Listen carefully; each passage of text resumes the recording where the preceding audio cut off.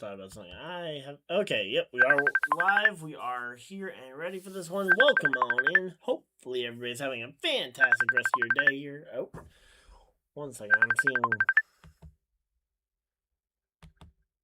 Oh. Oh. Okay, I'm going to go ahead and mute that for now. Alright. Alright, there we go. Alright, we should be all good. Sorry, I was getting a call there. Just wanted to mute that because we are live and ready for this one. Welcome on in. Hopefully, everybody is having a fantastic day.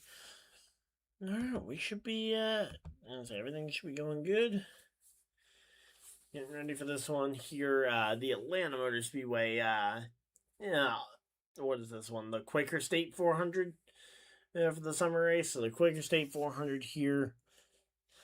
Oh man, last night's O'Reilly Series race, from what I've seen of it, it seems like it was nuts. From what I heard, it was. Again, I haven't gotten a chance to sit down and actually watch it because I've been busy. This has been one of the busiest weeks I've had. But hey, Braden, how's it going? Not off the top of my head, but the username doesn't look directly familiar.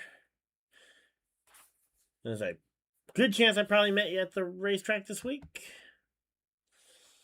But, yeah, I apologize if I don't recognize the username right away. But, yeah, we're here. We're ready for this one.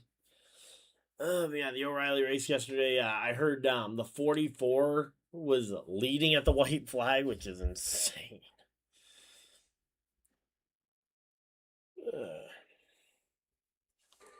Oh, oops. Okay. Nope. Let's get this all set up.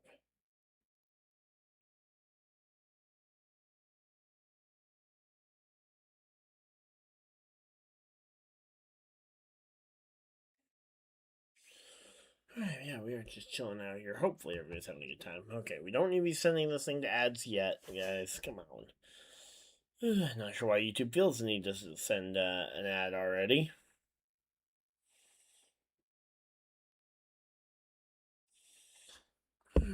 Yeah, they're going through the national anthem. We are getting set for this one. But yeah, the number 44 car of the Brennan Poole was leading at the white flag when the wreck popped up. You end up with Kvapil, Retzloff, Alfredo, Smithley up inside the top 10. Kyle Sieg jumps up into the top 10. Unfortunately, yesterday was a very chaotic race. It turned out to be just the exact same finish of Justin Allgaier wins another O'Reilly Series race. Hey, Kenneth, how's it going? I'm doing good tonight. Hey, I'm doing pretty good as well. Let's see. Brennan Poole ends up finishing 17th is where he's officially recorded as finishing. Ryan Sieg looks like might have also been piled up in that one. I believe I heard Sanchez was involved as well. But yeah, so there was a lot of mess at the end of that O'Reilly Series race. But hopefully the Cup Series race is going to be solid as well. I just thought about something. I haven't actually set my fantasy lineup. Hopefully it's not too late to set it. Okay, it's not too late. Let's go Blaney. We'll bench him for one of the short tracks. I'll go ahead and I'll take Logano. He's got to have a good race somewhere.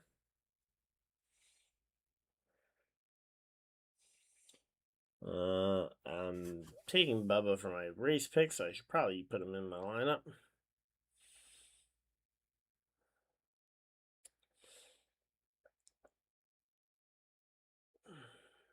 Let's throw in Priest, who needs a good points day. And then let's go ahead and throw in William Byron. I'm going to take Bowman over Gilliland. I feel like that one's an easy one. I'll take Elliott over Briscoe. Bell over Hamlin. That one's a little bit tough. And then I think Blaney's probably the odds-on favorite to win, although I do have Byron as well.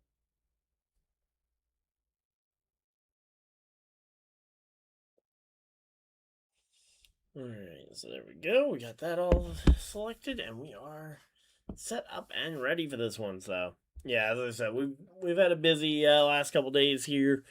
Was out of the office the last 2 days. For those of you guys who don't follow me on other social media, I was posting to both Facebook and my Twitter.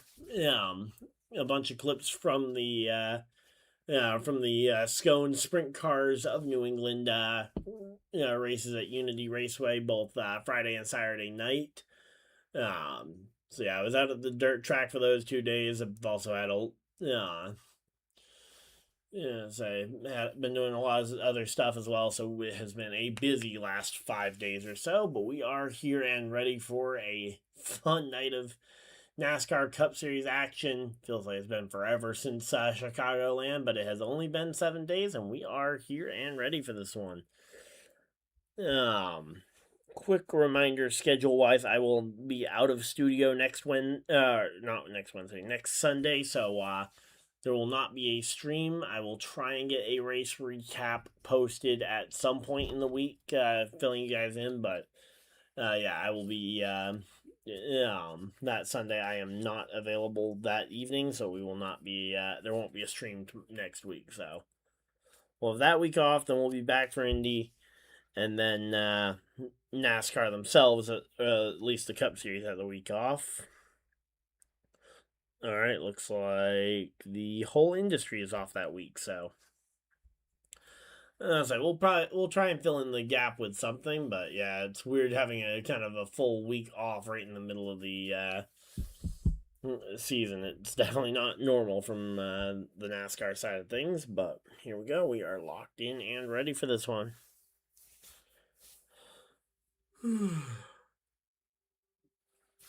But yeah, welcome on in. Hopefully everybody is having a fantastic day.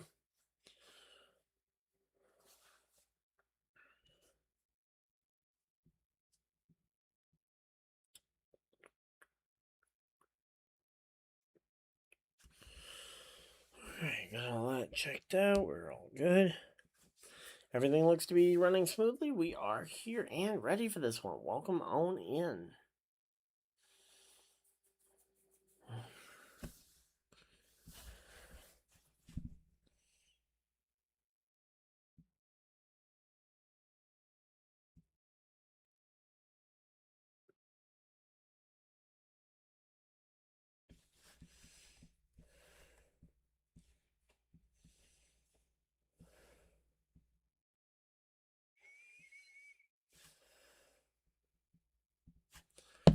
Alright, so there we go. We got everything all up today. I should have some other video content specifically for YouTube coming out from the dirt track as well. I just need to get some time to go ahead and sit down and actually get it edited, but we should have some of that coming up here shortly. And yeah, also gonna try and start getting some content over on the second channel as well. So if you guys like video game or trading card games, I'm gonna try and get some Pokemon TCG content over there as well. So,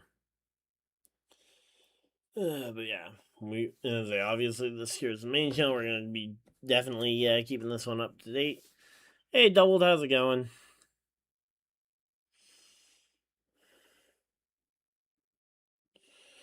Ooh, uh-oh.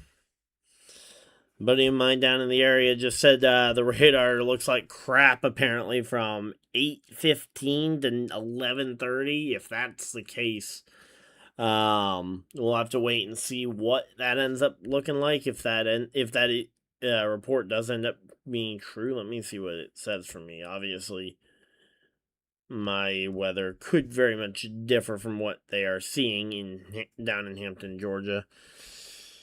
I'm actually seeing I'm seeing no more than 40-45%, but I'm seeing it potentially lasting all the way until like midnight, 1 o'clock ish, which that would be insane. Yeah, again, if we get any sort of extended red flag, we'll have to figure out what we're gonna do. But other than that, I have the whole night, so we should be able to be here live through the finish. Again, if we get if we get it announced, we have like a 3-4 hour delay. Granted, I think if we have a 3-4 hour delay, I think they're just gonna delay it to the next day. If it does get delayed to get delayed to tomorrow, we will be in studio to react to the full race. So don't you worry about that. Everything is all set up and ready here.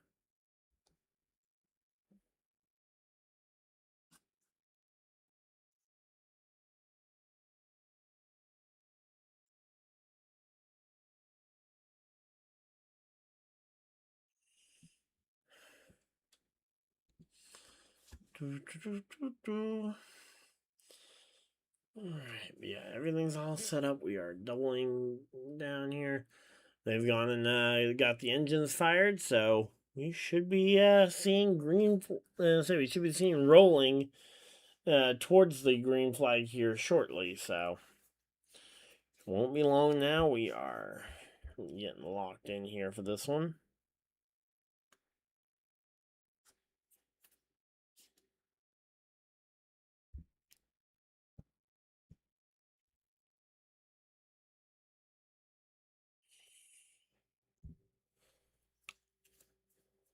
Alright, skip ad. Oh.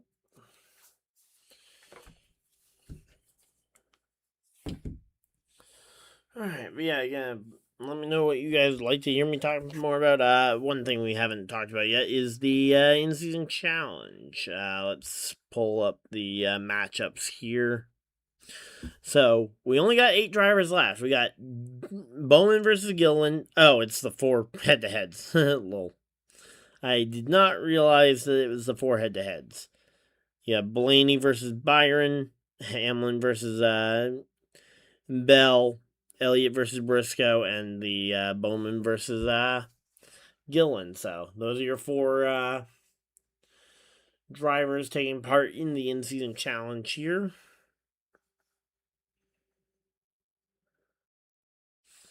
And we got cars rolling onto the track for the to start forming up before we get this green flag race going here.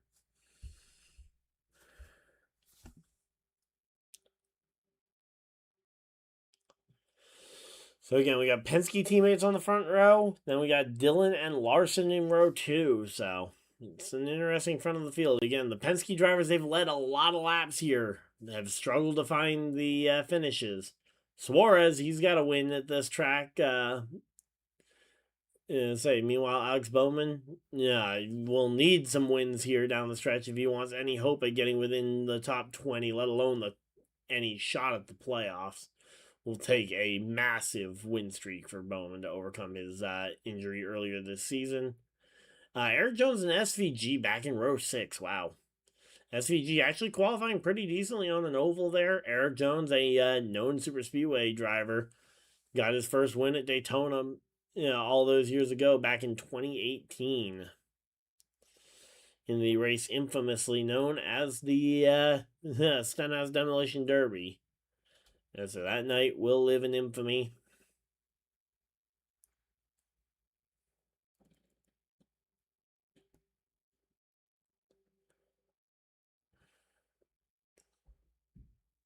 So yeah, there we go. And we are just chilling here. Hopefully everybody is having a good time. Buscher and Hurricane Hocevar will be forming up in row number 7. Row 8, we got the aforementioned Ricky Stenhouse Jr. and Ty Dillon. A driver I've heard a couple of people mention as a potential driver for the as a driver for that number 33 car potentially if they decide that Austin Hill is not mature enough or not ready enough for the Cup Series full time, which given what happened last week with the outburst at SVG, I wouldn't be shocked to see that decision made, but again, that'll be a wait and see. Because again, Austin Hill has not been bad at this track.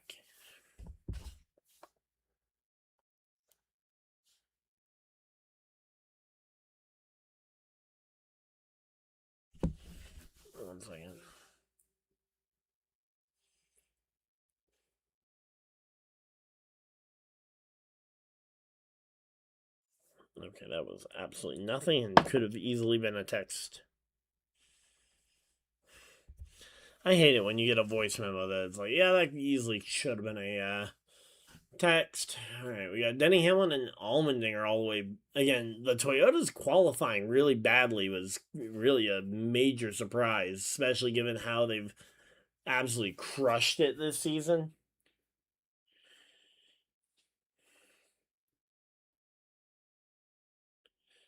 You got Cody Ware and Noah Gragson, BJ McLeod, and Chad Fincham. I believe that should round out your 38 cars.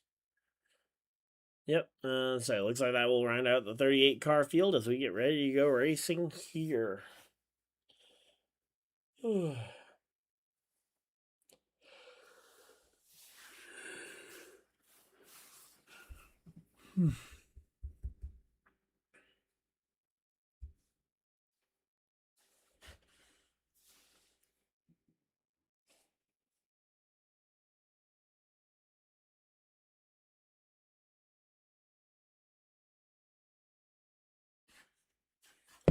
Alright, there we go. Oh, we got William Byron's got the HP car. Man, that car is horrendous.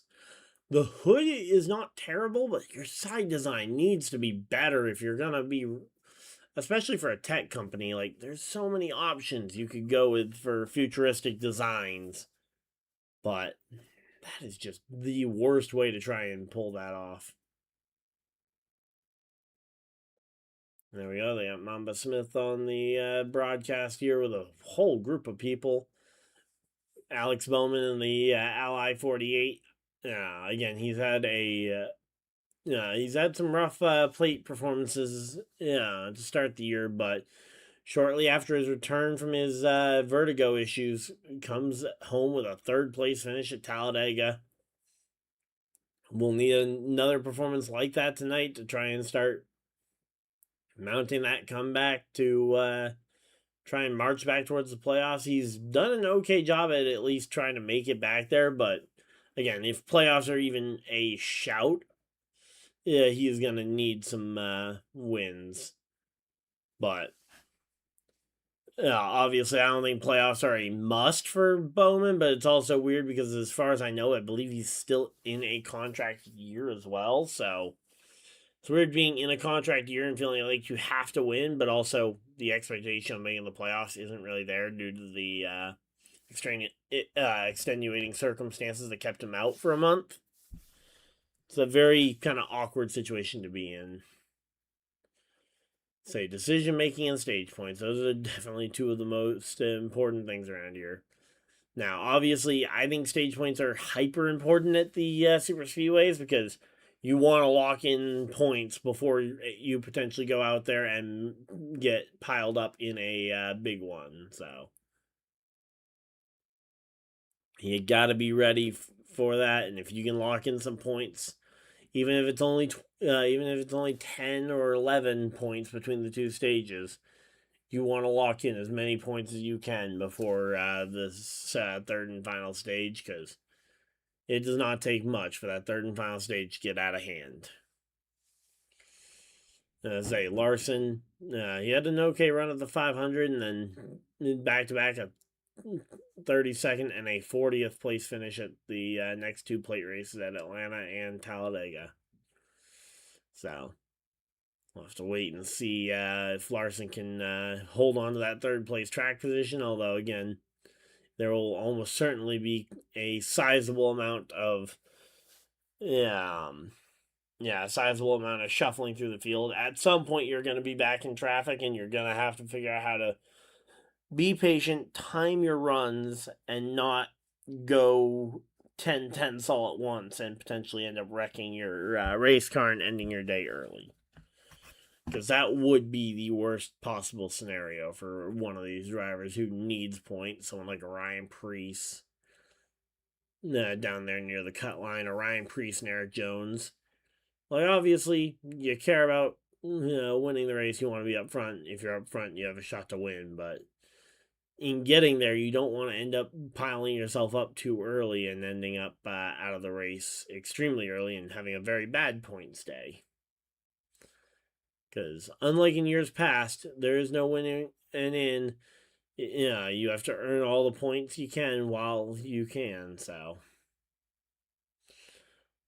but yeah, we are settling in here for what should be a fantastic race.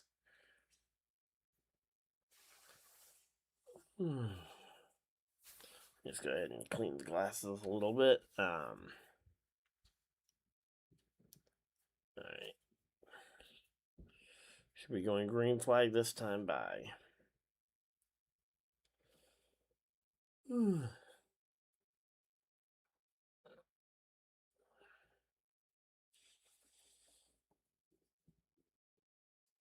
right, here we go. Fans in the stands are on their feet. Atlanta Motor Speedway. The pace car is off. Field in the hands of Joey Logano and the pole sitter Ryan Blaney. As we go green, green, green, green flags out, we are racing here at Atlanta Motor Speedway. Welcome on in. And we are underway here for 260 laps here. The truck race was really good this weekend. Yeah, I got to watch a decent amount of the second half of that one before heading out to the local track. Hey, Andrew, how's it going? But here we go. Down the back straightaway, door to door. Ryan Blaney, Joey Logano. 2 lanes, 2 by 2 by 2. Hurricane host of our shock and surprise, the first driver to jump to the outside of 3 wide and try and make it move. And he's got his teammate Michael McDowell looking like he's willing to try and go with him and try and make it work. But again, that is a very risky spot to be putting yourself in on lap 1. Ryan Blaney, though, leading the field, gets out and gets clear of his teammate Joey Logano. Logano having a lot of problems holding off the field. He's now ended up middle of 3 wide at one point there, but looks like he actually powered back ahead to jump back up into the 3rd place. Brad Keselowski tags the wall, and Brad Keselowski is dropping fast. Not sure what happened to that race car, what potentially is going wrong, but Brad Keselowski is dropping back in a hurry. I would be shocked if it was a strategic decision, but it did look like he may have hit the fence, so we'll have to wait and see for sure if something happened or if this is just a tactical retreat and he just happened to tag the wall just briefly. But as of right now, here we go. Joey Logano is dispatched of Austin Dillon and has made his way back up to his teammate's rear bumper so the 2 Team Penske cars can try and control the front of the field. There is a 3rd Team Penske car, and he is right in that mix as well, so we'll have to wait and see if, off the nose of Hocevar, it looks like the 6 definitely made contact with the fence. Not sure as to what Keselowski has said about that, but as I say, Hocevar was right there, and you always question when the Hocevar is in an area. But yeah, there we go. And yeah, the number 6 machine there just into the fence. Austin Cindric has moved his way up past Austin Dillon, past Alex Bowman. He's up to 4th here. Oh, he's now door to door. He's door to door with Alex Bowman. So he's in the process of passing Alex Bowman, and then he just needs to get by Larson, and we can have a Penske 1, 2, 3 train at the front of the field, which sounds like a dream come true for Penske, as they have really struggled this year, not getting. Has Blaney even won a race? I think Blaney has. The other 2 I don't think have.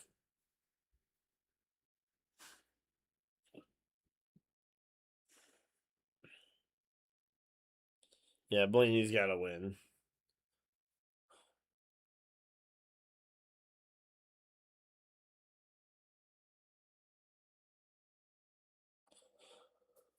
Oh, yeah, here we go again. We're just trying to. All right, here we go. Cindric making a move here on Kyle Larson, trying to get door to door with, trying to get in a spot where he and his teammates can just kind of run the house at the front of the field. Eric Jones getting shuffled to the middle of 3 wide. Hopefully, hoping the sucker hole isn't too terrible to him.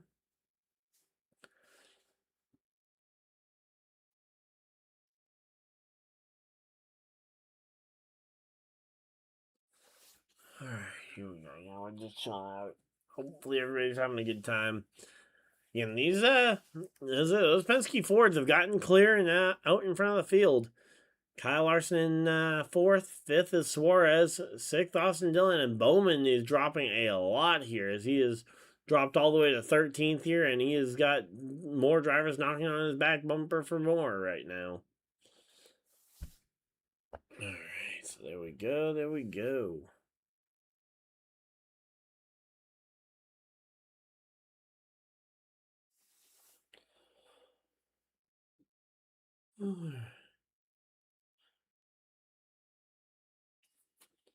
So they just went and put a graphic of Bowman's recent finishes, and yeah, he is and he's doing okay, but he needs to do just that little bit more. Hocevar and McDowell have both made it up into the top 10 here. There we go. And yeah, there's the chase position for Cindric and Logano. As of right now, yeah, both Cindric and Logano are right around that cut line for making it in or not into the NASCAR playoffs, and we are going to have to keep an eye on that cut line throughout the next few races because, as I say, barring a win by Cindric or Logano, maybe two that put them well ahead of the well ahead of the rest, is going to be interesting to keep an eye on that.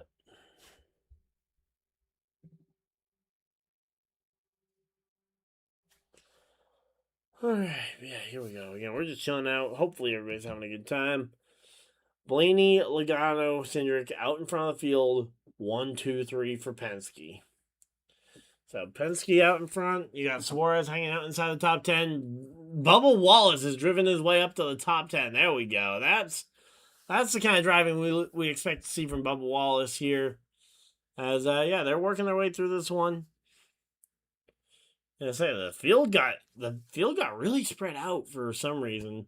Atlanta's not usually like this, at least not post repave. But the track looks a lot darker than it used to, so maybe it's starting to get some of that character already. It should be a real surprise if he's already gotten up there.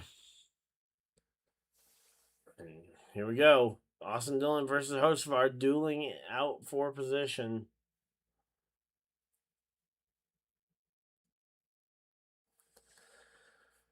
Alright, there we go.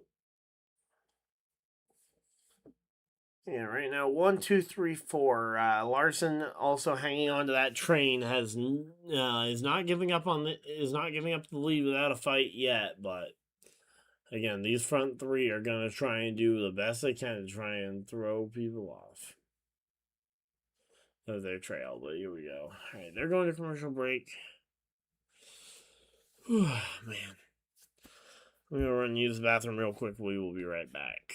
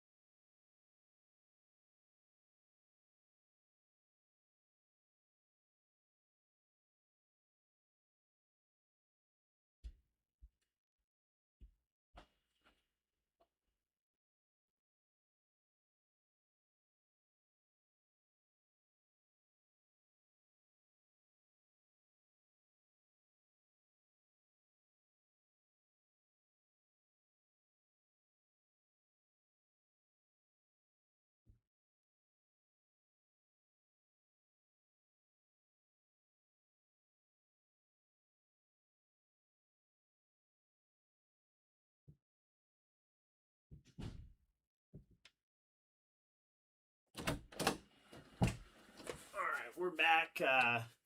Missed a few laps there at commercial break. I was using the bathroom, grab some water. We are here and ready to keep going, though. All right, well, whoa, we got 40 people popping on in here. Yeah, Brad did go into the wall. Yeah, it was pretty. I knew I'd seen him hit the wall. I just didn't know how hard. Because sometimes, like at Darlington, you can kiss the fence and be fine. And other times, you can absolutely clobber the fence. So, as I say, it looks like Suarez has slid back a little bit. Hocevar, though, still knocking on the door of that top.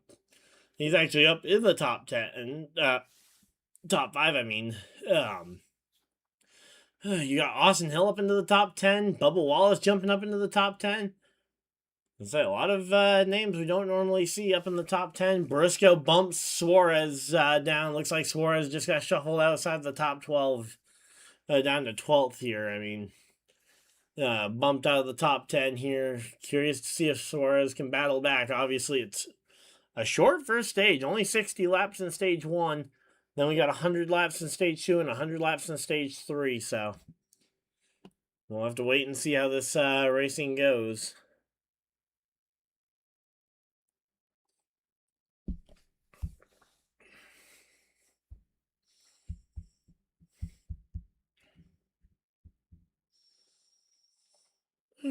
Yeah, we are chilling here.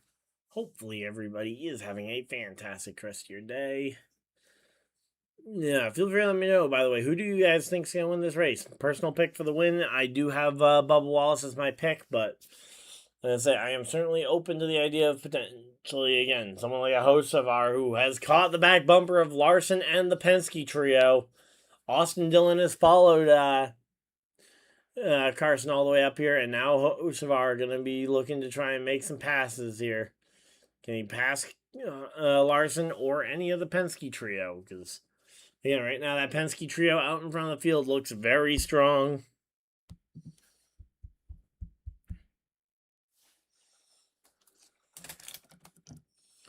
All right, let's see.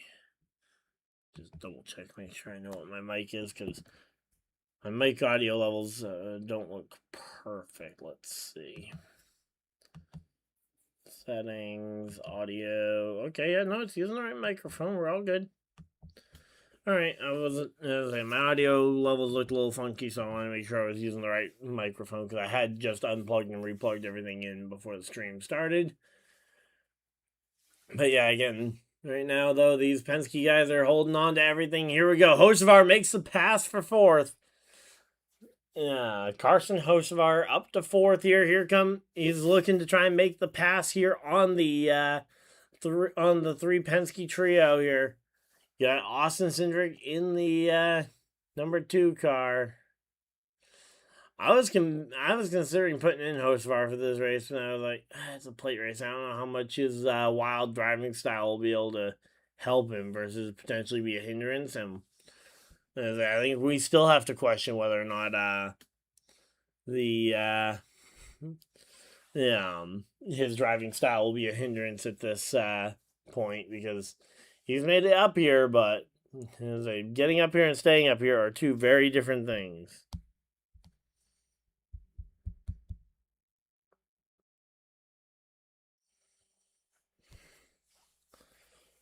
But yeah, right now though,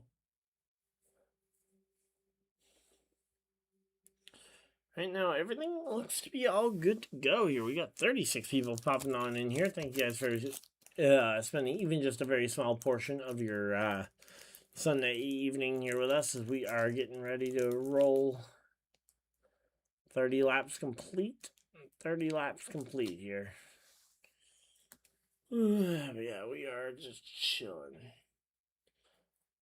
Looks like Reddick's made his way up into the top 10. There we go. Hocevar has a great shot at the W. Certainly looks like it, at least in the early running. We'll have to see if Hocevar can keep it all in one piece, though. Austin Dillon makes a pass on Larson.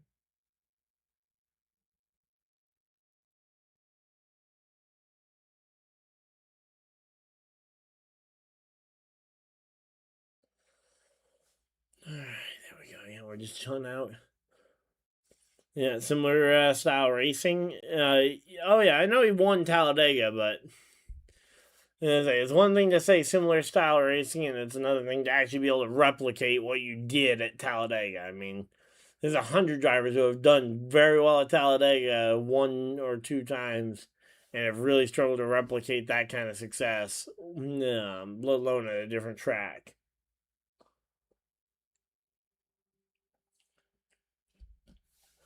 All right, here we go. We got 3 wide here for position for a moment. Looks like Kyle Larson's really just bleeding positions right now.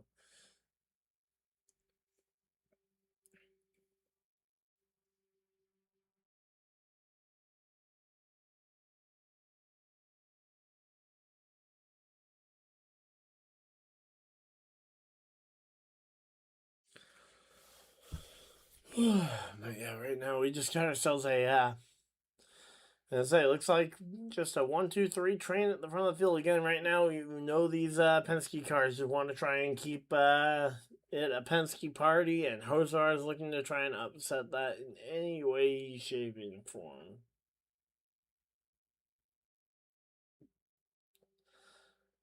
Alright, looks like they're going to yet another side-by-side commercial break here. 30 laps into this one. Welcome on in.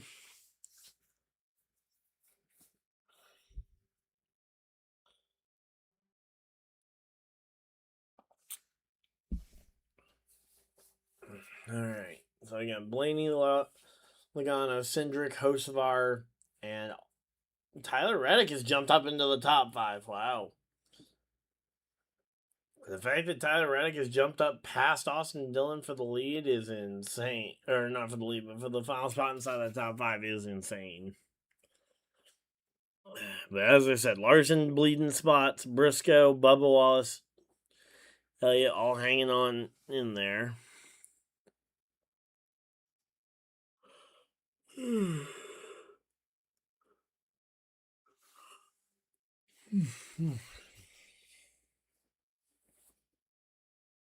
Alright, there we go.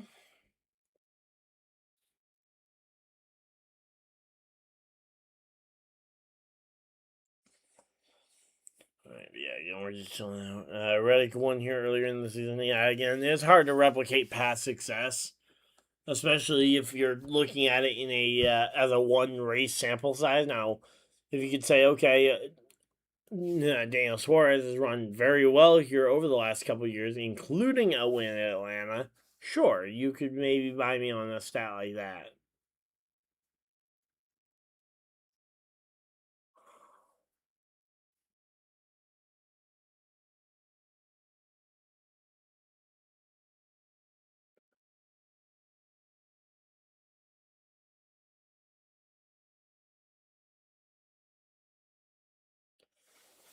All right, here we go. I'm just chilling out here. Hopefully, everybody is having a good time. So we're nearly 2/3 of the way through this opening stage, and again, these Penske trio have been unchallenged up to this point.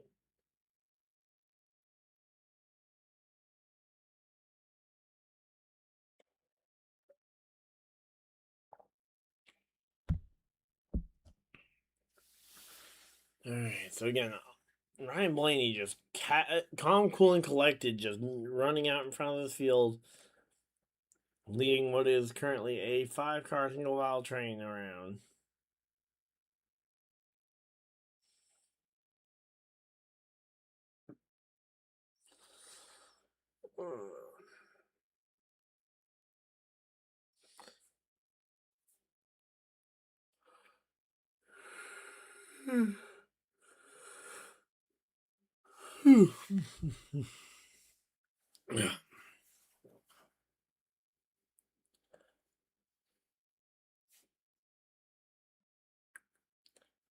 Alright, so again, Austin Cindric currently leaving the door open. Looks like he may be a candidate for Reddick to pass here.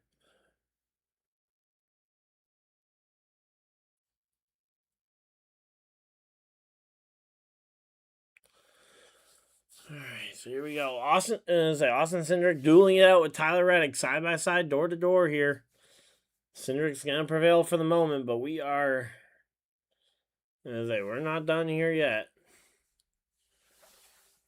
But yeah, the fact that the Toyotas have made it up into this top 10 already shows a little something about their resilience here.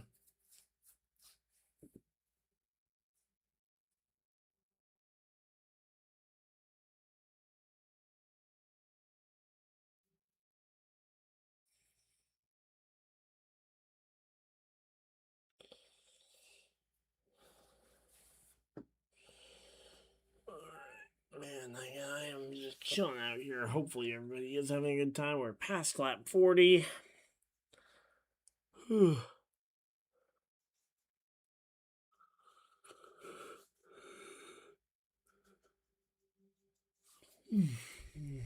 Oh man, they just lapped Brad Keselowski? That's not good. Yeah, they're currently putting a lap on Brad Keselowski.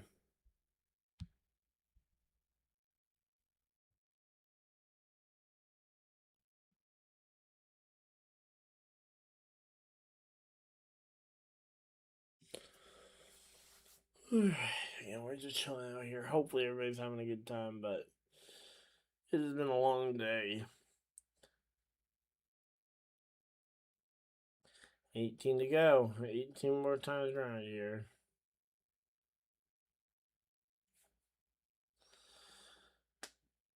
Alright, there we go. Yeah, the front three Fords, all three Penske Fords have been able to play very good defense here. They've held off Tyler Reddick up to this point. Reddick to the back bumper, looking up the inside here on car number 2 of not Ross. That's Austin Cindric. Austin Cindric.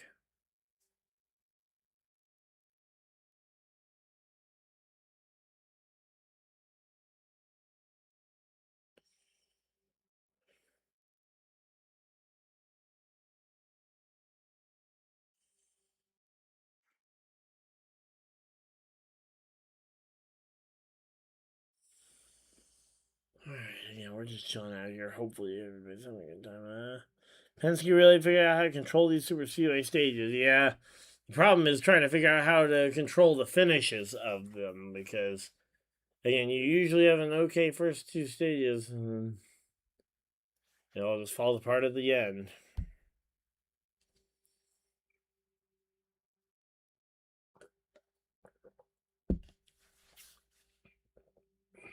Alright, so here we go.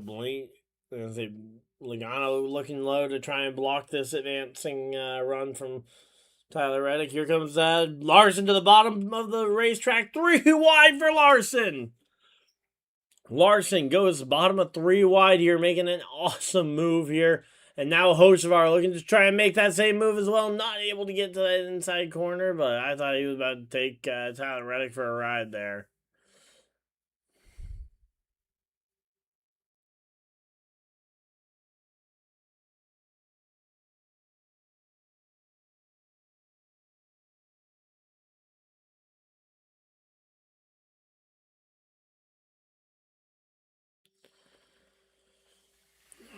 Here we go. Again, Kyle Larson has made his move up. He's gotten by Joe Logano. Larson up into second place here. He's now going to be the one breathing on Blaney's neck. We'll have to wait and see if Blaney has anything more in the tank or if he was waiting for this moment. Alright, but yeah, as of right now, though, Ryan Blaney out in front of the field.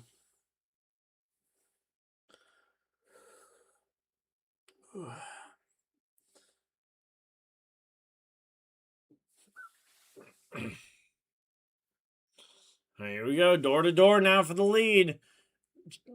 Kyle Larson to the bottom, Penske and Ryan Blaney up top.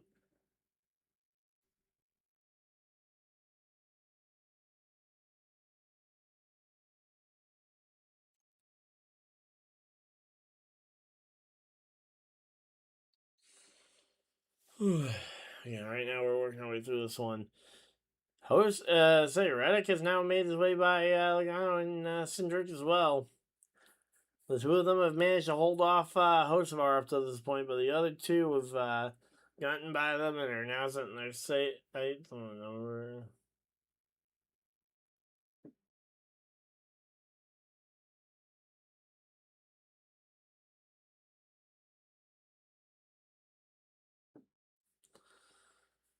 All right, man. So yeah, right now Reddick Reddick's jumped up to second here to try and duel this one out. Again, Logano way further back here. He's gonna try and make the move. Let's see, can he go through wide up the middle here?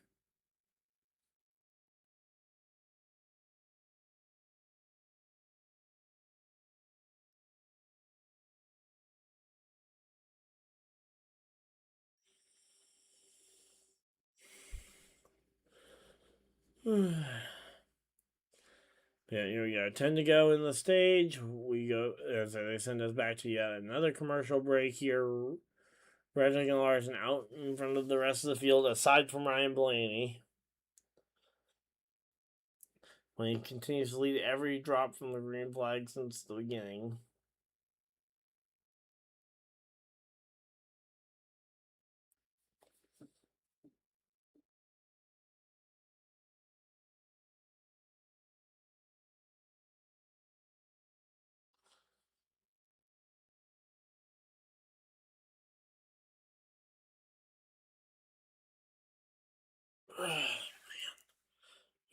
Again, we're just chilling out here. Hopefully, everybody is having a good day here.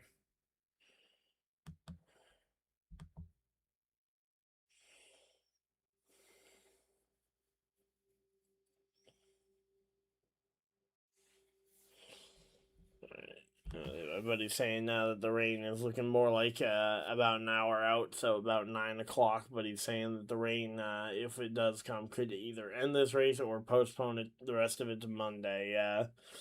Depending on how far we get, of course, we'll have to wait and see how far we get. In order for the race to be official tonight, we would need to make it to at least half distance, which would be at lap 130. Lap 130. So we need to make it within 30 laps of stage 2 completing. But as of right now, here we go. We got to march to the front here. Ryan Blaney having to go up and around to get by a...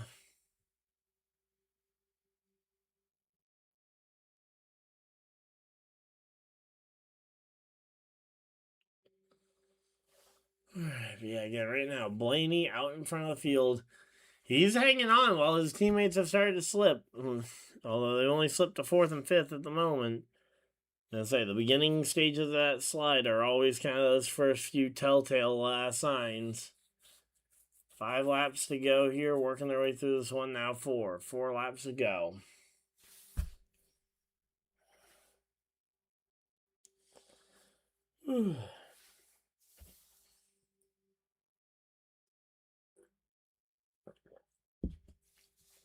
All right, Ryan Blaney doing everything he can, trying to hold off Tyler Reddick, who has just set the fastest lap of the day. It is Reddick, Bubba, and Hocevar who currently have the 3 fastest laps of the day.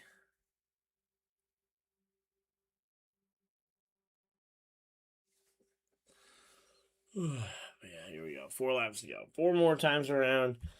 Let's delay these ads at least until we get into the commercial break.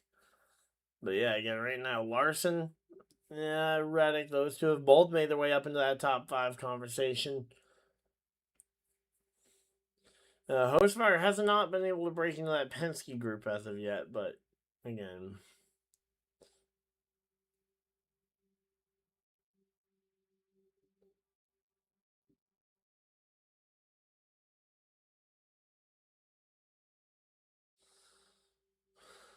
Alright, here we go again. Reddick coming to the back bumper here, looking to try and get around Ryan Blaney. The two of them have separated themselves from Kyle Larson in 3rd here.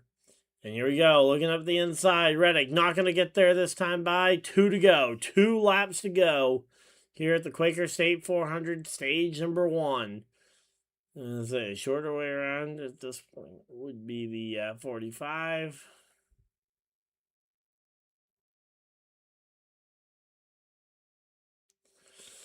All right, here we go. Coming through 3 and 4 to the white flag this time by. It's going to be Larson, or it's going to be Blaney, Reddick, and Larson. Here we go. There's all three under a blanket here. White flag waves, one to go. 2 cars in front of them.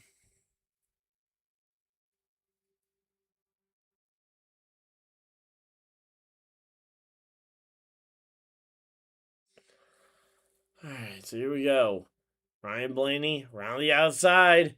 Looks like Blaney's going to be able to hold on just long enough. Off of turn 4. Ryan Blaney holds on for stage number 1.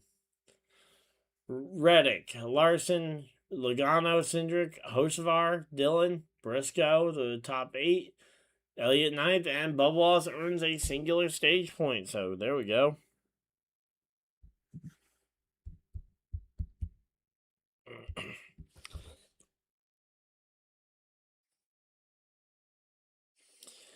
Alright, so there we go. Stage 1, an incredibly quick stage.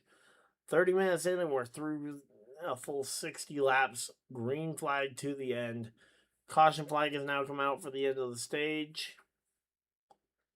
And yeah, I assume we'll see pit road open fairly soon.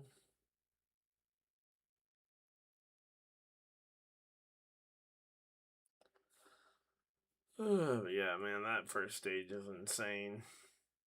Great job, Ryan Blaney, for being able to hang on to secure that stage win after the teammates both lost that.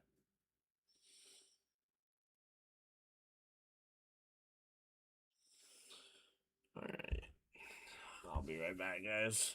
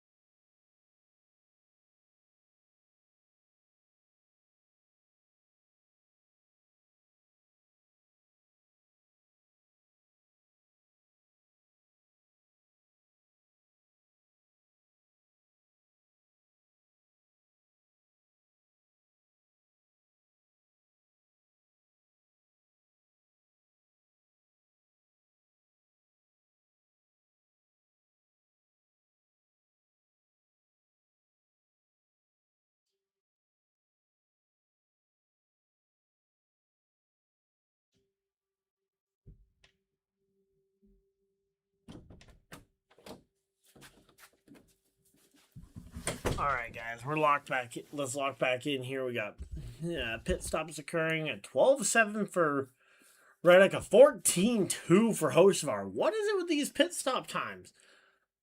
Most weeks the pit stop times are short, but there we go. Reddick wins the race off pit road. Larson second. Blaney drops 2. Then you got Dylan Bell jumping up a bunch of spots there.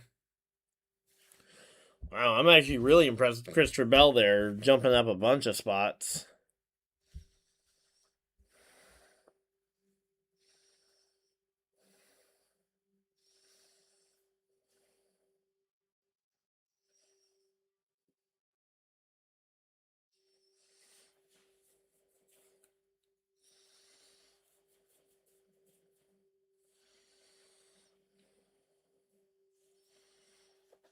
Alright, so there we go. We're just chilling this one out here. Let's check in on fantasy points real quick. There really was not a lot of shakeup in that first stage, although the first stage clicked by so quick. Well, I am currently tied for first with Alright, let's go ahead and I'm thinking benching Daniel Suarez here. He did not look overly great in that first stage. Yeah, and it looks like his pit crew may have let him down even worse than that, so. Alright, let's lock in though and get ready for this restart here.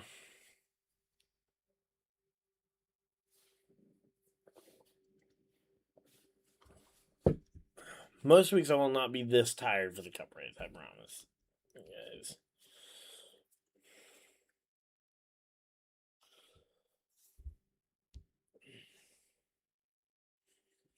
Well, I do personally prefer Sunday afternoon races versus the Sunday night. I think the Sunday nights are a little silly, but if you're gonna do a night race, might as well do it Saturday.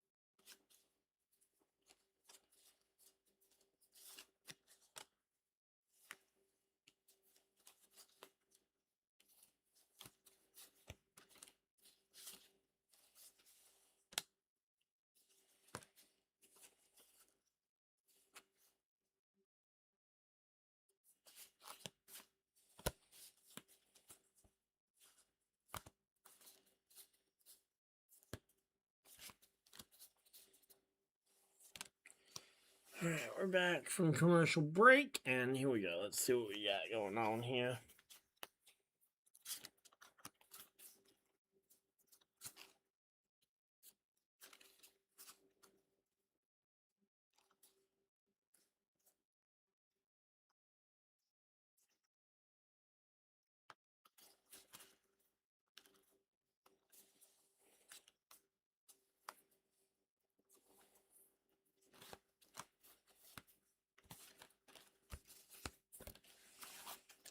Alright, here we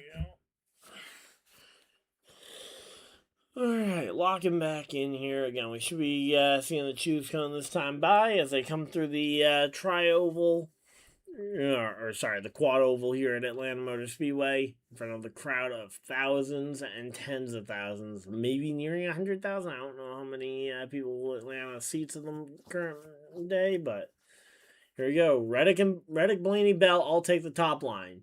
Dylan, Hocevar, Logano, the first 3 on the bottom line. Cindric, Briscoe up top, Bubba Wallace and Chase Elliott to the bottom. So, seems like the outside line a little bit preferred here to the inside line. And so we're going to have to wait and see if Ryan Blaney can reclaim this lead after losing it on pit road.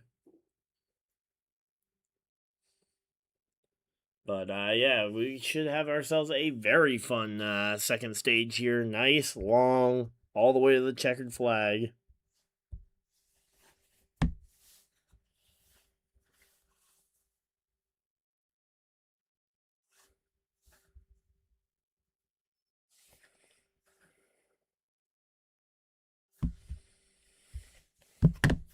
All right, here we go. Lined up, should be ready to go back racing here.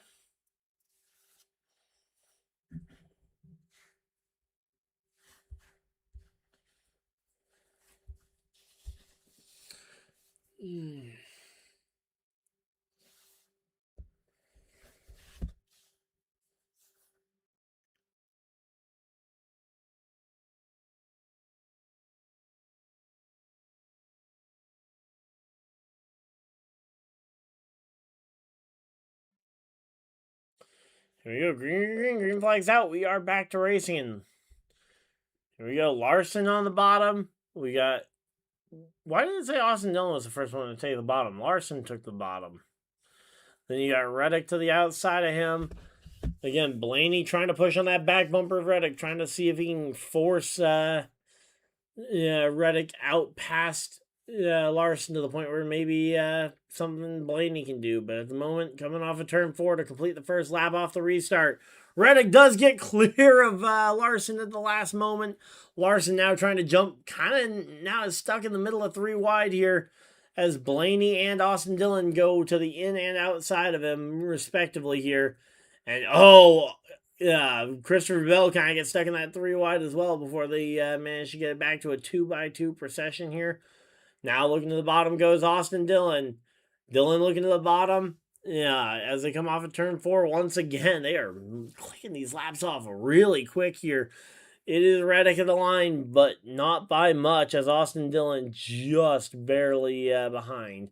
Now here comes Carson Hocevar up into the picture. Hocevar looking to try and make himself known at the front of the field. Again, I feel like he's aggressive. And the question is, will that aggression pay off or not? Again, clearly early on in the race, he's making moves to the front, but will he be able to maintain it throughout the entire 400-mile race? That is going to be the question that will have to be answered at some point today. But here we go. Austin Dillon now stuck in the middle of this 3 wide kind of sucker hole.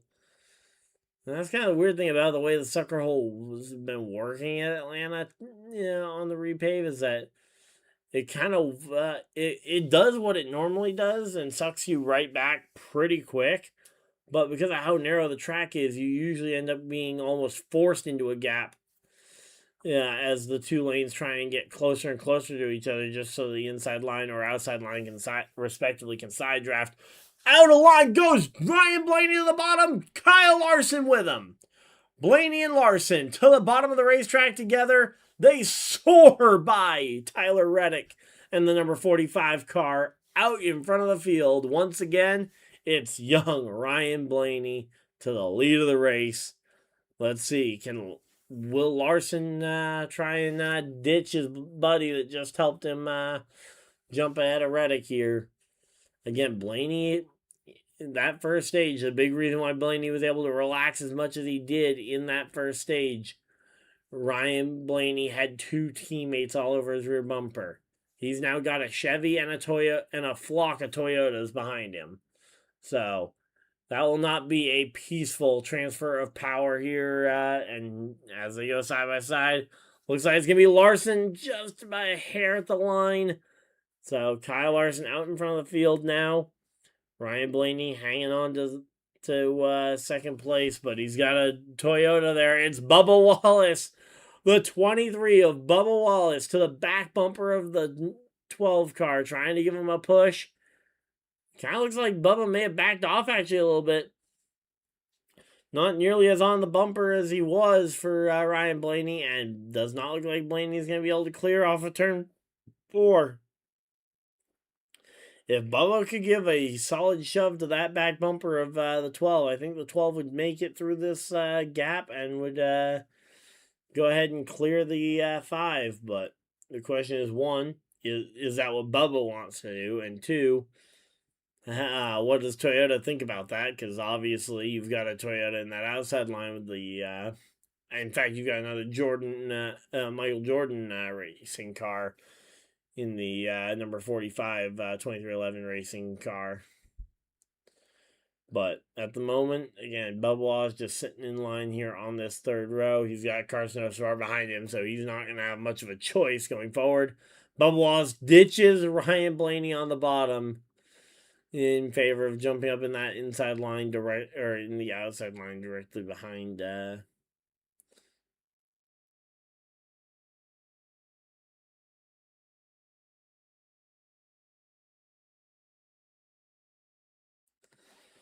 Alright, but yeah, here we go again right now. Out in front of the field. It's Larson, it's Blaney. Door to door, wheel to wheel. Larson goes up, gets up in front of Blaney, able to put a block there. But the question is, how long can you block for? We got a long stage ahead of us. A very long stage if you're going to make it the entire way.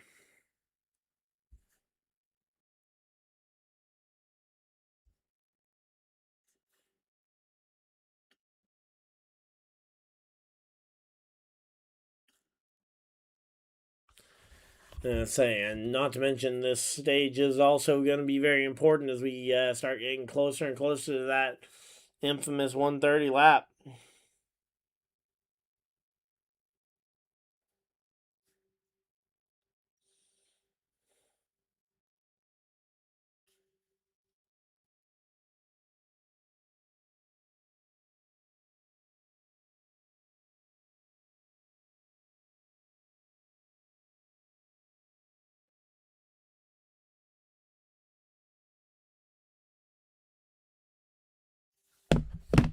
Alright, so here we go again. Ryan Blaney jumps back out and gets ahead of Kyle Larson there with help from Carson Hocevar, it looks like. So Hocevar and Blaney jump out to the lead. Hocevar gonna see if he can snag second place. Here comes Bubba Wallace, pokes his head out, and those clouds do not look good. As my buddies were actually just debating about the weather in the group chat, but those clouds on the broadcast don't look promising. Yeah, they're saying by 8:55 this rain is going to be on top of us. So again, we are going to have to hope that we can get through this here.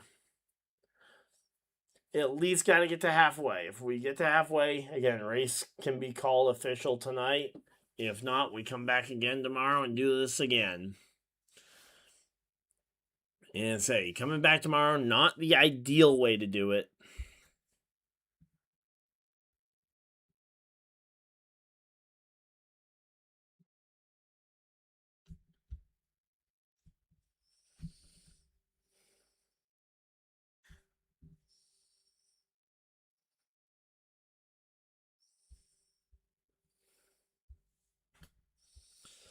Alright, so here we go. Looks like they're heading to a commercial break. Are they going side by side? Yes, we're getting side by side. Alright, let's go. Side by side commercial break here. Again, Hocevar jumps out to a massive lead. Hocevar shot out of a cannon there for a very brief moment. He puts a big block as Blaney comes running back to him as 77 ran out of steam there. But a major move there for Hocevar. Hocevar jumps out to the lead and will lead his first laps of the evening here. Yeah, we have so far had 7 lead changes already tonight in only 84 laps. So we're averaging about a lead change every 10, maybe 11 laps.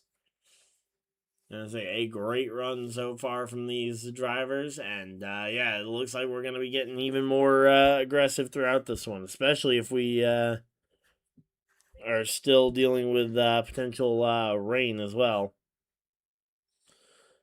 As my friend who's literally inside the facility is saying, that there is a storm forming. My weather says rain is expected in 18 minutes for Hampton, Georgia, which, if you do not know, is right where the track is.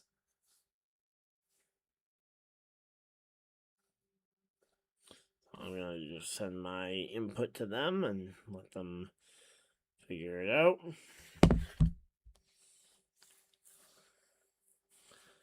But yeah, this is certainly going to get interesting here as we get further and further into this one. Because yeah, if we're gonna be getting rain in 18 minutes, we're not getting to halfway at that pace, at the current pace. So either this rain needs to miss us a little bit, or we need to pick up the pace massively. Otherwise, we're coming back tomorrow to finish this. Whether tomorrow means middle of the night tonight, or whether tomorrow means tomorrow, we'll have to wait and see. But as of right now, we are just watching a absolute masterclass. Hocevar out in front of the field, controlling both lanes of traffic at the moment. And I say the better he can control both lanes, better on him here. We've got Blaney, who is now cleared Reddick for the second position. Here comes Bubba Wallace. 3 wide on the bottom goes Bubba Wallace, making some moves here, trying to jump his way up there. Whose car is that?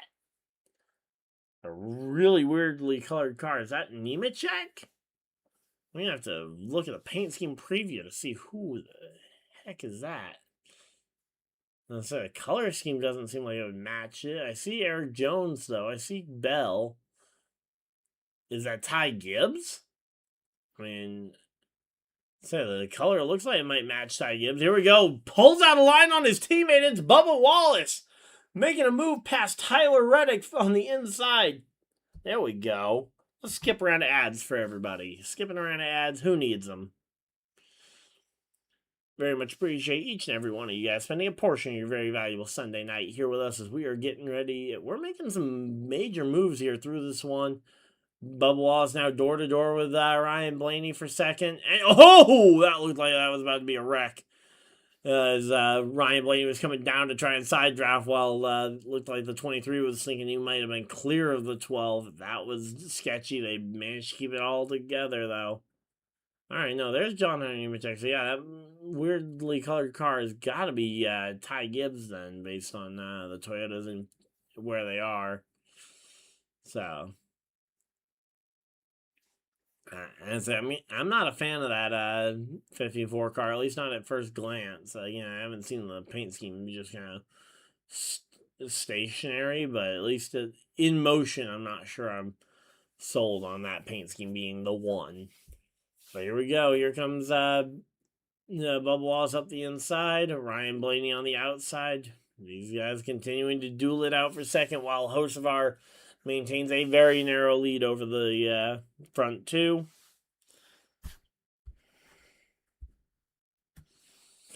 All right, we are working our way through this one. So we're about 14 minutes out from the rain. So we're expecting to see the rain sometime around the 40? Let's see. Sorry, around the 30. Around the 30. So around 30 minutes into the hour. So 8:30 is when we're expecting to start to see some of the sprinkles from the rain. We'll have to wait and see if that proves true or not.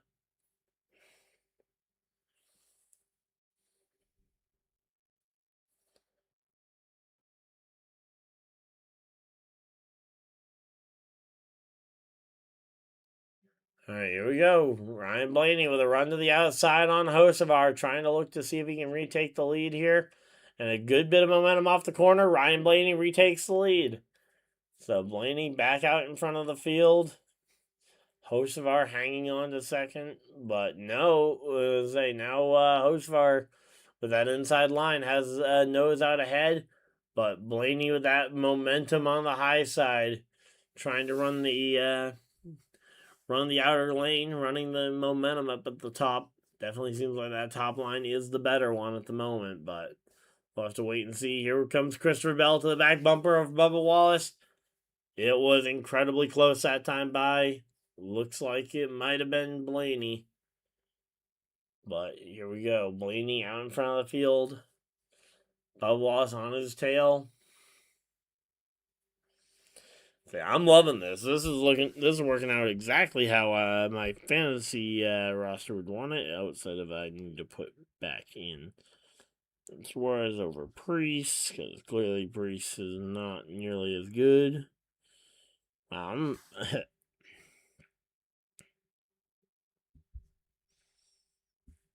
Yeah, 3 of the 4 on bottom.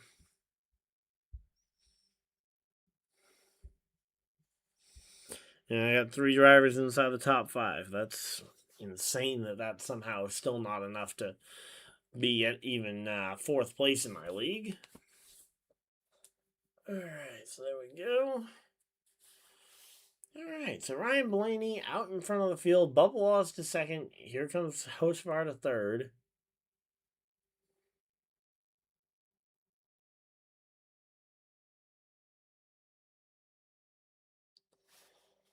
Alright, I have not seen the broadcast actually mention the threat of rain yet.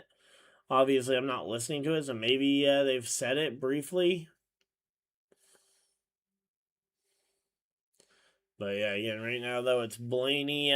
Looks like Hocevar starting to drift even further back here, as he's now battling with Bubba Wallace for second, and it looks like he's not even really able to sustain that.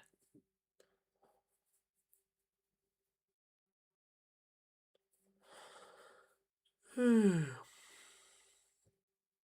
about the in-season battle. Again, Ryan Blaney out in front of the field over Byron a little bit further back.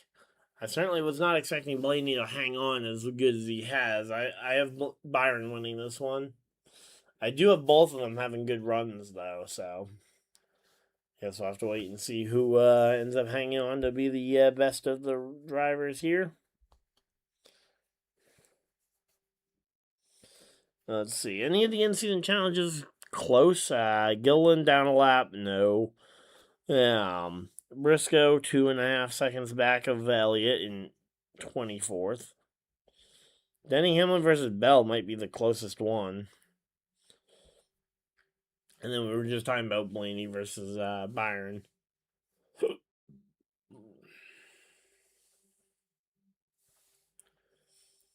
Alright, so here we go. Again, we've got ourselves a pretty good race going here. Blaney out in front. You got Bubba Wallace to second. Christopher Bell up into the 3rd position. I'd love to see Joey Logano make a little bit of a comeback as well, especially since I don't anticipate him actually finishing the race. I would love to see him at least earn as many stage points as is humanly possible.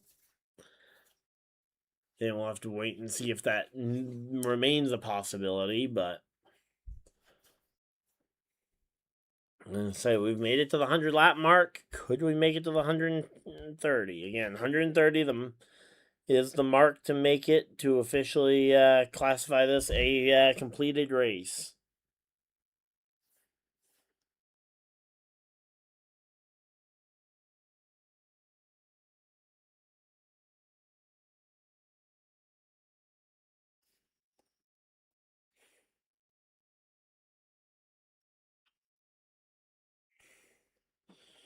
All right. Oh, okay. New forecast. Rain is postponed another. It looks like we got about a 15-minute delay on that rain coming. So, I say it's looking more and more likely we're gonna get it. Whatever we get in tonight is gonna be the race, which is gonna only motivate them more, I think, to stay late tonight and try and get it done.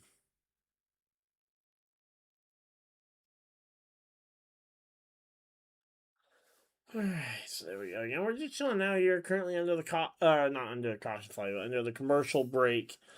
We got side by side, but everything's all single file at the moment, so everybody's just kind of minding their P's and Q's, not rocking the boat too much here.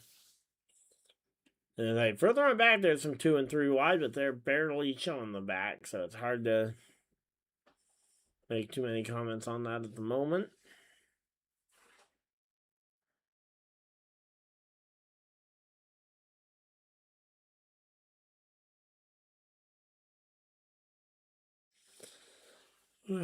Again, we're just chilling out here. Hopefully, everybody is having a fantastic day.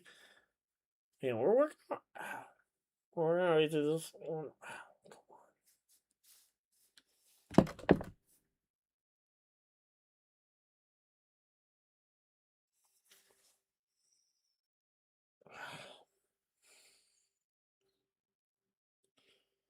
Alright, I need to go to the bathroom.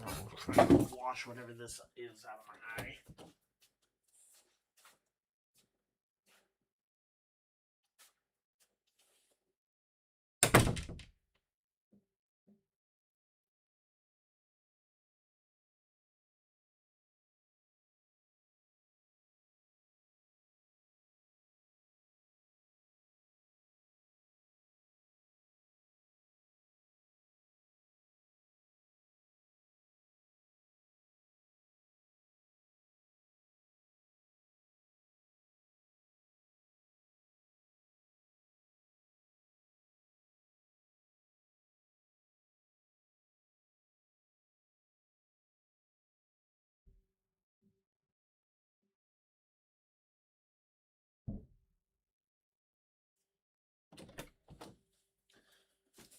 Alright, no idea what that was that ended up in my eye, some sort of speck or something. But we're back from the commercial break as well, and we got Blaney leading a single file train around Atlanta Motor Speedway, although it looks like it's starting to separate out there, and major storm clouds starting to form off of the back straightaway. Those do not look very good here.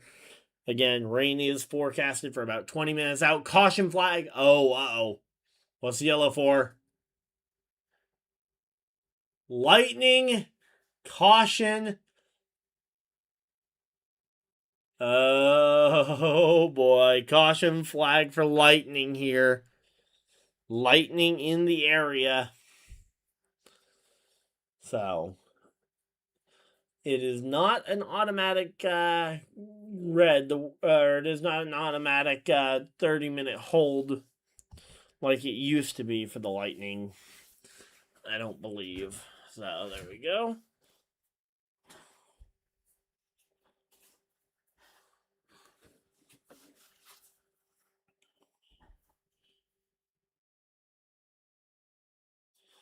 Alright, so lightning has struck the NASCAR facility here. We are under a caution flag. Currently waiting to see. They're going to bring... Alright, so they are immediately bringing the drivers down on a pit road. We're going to have to wait and see what happens here.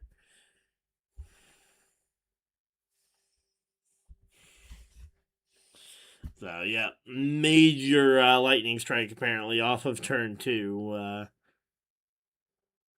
Curious to see how long this red flag ends up lasting, but because yeah, once they bring them down, they're gonna park them, and then we are going to go under a red flag for a time. We'll have to wait and see how long of a time, but for an amount of time here, we will be going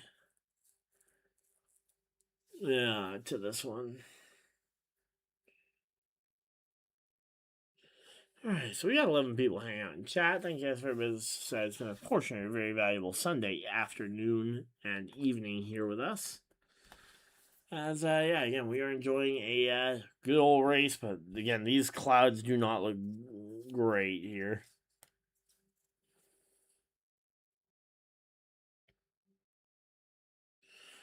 Yeah, they're not burning any laps under caution, so they're not trying to... I'll give them credit for one thing right now, and obviously, you guys know me, I'm not usually the biggest person to give NASCAR a ton of credit, but, yeah, they are not... It does not look like they're going to try and run this thing 22 laps under the yellow flag to try and get us to the distance. Yeah, to where they can go ahead and call it right now. But they are going to go to a commercial break. We are just going to chill out here. Alright, let's see if we have this sized up correctly here.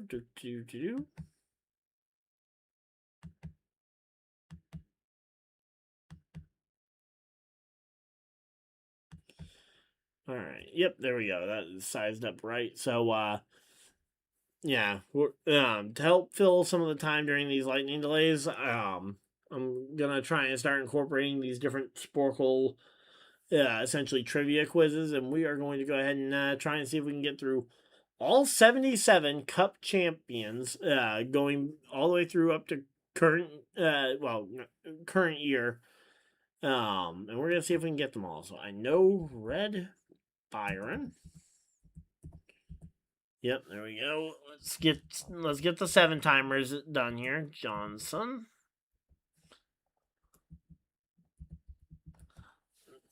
Richard.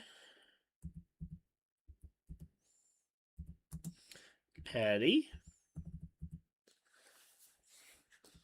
Dale. Earnhardt.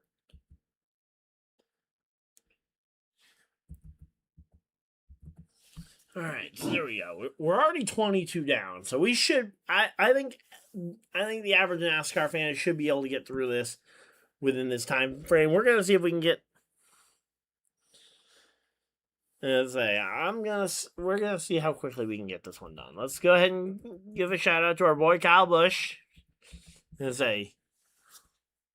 What? Oh, had the Y and the L in the wrong spots. Let's go, Kyle Busch. And let's get his brother. All right. Matt Kenseth. So, again, a lot of these ones in like the 2000s should be pretty easy. It's just a question of how far back. Because, again, trying to remember like the 50s and 40s. We got the only one in the 40s. But, yeah, the 50s, 60s are going to be tough. Let's get David Pearson while I'm thinking about the older drivers. Pearson. So we're just running through these kind of basically stream of consciousness. Yarborough. Kale. Yarborough.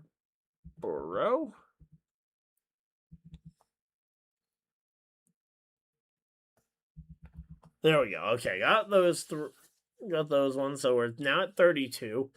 Let's get Kyle Larson.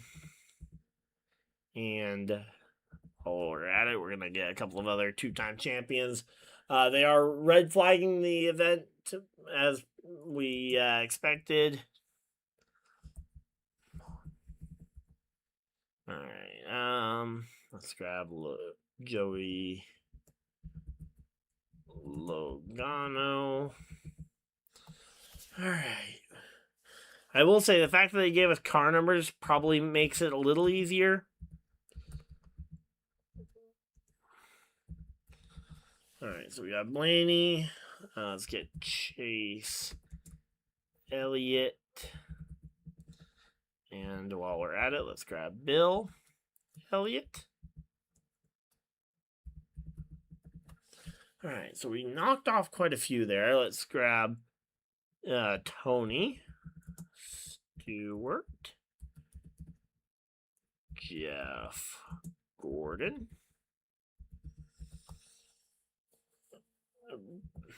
Brad Keselowski. All right, we're through quite a few of these. Kevin Harvick, let's get him in here.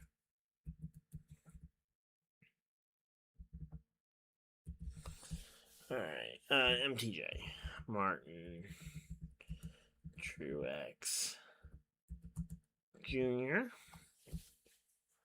Oh, okay. I guess they accepted Martin Truex, even though it was actually MTJ. Waltrip. Let's get Daryl. Waltrip. Question is, how do you spell Waltrip? Okay, is it 2 L's? Okay, maybe it's 2 L's and Daryl. There we go. 2 L's and Daryl, 1 in Waltrip.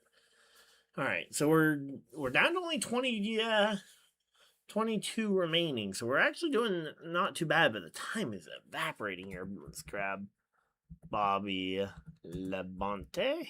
We grabbed his brother earlier when I was thinking 2-time champions, trying to figure out, okay, how do we limit some of these down? Dale Jarrett.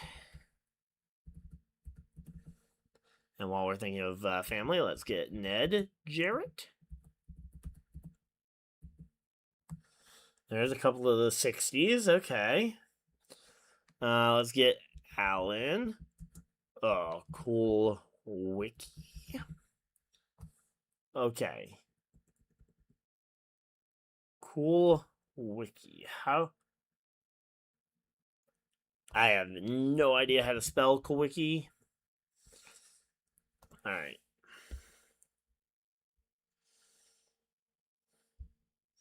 I'm gonna just peek at chat, see if chat has it.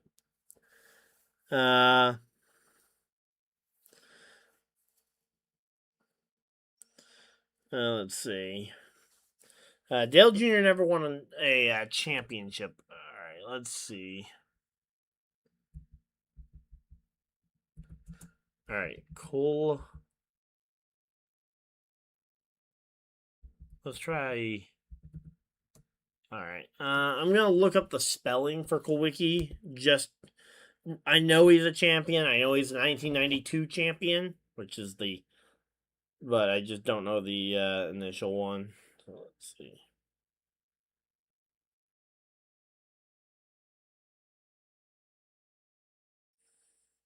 Let's see.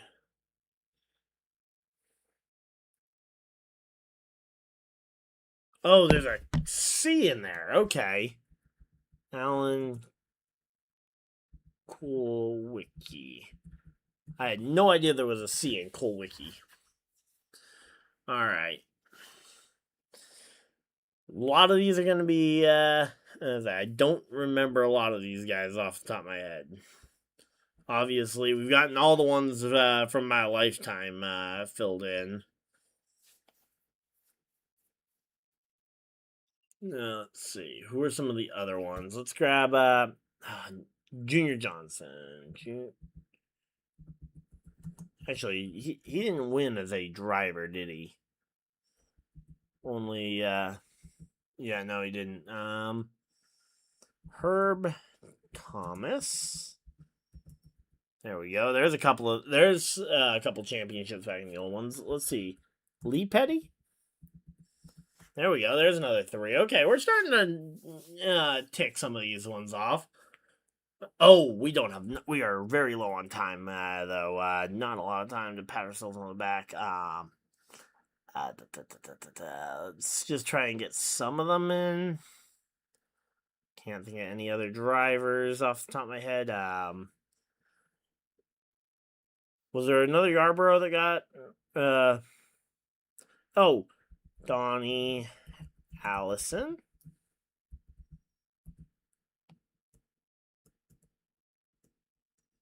All right. Davey didn't actually win a championship. Who was the other Allison brother? 6 seconds. Okay, I don't think we're gonna get there. I gave this one a pretty good attempt here. Again, the spelling of Kulwicki. Okay. Oh, I had the spelling for Bobby messed up there. Buck Baker would have gotten us a few more. Joe Weatherly. Bobby Isaac is one I kind of expected we might miss. So, we beat the average score with 84%. Oh, Rusty Wallace. Okay, I kind of forgot about Rusty Wallace there for a minute. I don't feel too bad about a lot of the ones I missed. I mean, Tim Flock, Bill Rexford, I don't know if I would have gotten those ones given a little bit extra time. Benny Parsons. Yeah, a lot of those, I think I would have really struggled to try and get those ones. Alright, let's see if we can find another Sporkle quiz. NASCAR themed one.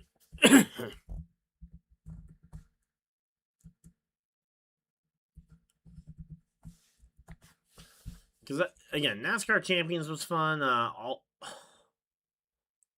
All-time race winners.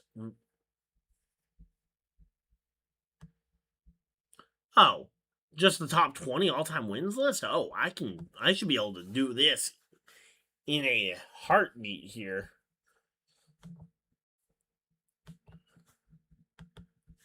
All right, Richard Petty. I'm gonna do this. All right, then we got David Pearson. We're gonna try and just go down the list. Pearson, Jeff Gordon. Then at 85, I believe it's. What is that? Is that? I know Daryl is in here. I just don't remember if Daryl is at first up or not, or next up. All trip. Okay, no, he was below Yarborough, I'm assuming.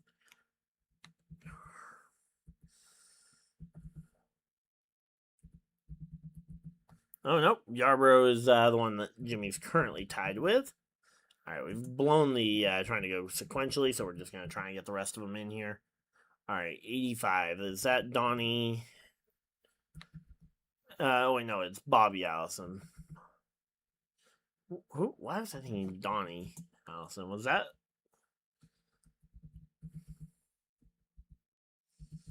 There we go, Bobby Allison. Yep. Dale Earnhardt.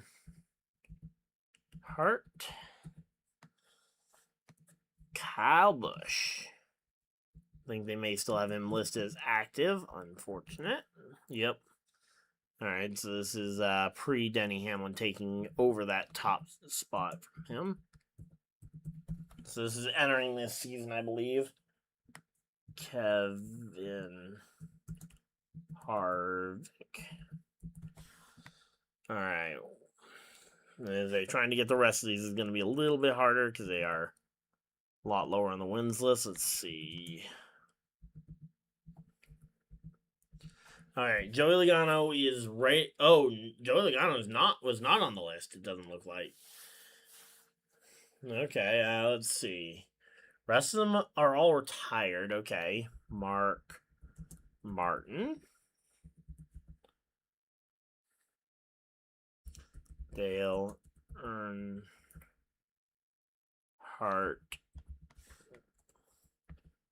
Jr.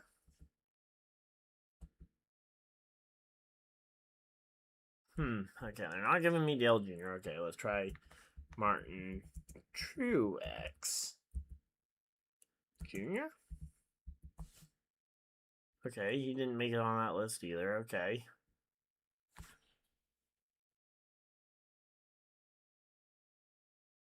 I'm kind of blanking here. I thought Mark Martin was one of those up near 50. Let's grab Tony Stewart while we're at it. Let's get some of the ones that we know are on here.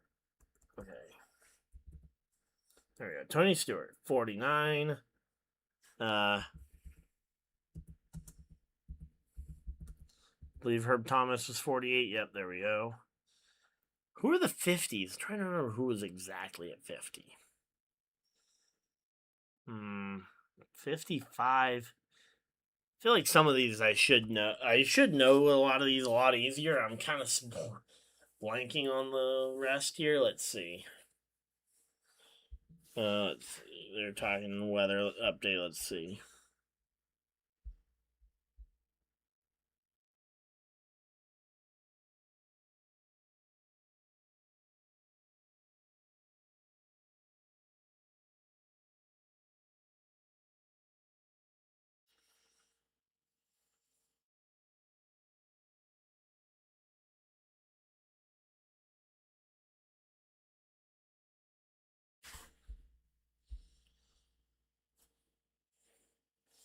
All right, let's see. Let's use some of the older names. Okay, that one, Tim Flock was below that. All right, come on. Lee Petty, I think, is probably below this too. Oh no, he's up there. Okay, I couldn't remember if he was up there or not. We've done Richard Petty. Bobby Labonte's not up there. Terry isn't up there. I'm trying to think if there's any modern era retirements that we've missed. Matt Kenseth isn't up there. Kenseth. He's another one just outside at 39. Okay. Man, oh, it is pouring there. Oh boy, we're not get. I don't think we're either gonna go in way too late here, or we are gonna be coming back tomorrow. But let's see. Junior Johnson.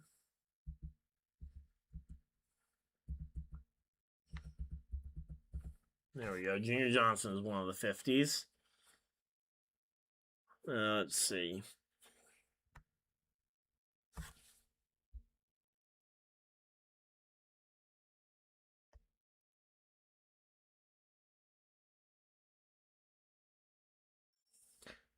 Alright. I am not sure I'm going to get the other. There's only 4 names left. Come on.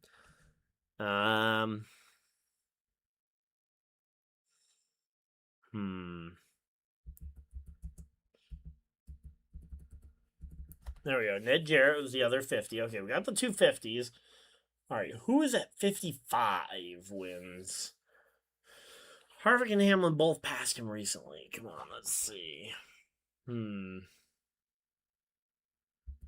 Let's see. Is Dale Jarrett? I think he was going to be short.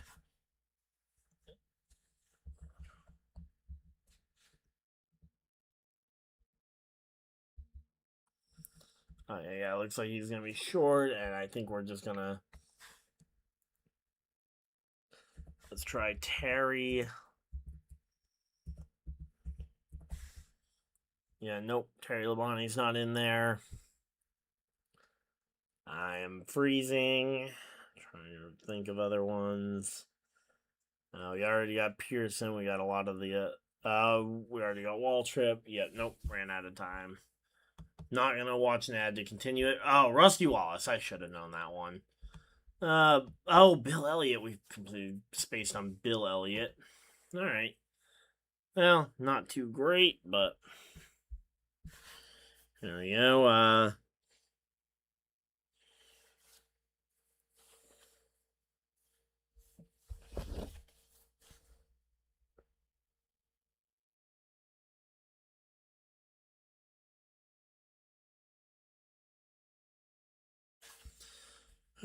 Alright, currently we are still at a rain delay. I do not know if we're even going to be getting back racing tonight, so again, we're going to wait this one out a little bit, see what we're going to do, but yeah, say at some point I'm going to try and use my buddies at the tracks at opinion to see what we got coming up, but there we go. Let's see.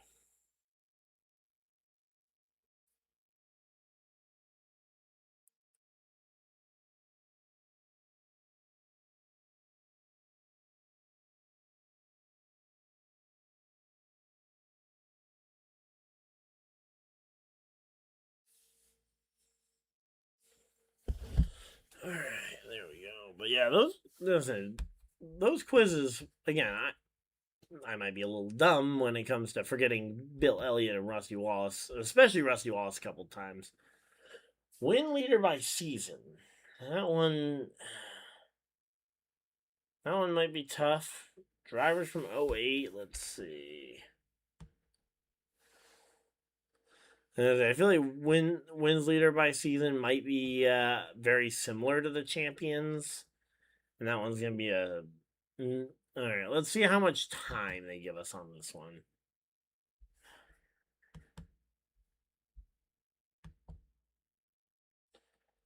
All right, they're giving us 7 minutes for all these ones. And again, a lot of...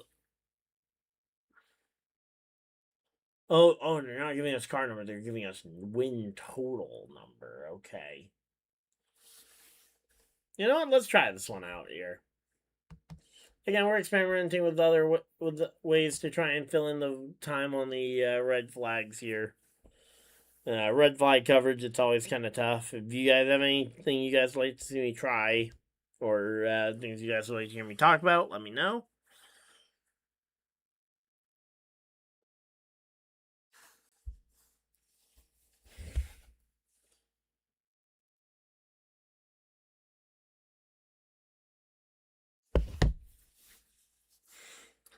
Alright, so here we go. We're going to click in, and I'm immediately going to go Richard Petty.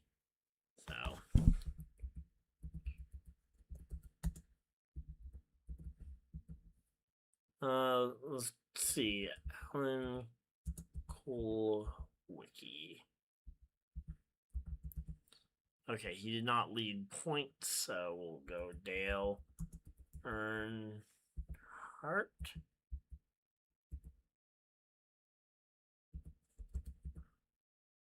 Okay, he only led it twice. That's kind of surprising.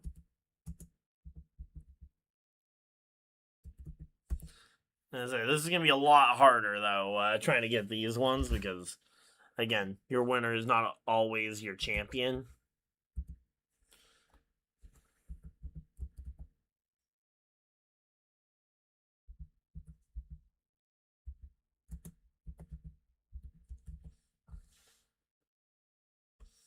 Oh, Kyle Busch only led it the 1 year that he shared it with Harvick. Wow.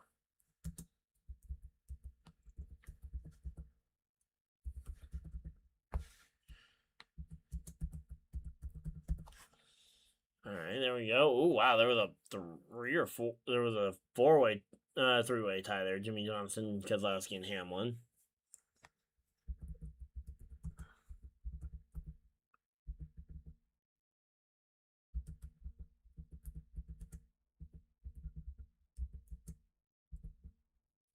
Give me MTJ there.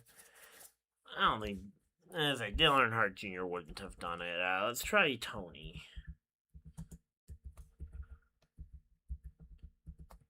Alright, Tony did it twice. Did Bobby Labonte ever do it?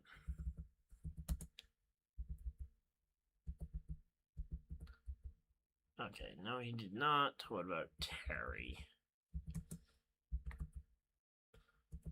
I'm going through basically guys I know who won a championship or two. Alright, let's try Lee Petty. Some of the other guys we know were on that all-time wins list. Okay, Lee Petty did it twice.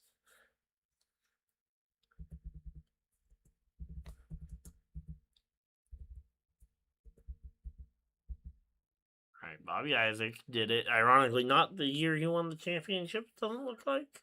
According to this, at least.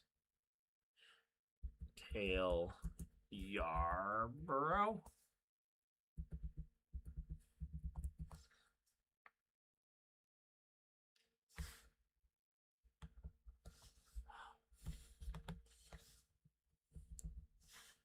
There we go. Cale Yarborough did it 3 times.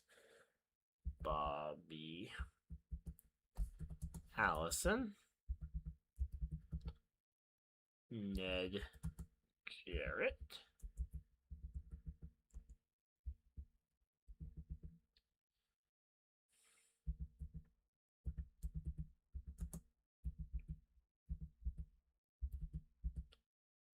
Okay, Junior Johnson only did it the 1 year he shared it with Ned. Okay, that's weird. Let's see. Rain has pretty much stopped already. Wow, okay. Well, we might be getting back racing then. Sounds like, alright. Sounds like this has been a good use of our time.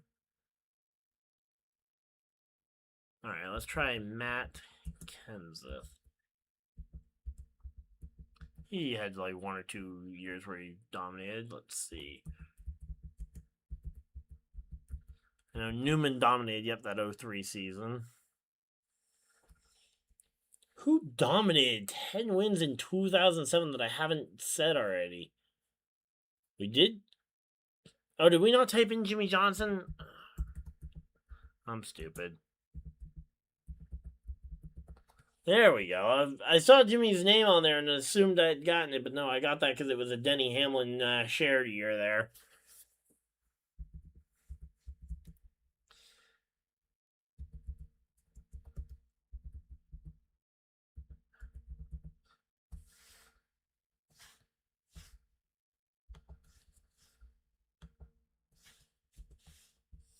Hey, Brad Keselowski only led it that 1 year. Okay, Carl Edwards? There we go. 08 for Edwards. But yeah, it is a very wet Atlanta Motor Speedway now. So we are going to be here for at least a little while longer. Kyle Busch didn't ever hold it on his own. That's weird. Let's see. Did Kurt Busch?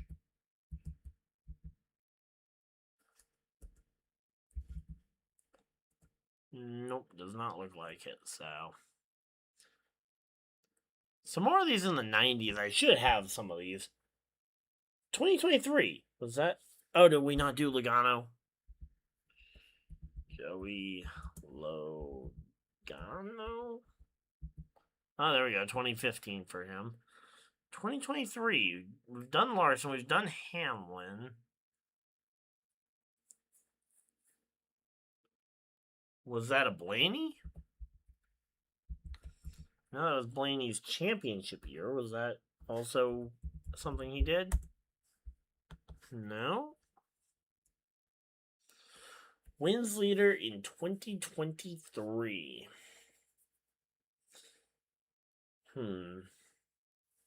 Alright, I feel like I should know 2014 as well. 2023, was that... I wasn't...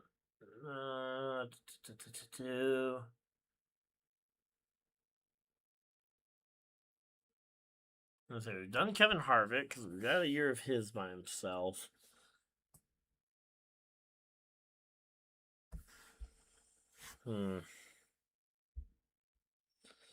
Alright, we're under a minute.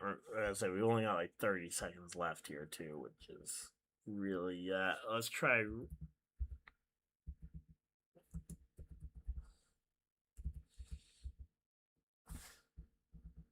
Two L's and Wallace, there we go.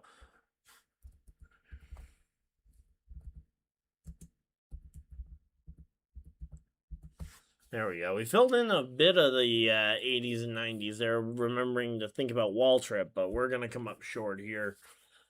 I just blanked way too hard trying to think of the ones later on. Okay, Brad Keselowski in 2014. Okay, we did not do nearly as good there. Oh, I completely forgot to type in Pearson at some point. Okay. And then, yeah, we didn't get back to the old stuff. I was trying too hard to fill in the...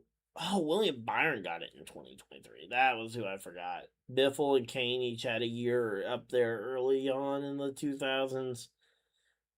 Oh, Davey Allison and Harry... Okay, I did not think about Davey Allison being on this list because he didn't have a championship, but... Two race wins. I thought I typed in Bill Elliott. Okay.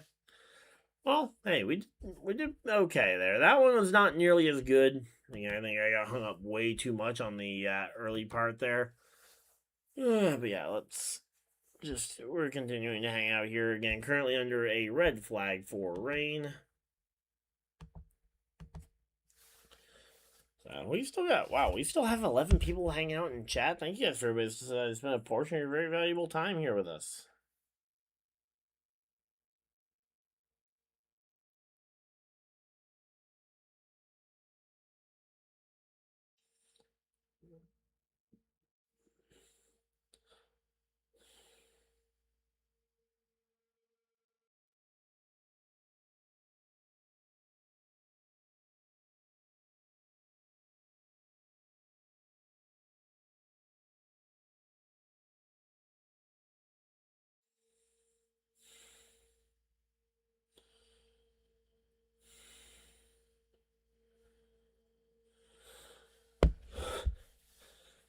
Oh, man.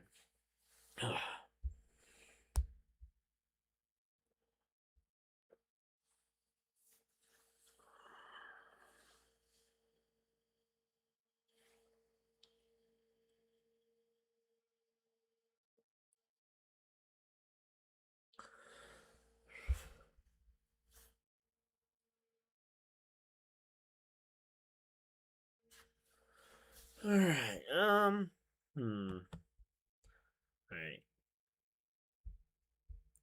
They're going back to commercial break. Let's go ahead and,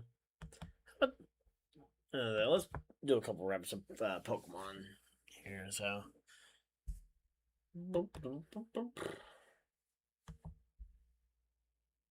There we go. Alright.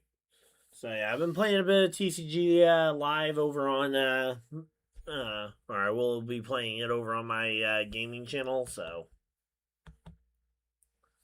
let's see, filter. Now that I know how to do this, let's see.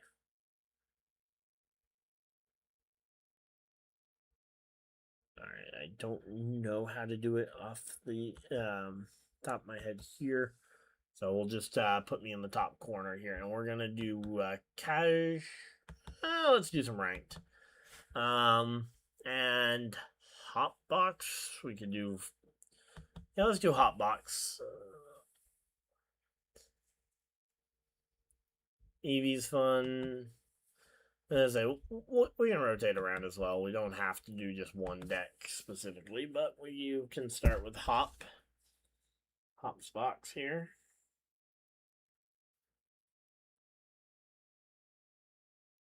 All right, track drying equipment has been dispatched. Let's go. That means we are, looking at a return to racing here in probably about half an hour. Hopefully, maybe an hour. Depending on how wet the track is, actually based on how wet it looked earlier, probably a little bit more than that even. But we will keep an eye out and see what we can do here. All right, we get one Pokemon. There we go. Okay, didn't really care about going first or second here. Sock. What is this deck? In fact, actually, I think this is actually a deck where we prefer to go second, but I'm not going to worry too much. Let's grab ourselves Clefairy, and we'll grab ourselves a third Phantom, get this bunch going, and we will end turn, passing it back over to them. All right, so there we go. Going to pull up chat in a spot where I can see it. Again, we are currently under a rain delay, so we are gonna say track drying equipment has been dispatched, so we will be hopefully getting back racing here shortly. It does not look as wet. The big thing is pit road looks drenched, so it's gonna take some time. And opponent concedes already. Wow, well that was quick and easy. That we didn't even get a game in.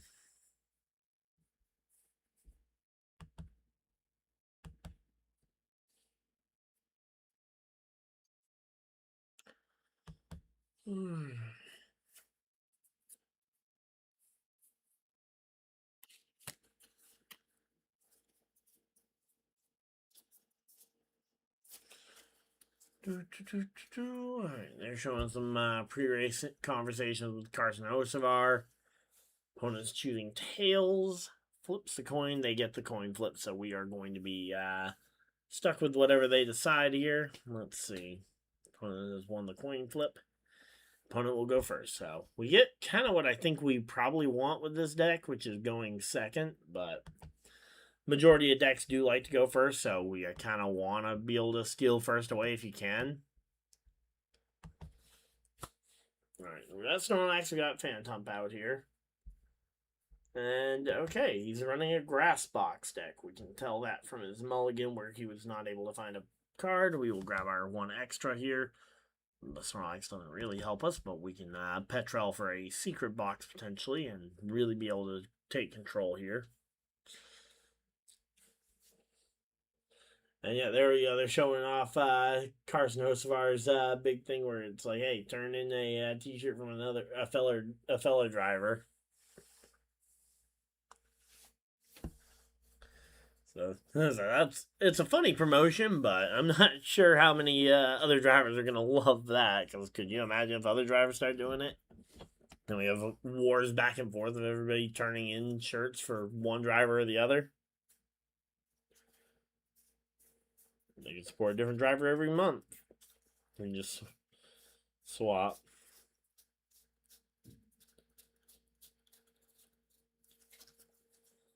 Alright. They've burned.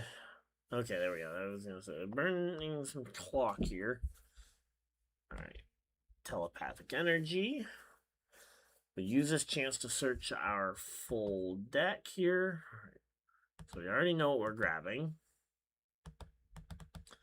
Alright, we got two Cramorants. We didn't prize them. We didn't prize the Trevenant at all. Alright, we have secret box in here. We got 2 on the bag. We got the choice bands. We got Postwicks. 3 out of the 4 of them, which tells me that 1 Postwick is currently prized. Let's grab the secret box here. Alright, so secret box, we'll play that. We'll throw that away. That away and that away. In exchange, we'll grab ourselves 1 of them. The bag. Band. And our stadium. So again, right now we're currently under a weather delay. We've got the race on, so once the race comes back, we will know about it, and we will be able to go straight back to it. But at the moment, we are not. So the race is not going, so you're not missing a thing here, guys. All right. Kind of wish I'd put that on Zation here, but we'll go ahead and we'll splashing dodge for knockout. And heads, we are immune from damage on the next turn. There we go. We'll take our 1 prize card here. Alright, so it definitely seems like, let's say, figured that this would be a little bit more visually entertaining than watching me go through different NASCAR quizzes, especially where so many of them are all the same. It's like, okay, wins list is very similar to your champions list. I mean, it's not a guarantee the same, but you have Olive, Ultra Balling for your big boy, so you can take out 1 of my Phantom and leave the other one weak, I guess. But you're gonna leave yourself with only a 1 card hand if that 1 card isn't a supporter card like a Lily. But there we go, showing some more clips from pre-race where it was nice and sunny out. All right, let's see where this oil salvo ends up going here. Oil salvo. Please try and damage my active Phantom. I dare ya. This person I'm hoping is smart enough that they should know not to damage my active one since I literally just earned immunity. Yep. Okay, so took knockout and left the other one weak. Smart. Alright, going Hassel versus Alright, we don't have a 1-shot here. That's the big thing to remember. You know what we could do, though? Alright, we're gonna bring up Zation here. So Zation is 60 damage, but that guy is weak there, so we could take Snowrun up. Oh, wait, I forgot we don't have a choice band on this guy. Alright, well, we may have just messed up a little bit, but we'll see. I don't know what their 2 cards in hand are. Maybe we stall them out. Definitely was not my brightest move. Should have gone for the hostile to try and get us a choice band or 2. Yep, there's an air balloon. Pokegear to try and find yourself the lilies. Oh, whiffs the Pokegear. Okay, you do have the Dawn, so you can at least get yourself a card or 2 to try and build back up here. I may have completely thrown it away, though, with that last one here. Because, yeah, he's definitely going to throw out the Freezing Shroud, which only affects 2 of my Pokemon. And, yeah, you're going to put up the Oil Salvo. You're going to take out the damage Phantom and probably do some damage to the other one. Actually, I think you can just straight up take out both. Yep. Takes out both. So you're going to take 2 prize cards there.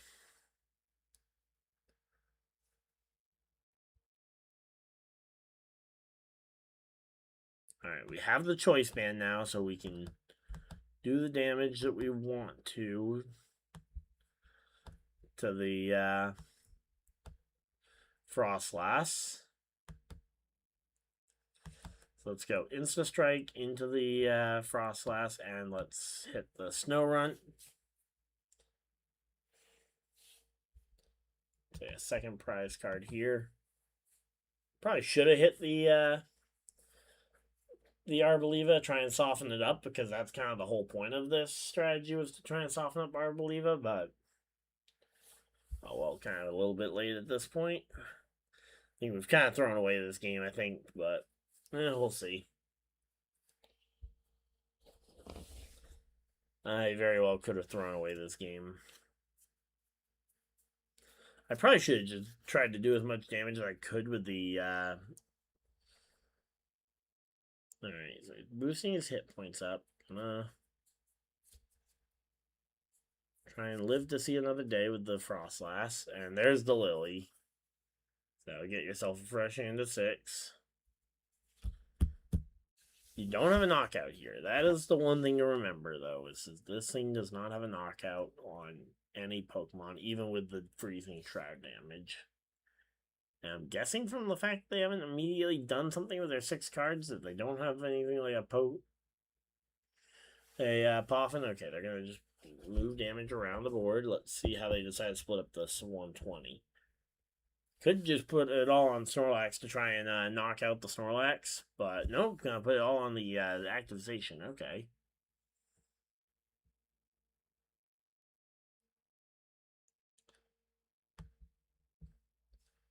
Boom. Let's grab out of the bag. Let's grab ourselves the those 2 guys. Alright, we're gonna bench Genesect here. We're gonna Lilies. We need a Choice Band, or okay, an Energy works. We'll keep the Pokepad in hand for the next turn. Let's retreat. Put up the Cramorant. Hit for 180. There we go. And now he's got to take under advisement that he can't just sit around all day waiting for it. And he has the Phantump as a potentially desirable target to try and hit. So I'm curious to see what he does here. Alright, bumps my stadium. Shock and surprise.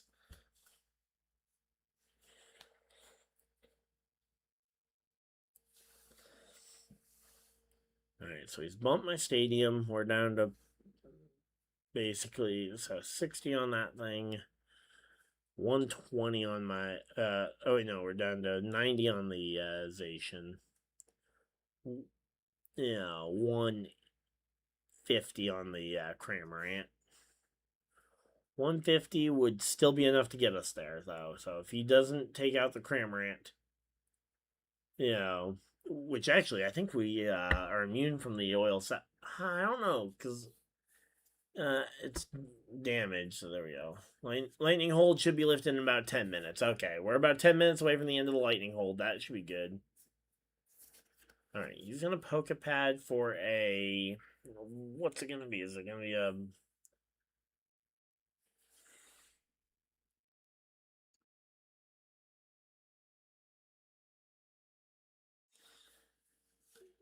Sorry, do you go Monkey Dory at this point? Try and be able to bounce damage over? Alright, what's the wording on it? I believe that. Okay, no, let's do 20 damage, so I think that should go through the mist energy. The question is that what you want to do with your mist energy?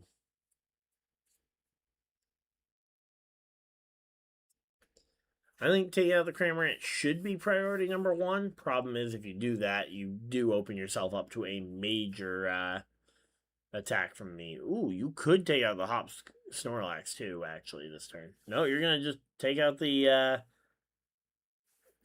Alright, you're going to take out the big dog.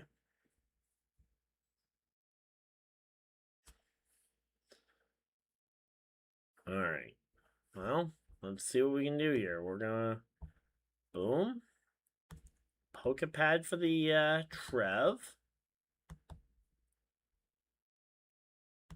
We'll throw the Trev on the bench, so we can't hit with the Cramorant. I'm going to actually just retreat because we're going to have to attack at this point with the Trevenant the way we've set this up anyway.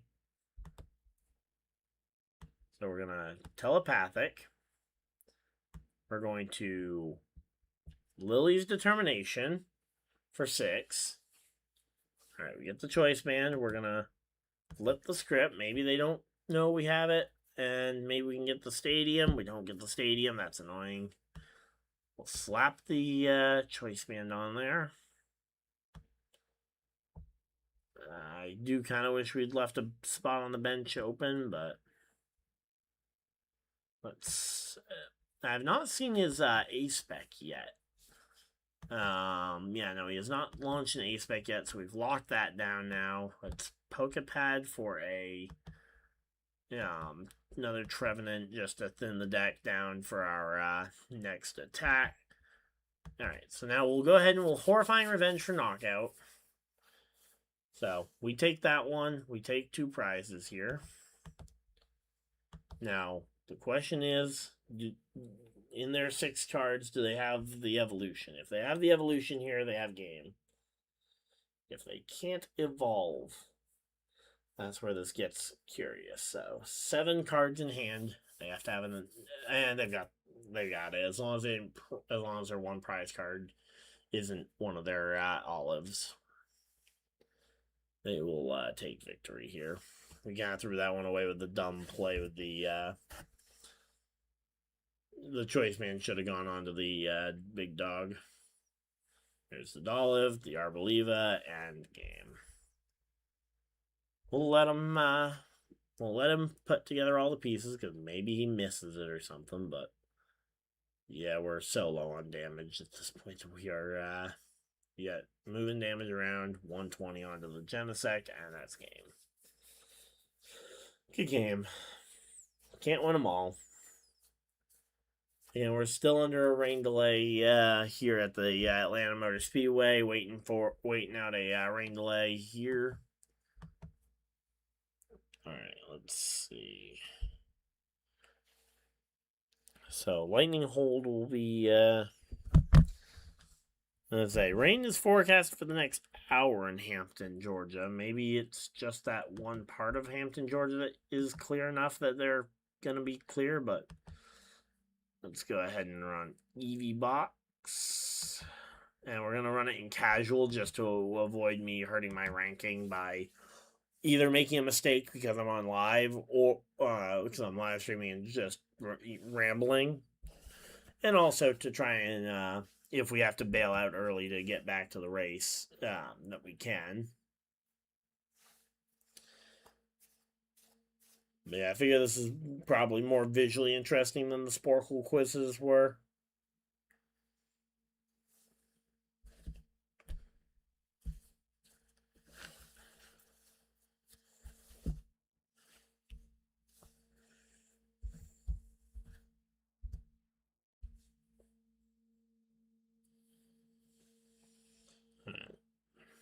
My buddy's heading back up to the stands now, so at least in his opinion, it seems like he's pretty confident that we get back going tonight. Alright, come on. Alright, only 1 mulligan here.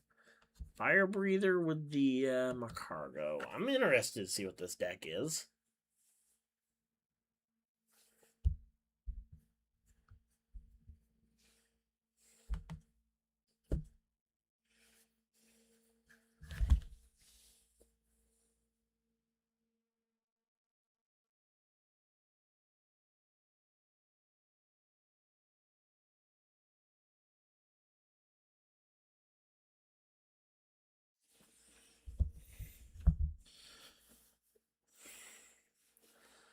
Alright, so there we go. We're set up here. Okay, so he's running Ethan's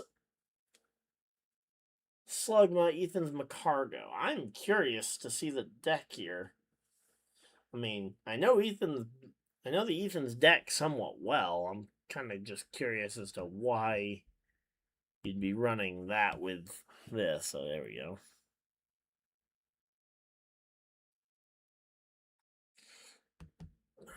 Alright, triple stab. Hope we get 3 heads.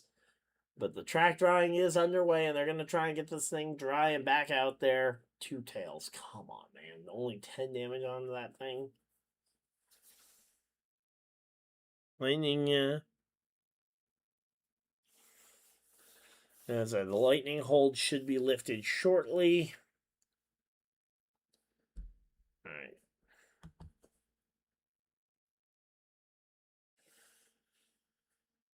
Okay, so this is really weird. Alright, I do not understand this deck concept here. So you discard up to 5 energy off the Macargo to get the knockout there. And if you have no energy attached, you're a free retreat. This is irritating. Come on, give us... Okay, we're going to have to start attaching to the Latias to start prepping for a potential... Yeah, for a potential attack here. Which, again, I just realized we attached our psychic energy to the stupid owl. And we only have 2 of them in the deck because you aren't really supposed to be attacking with the Latias, but we keep flipping tails.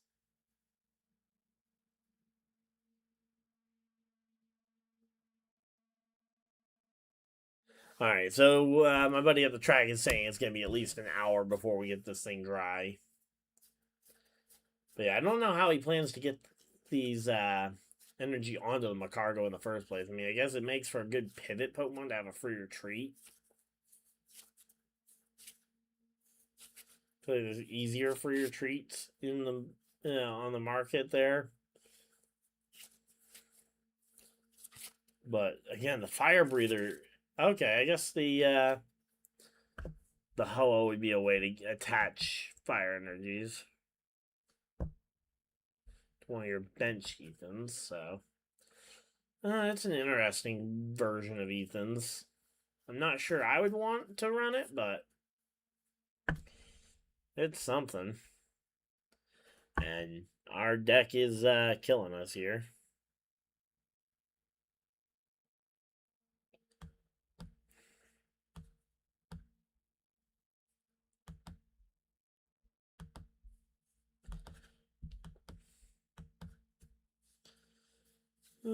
This is annoying.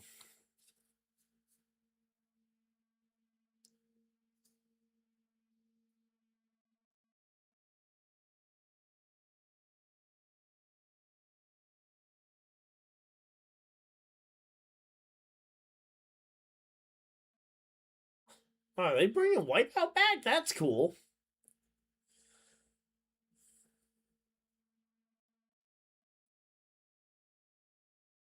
That's interesting.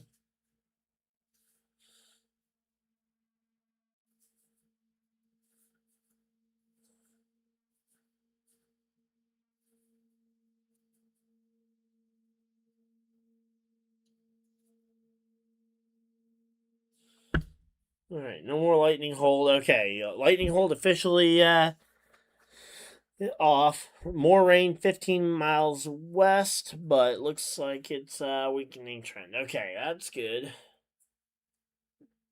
Alright.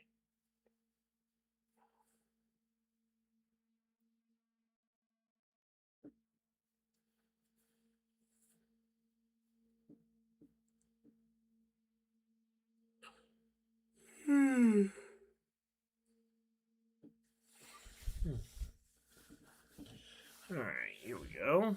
Alright, he's gonna Lava Burst here. Should do for knockout if he's smart. Yep, there we go. All 3 energy. So now he's also freed up for a free retreat.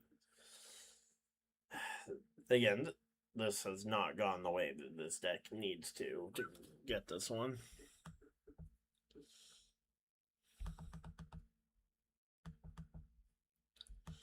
Alright, we're gonna try and set up a second Eevee, but again, he's just gonna knock them down as soon as they hit the board.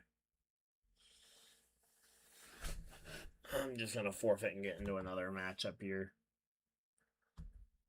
Oh, are they airing an episode of Wipeout? That seems weird. All right. Well, maybe we'll call. Maybe we'll commentate an episode of Wipeout. Because again, right now they've got something going on.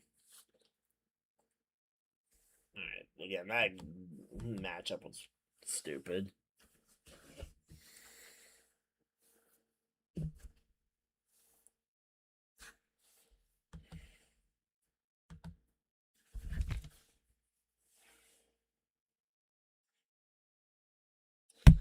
All right, so there we go. There we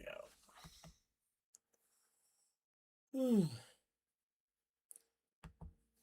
All right, let's see. Yeah, well, let's try. What deck do we want to try here? We could try. Let's try Absol. This Absol box deck was interesting. I've only played it like one other time, so we'll try that out.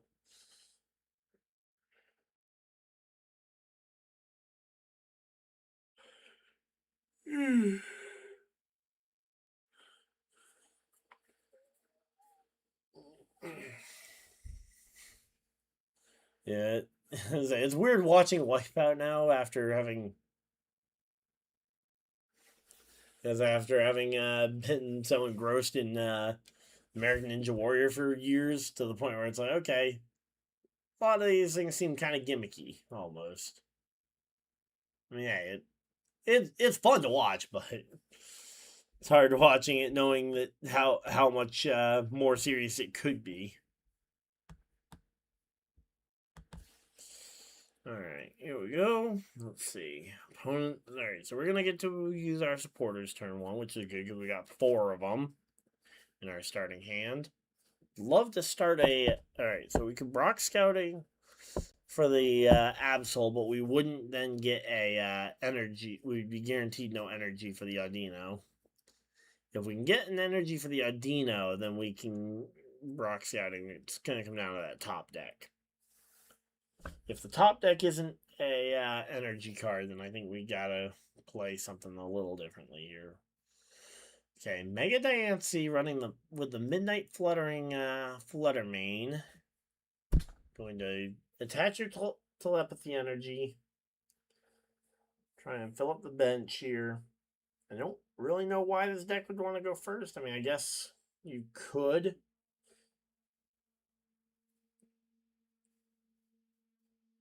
Alright, so 7 minutes and 15 seconds for them.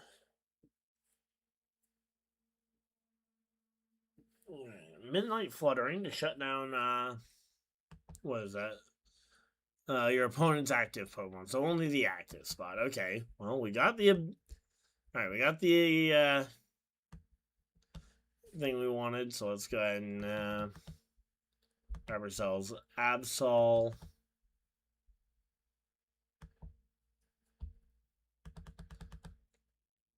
We could grab ourselves Petch. To be able to Petch run up.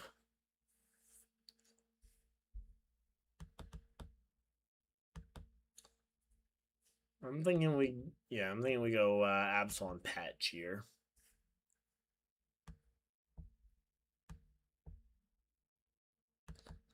And let's Cadelowitz, or however you pronounce that, Cadelowaltz. Heads. There we go. We get up to 6 basic energy cards. So we want 3 for our Absol, 1 for the Alright, we only really needed 4, so we're gonna do 3 onto Absol here. Any updates from the track? The lightning hold is officially up. Yeah, so the fans can start re-entering the track, but it still looks very wet. It'll probably so we are probably going to be a little while here.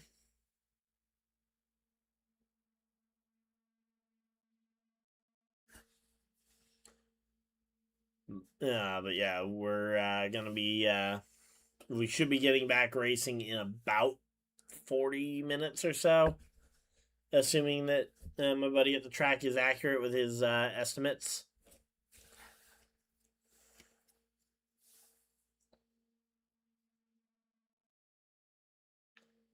But, yep, and as of right now, the rain is definitely here.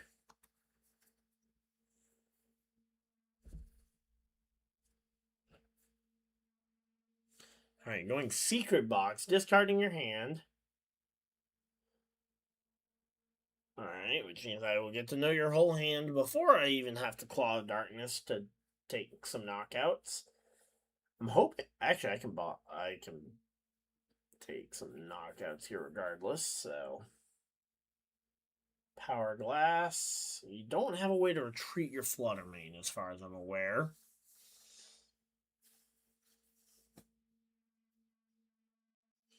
Okay, you're going to Dusclops, so you can try and get something into KO range. Yep, gonna Curse Blast, so let's see. Damage onto Mega Dino, so that puts me to 220 remaining, which I believe is enough for Diancie to start looking at a KO, but I believe, yeah, because it can do 240. And yep, so there we go. There's the retreat. There's Diancie.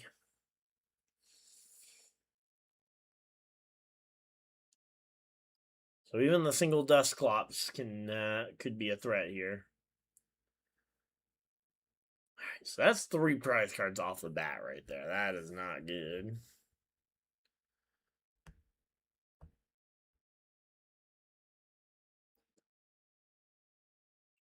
Alright, so, and they get to bring 1 basic energy card back from their discard pile.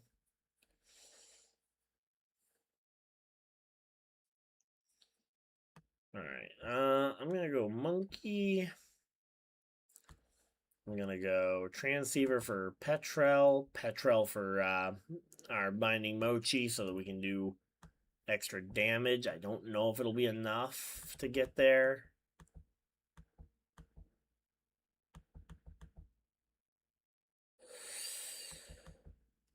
Wait, do we not have the... Oh, did we prize our... Oh, you kidding me? We prized it?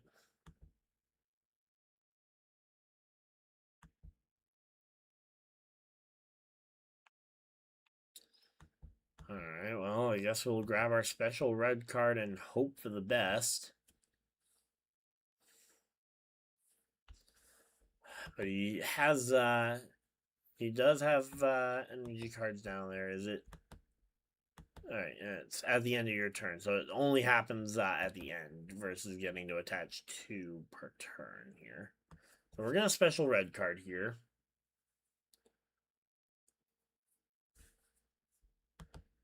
We're going to go ahead and we'll retreat to put the Mega Absol up to the active spot here. And we're going to Claw of Darkness. And we need to get rid of... he can still Petrel for the... maybe he doesn't have the Pokepad to search out the Dusclops. If he does, he can win this here automatically. Just purely based on the fact that that this matchup is not great for us. So he can search his deck here before he Petrels into it. Alright, fills out the rest of his bench, so he's not got any other Duskull. Here's the Petrel. Find the Pokepad, find the Dusclops, and it'll be probably... Oh, no, he finds the Night Stretcher, so he can get the Dusclops anyway. Great. And there's Dusclops coming back, and it'll do just enough to knock out.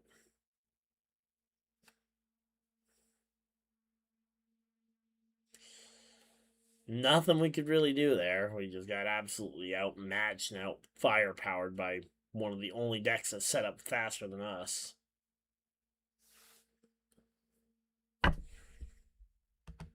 give us a pity prize card here. Yveltal would have been great. Clutchmon to be able to clutch. Would have loved any options here, but yep, no. Nothing we could do, and does 290 and takes the knockout. Not sure there was anything we really could have done there. I mean, I guess we could have grabbed a couple extra energies or maybe left them in there, but we got our... What we really, I think, needed was the trolley a little bit earlier for this one. Again, Absol Box is not great, but it's not a bad deck.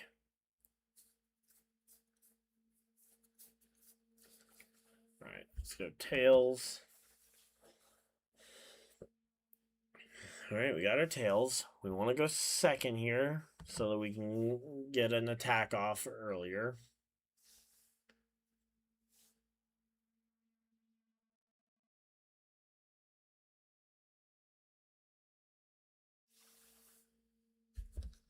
Alright, let's go Audino. Let's throw the Absol on the bench.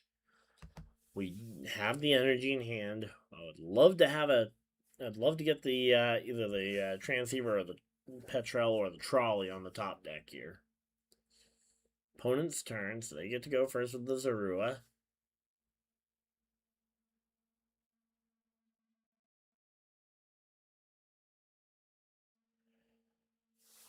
Alright, here we go. Alright, we get Dark Energy. Lucio's Appeals.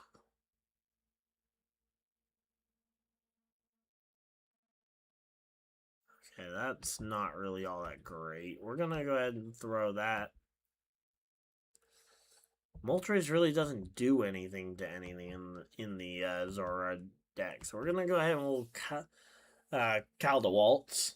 And we just want one, maybe two heads. Okay, two heads. There we go. So we get to grab 3 Dark Energy and attach them all to the okay. 80 more damage for each energy attached to the opponent's active. That's not great. But the Mega Audino is a really effective Turbo Energize if you can keep it alive for 1 turn. Let's see, Lily's Determination. That's a bold choice. I can just go ahead and delete that from your hand. Oof. Your hand, it really must suck. If that's the best you got.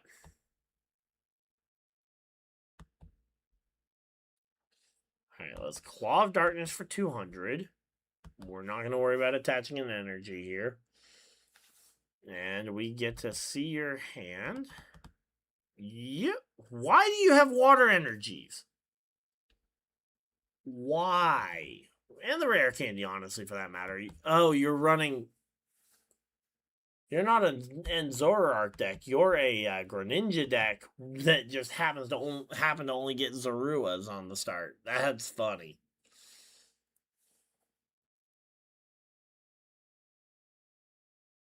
There we go. There's the forfeit.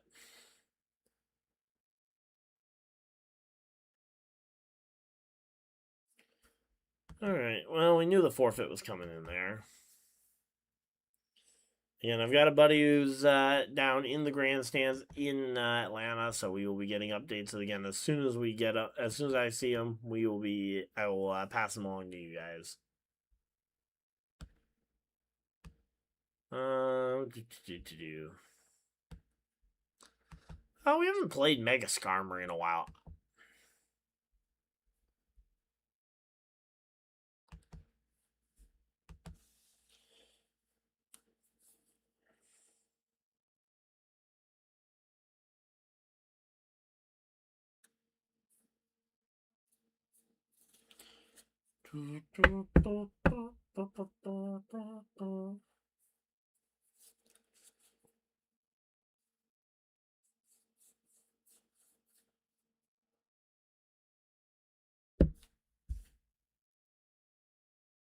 Alright, what day?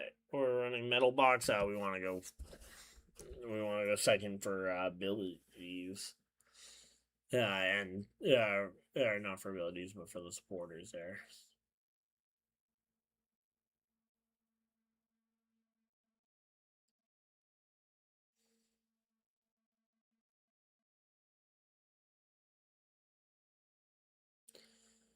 Alright, and we start the cat. Of course we start the cat. Good thing is we start the trolley. It's trolley in the act. It is a trolley in the hand, and we both start cat. Okay, we're a little bit better here.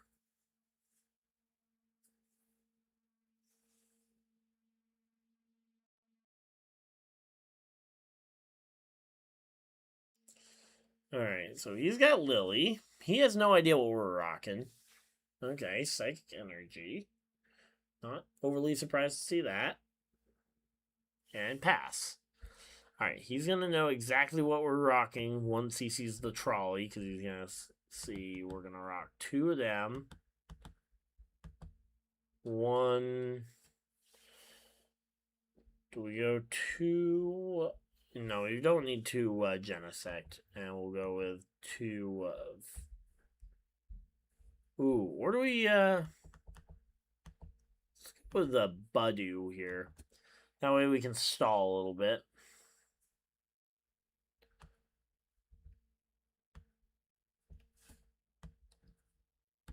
Alright, we're going to go ahead and we're going to judge to undo their hand.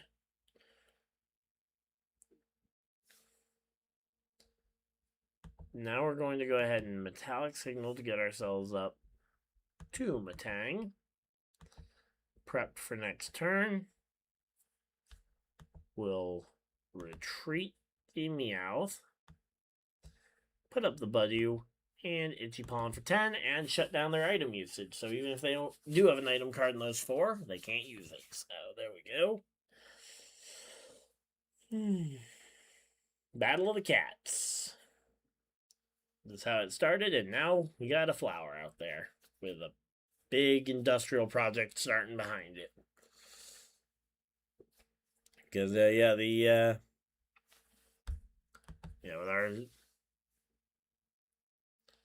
our Sonic Ripper, we do 220, and we can snipe anywhere on the board.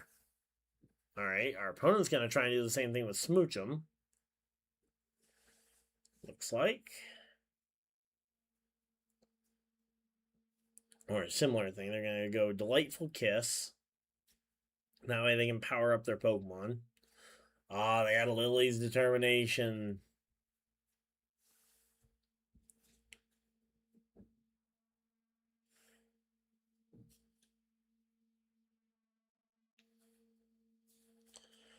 Alright,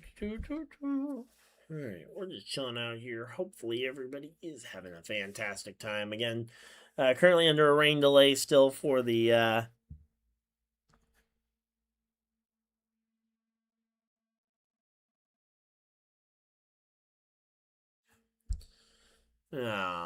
but yeah, rain update, we are just a little ways out still. Okay, you go with that. Let's go boom. Let's go boom. Let's go attach here. Judge to shuffle away our hand a little bit. Alright, we'll slap an air balloon on Genesect, just in case. Metal Maker, we're looking for 2. Did not find 2. Looking for 2. None? Again? Man, we got absolutely hosed there. Oh, I forgot to undo our, Alright, let's grab those. Let's grab our 2 Matangs here. And we'll Itchy Pawn again and hope we can keep them locked down, at least for another turn. Good thing is we can attach for turn next turn, so we only need to find 1 on our 2 Metal Makers.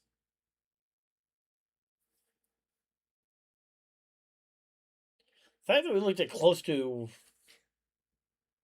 quarter of the deck and didn't find any, though, is a little annoying.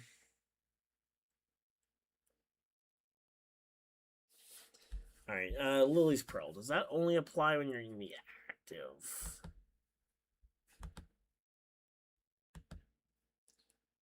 The Lily's Pokemon is knocked out from damage from an attack. Okay, yep, no, it is, it does apply even if they're in the on the bench. So we'll have to keep an eye on that. All right, Genesect. Genesect can get it. All right, let's go ahead and we'll Metal Maker twice. Figure out how many we get.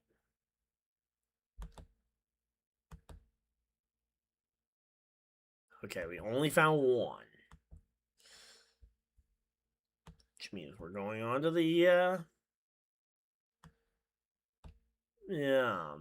we're going on to the Skarmory.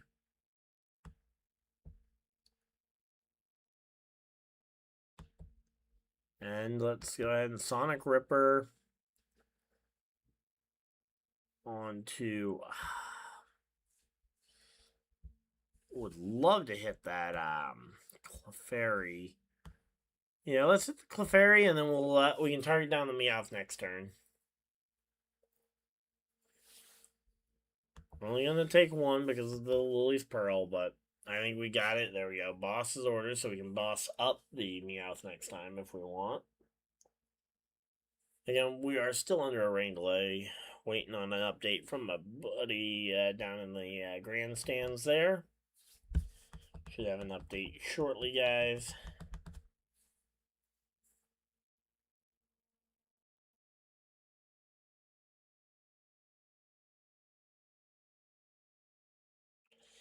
Okay, gonna go for the Sylveon wall strategy. Okay. And that Sylveon is weak to metal, so Beam for 60. If we can get 3 energy onto a Metang and we can get through it. We can also snipe around, so your Sylveon is not the only thing that can hit us.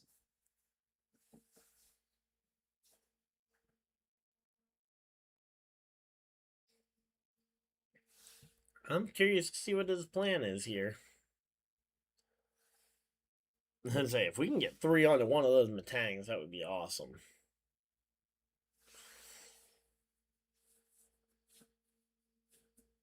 Alright. We're gonna have to wait and see, though. Alright, we can, we can also snipe down the Clefairy. This is gonna be an interesting one to decide here. Alright. None there. Okay, well, let's see what we got. Come on. None again? Are you kidding me? We have metal energy in here, right? Okay, I gotta see how many we got. Alright. How many metal energy are in here? Because there's no way we're missing. Okay, there's 8 of them in there. Okay, 8 of them is insane that we didn't find one. Alright, we're gonna boss up the Meowth. Because that one's gonna have a little bit of a harder time getting out of the active. We're gonna have to pass because we don't have the energy needed to attack. But as of right now, we're still just awaiting an update. I do have photos from the track, or from pit road, and it looks somewhat dry-ish. We'll have to wait and see, but again, it looks drier than it was. Okay, there's the Latios to be able to bench and move your Pokemon around. You shouldn't be... Okay, there we go. You're going to bring up Sylveon, it looks like. Because you don't attach the Sylveon there, I don't think. Well, maybe you just bring it up. Okay, yeah, you're bringing up Clefairy. Alright, you don't have the knockout here, though. 200 damage, so we survive.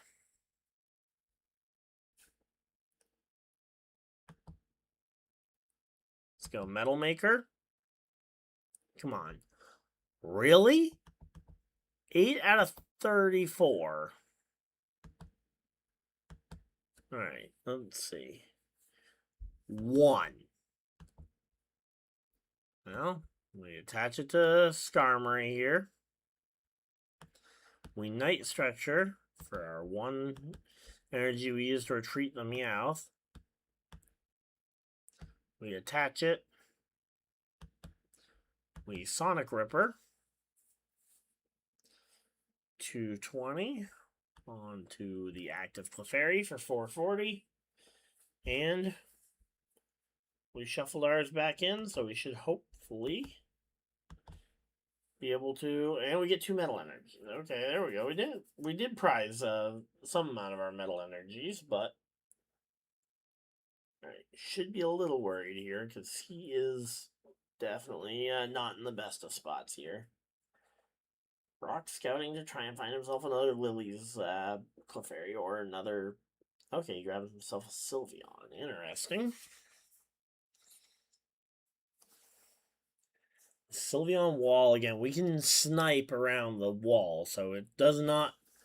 As I say, the Sylveons are incredibly underwhelming to us at the moment.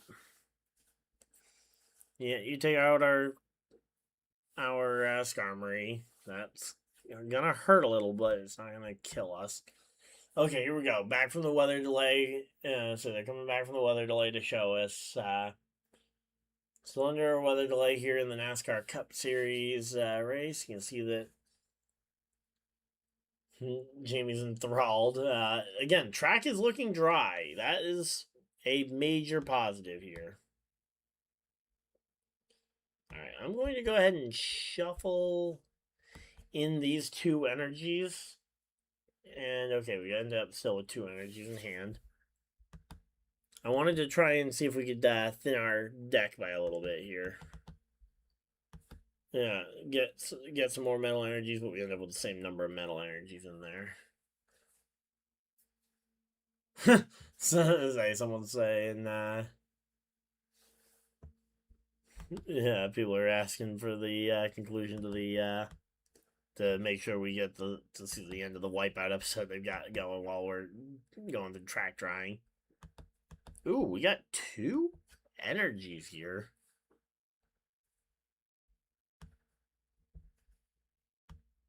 I'm thinking we alright, so we have Genesect ready to go. And we get 2 more, so we can get the Skarmory ready to go on the next hit. Perfect. We'll slap an air balloon there. Pokepad to thin the deck by a card. And we will... Oh, wait, we can't. Oh, I just realized I'm stupid.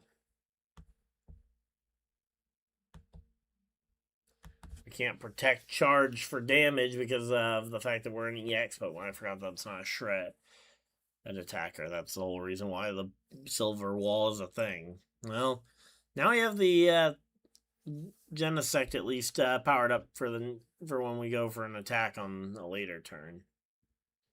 You can't power up a Lily's Clefairy out of nowhere on us.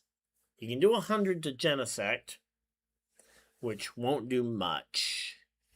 And they go back to their Wipeout episode. Okay, gonna boss up. What, a Metang? What are you gonna boss up here?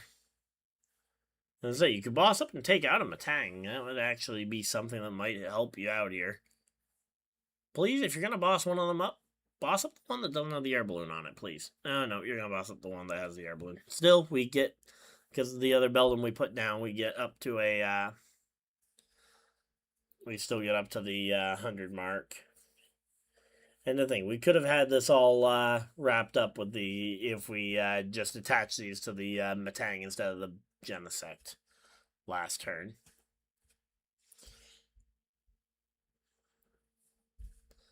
Oh, wait a minute, because of our, oh, I completely forgot about that, but we now have 3 Metal Makers to try and get there. Alright, we got no energy in discard pile. Oh, he conceded because he thought he had the, he thought he had it. That's funny.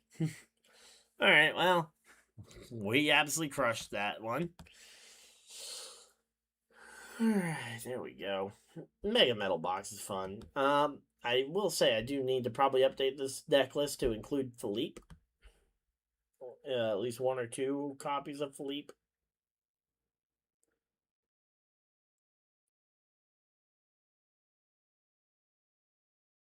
Let's see.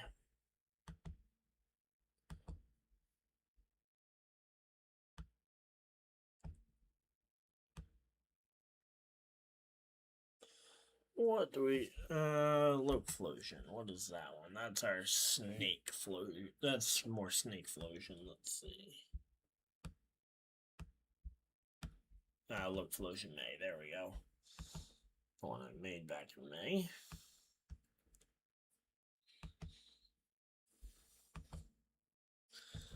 Alright, well, let's try this one out. Again, we're just testing out a bunch of different decks. Hopefully you guys are still enjoying it. Again, we got 7 people hanging out in chat still as we await the resumption of the race here. It's going to be a late one, it looks like. Assuming that we get this thing in. Let me, I'll double check my weather app since my buddy hasn't gotten back to me. Alright, it looks like we're going to be through most of the rain here, even in the area, in the next 34 minutes. Again, he's saying that the rain is basically stopped at the track itself.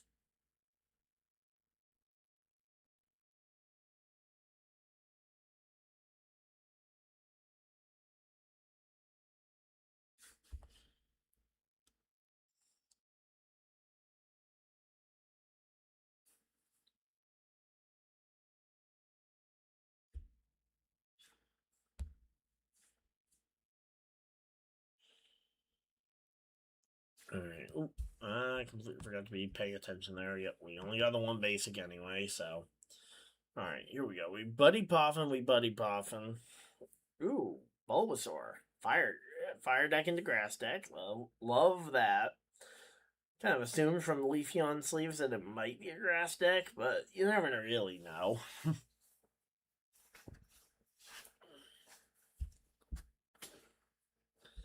Alright, let's go Buddy Poffin for one of each. Let's go Buddy Poffin, one of each.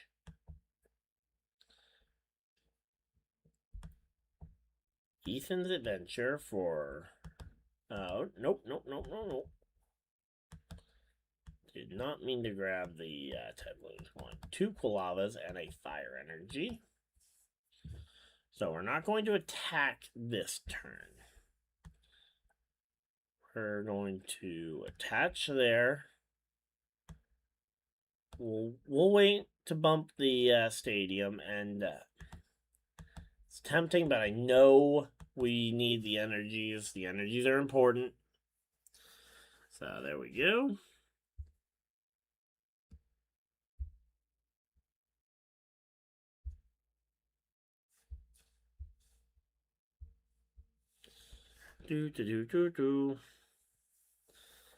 Alright, so we got judged.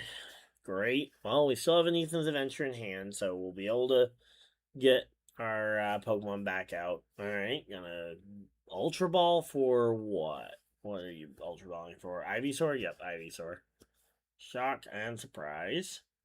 Ooh, if we get a, I think we run some rare candy in this list. If we get a rare candy, we could actually go for the,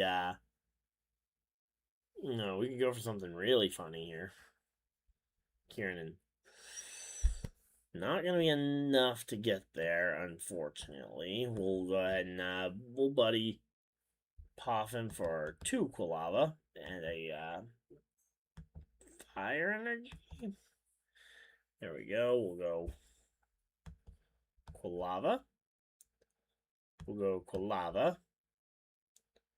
We'll attach here. And oh, he forfeits. Alright, well. Let's see.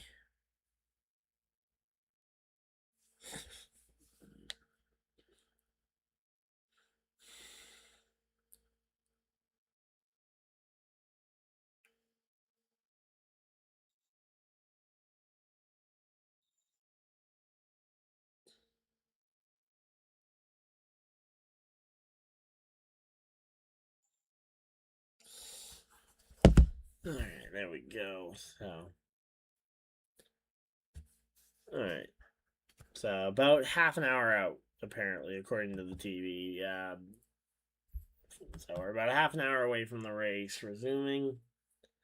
Again, we've got the channel still on, so the second we see the race back, we will forfeit our match or whatever we're in so we can get back to focusing on that. But all in all, this has been fun.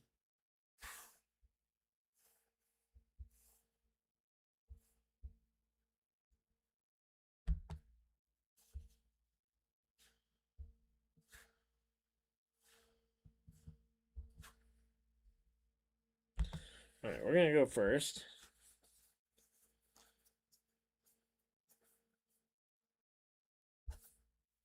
Okay. I hate the fact that we got the shaman out front. I like having the shaman, but I would much rather have shaman in the 2 slot rather than the 1. Okay, and we go up against Cynthia's Gibble. So we got the Cynthia's deck. Okay. So we're playing so we got Destined Rivals versus Destined Rivals here. Alright, let's prize check. So we got 3 Cynical. So we prized a Cynical, we prized a 1 Quilava. So that's 2 of our prizes. We prized a Dracloak. I think we're gonna grab a Dreepy. Let's see what our other prizes might include. Okay, so we didn't prize our Fez. We're at 2 Boss, 2 Ethan's Adventure. I think we got 2 in hand. Alright, we didn't prize our Secret Box. Okay, no other major important prize cards to be aware of. So the redeemable ticket is not the play right now, and we will end turn. So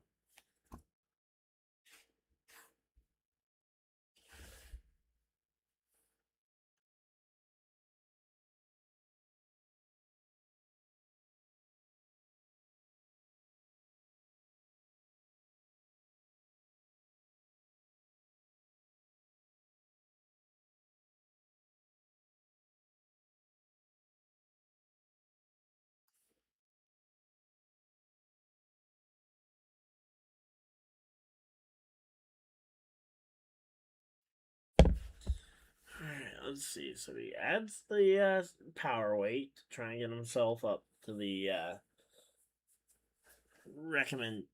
to the 140 range for hit points. Alright, so we only got the 1 card in the discard pile at the moment.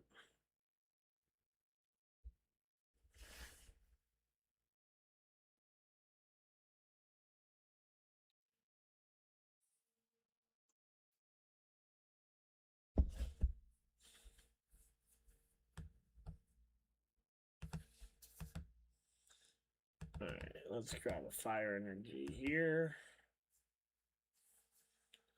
Let's throw Cynical down. We'll go Quilava. We'll attach that energy there. Wanted by the journey. Grab an Ethan's Adventure. And we will pass the turn. Next time with the Ethan's Adventure, we'll grab another Quilava, a Typhlosion, and a Fire Energy is our current plan. Then we'll be able to attach Brave Bangle, evolve one of the Quilava to Typhlosion, evolve the Cynical to Quilava. Should be able to do pretty well here. Oh, rain's picked up again. Oh, 1 second, guys.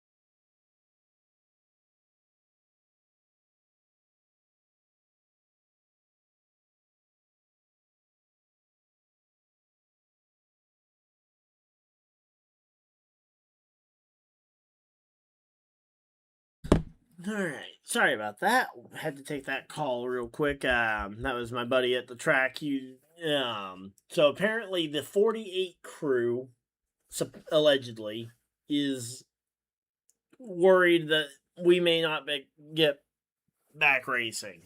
The latest we can get back racing tonight will be 11:40. It sounds like, and the latest they really want to be racing is I think 1:30. They said. Oh, all right. 1 second.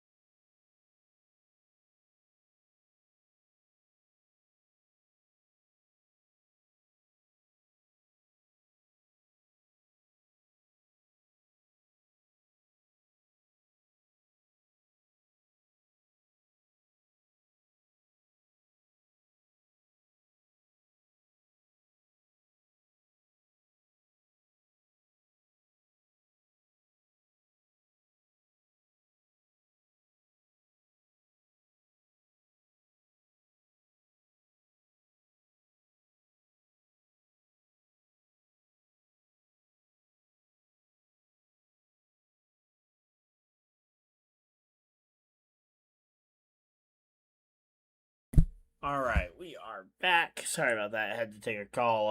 Something, private on the side. I can't really discuss. So we're good. We're back. We're still currently under a weather delay. So according to and supposed allegedly from the 48 team, they're not sure we're getting this thing back going. But the guy I talked to, he talked to a bunch of different people, and I'm not saying it sounds like that's the only. It sounds like that's the only person who has gone and actually, the 48 team is the only one that actually is worried about the race not getting in tonight. All the other people, it sounds like, are convinced we are getting back racing tonight. The latest we can go back racing will be in about an hour and a half. So 11:40 has been the time I have been informed that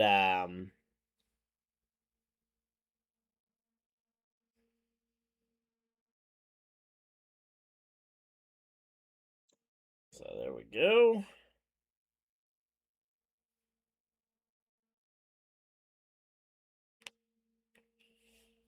All right. But yeah, so we got that all taken care of. All right, we got some photos coming in as well. Here we go. So yeah, we got Bob Pockris, one of the Byron crew members. As it's still looking pretty good, but they still got car covers on the cars. So there we go.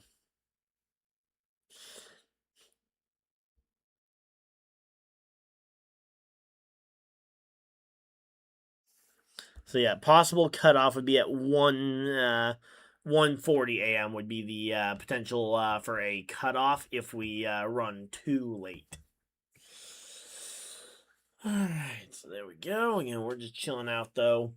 For right now, we're waiting for this thing to go back racing.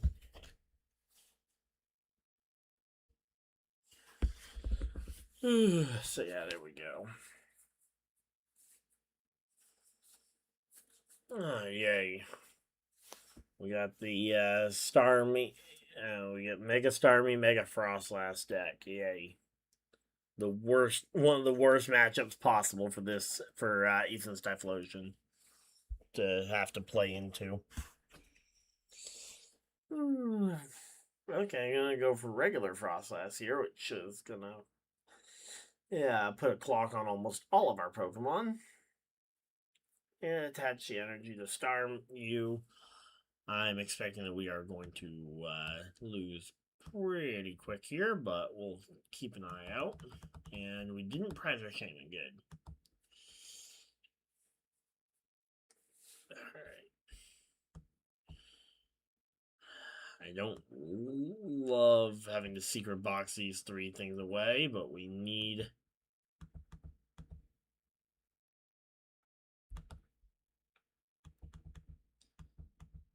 Alright, we need those, and then we'll grab those two. I don't love that. We'll grab our two fire types. We'll grab two cool lava and a fire energy. Attach and pass. Alright, so again, we should be hopefully at least getting an update from the track here shortly, but yeah, again, right now let's see.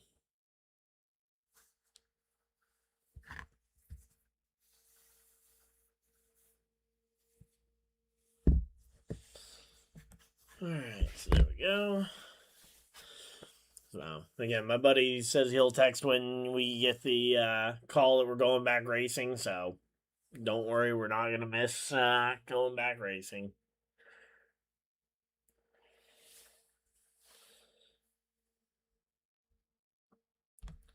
Alright, so another thing to worry about is gonna be hand size here.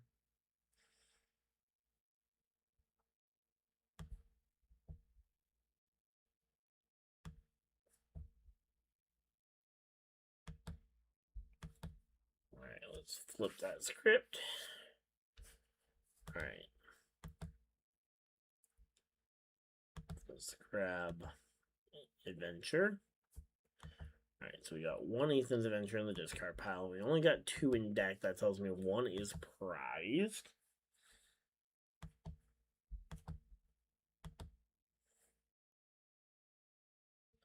Alright, let's grab...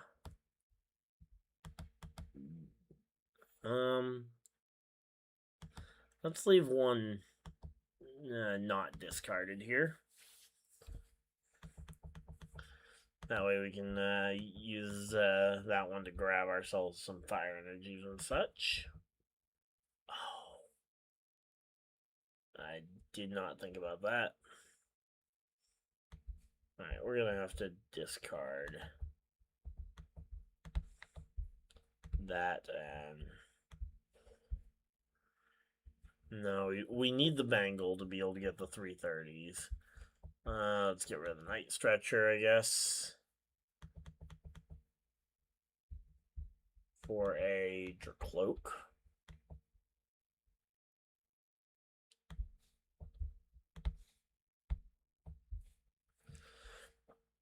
Alright. Well, we have a small hand size now, but we got lilies. We can lilies here to get maybe some more cards. Alright, redeemable ticket. Get us some different cards here. Pokepad for a basic that we can put onto our bench.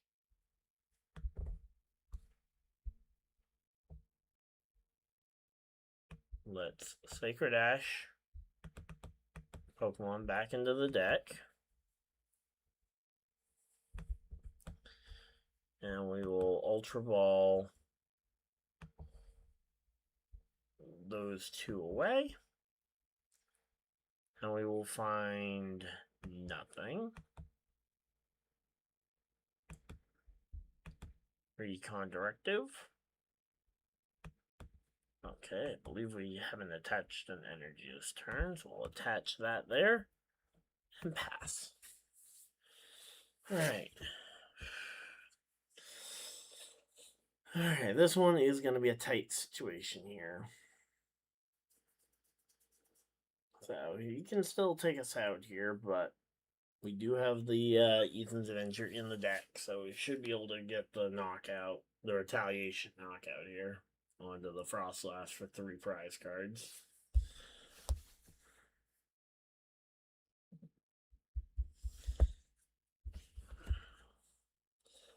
But yeah, as I said though, I promise once we get an update from the track, I will give you guys that as soon as possible. Really? You're running Trolley as your ace spec in this deck. That is a very questionable choice. 11:45 is what they're going for? Okay, so they are going to be right against the time, it sounds like, for what you said. But one is based on who that's coming from, my guess is that maybe they meant to say 10:30. Because, yeah, that person, or 10:45, so we might be trying to go for 10:40 for a 10:45 restart window. Alright, Bonded by the Journey.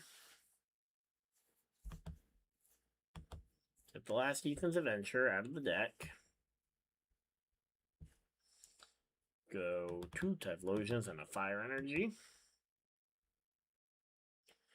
Alright, so there we go. We're getting another sign. They've got a lot of, they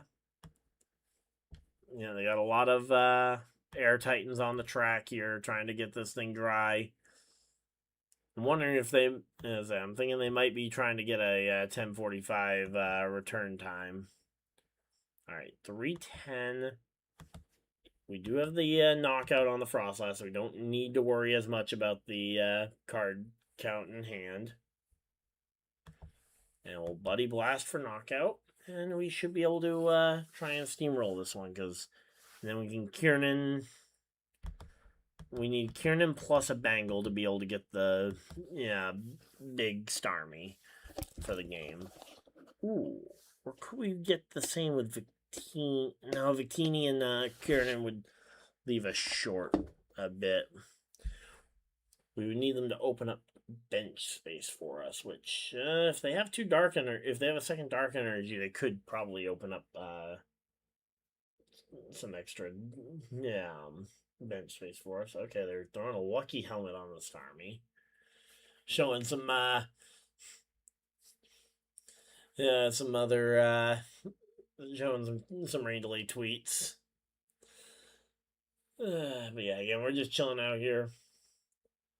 Looks like they are still under rain delay, and they're going back to whatever wipeout or other show they were putting on.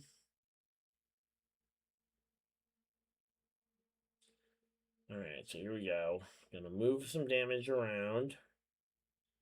Okay, moving it onto the Fez. Are they gonna try and go for a knockout on the Fez? Okay, they take knockout onto Typhlosion. That we knew. Boom.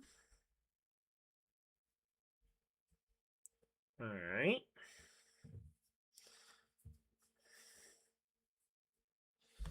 So we'll Bikini. Ultra Cloak. We're going to poke a pad to thin the deck.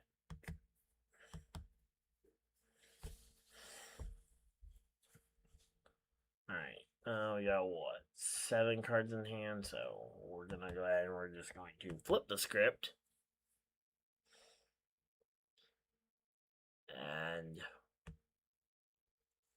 go ahead and rare candy for the Typhlosion, so we have the backup attacker ready anyway.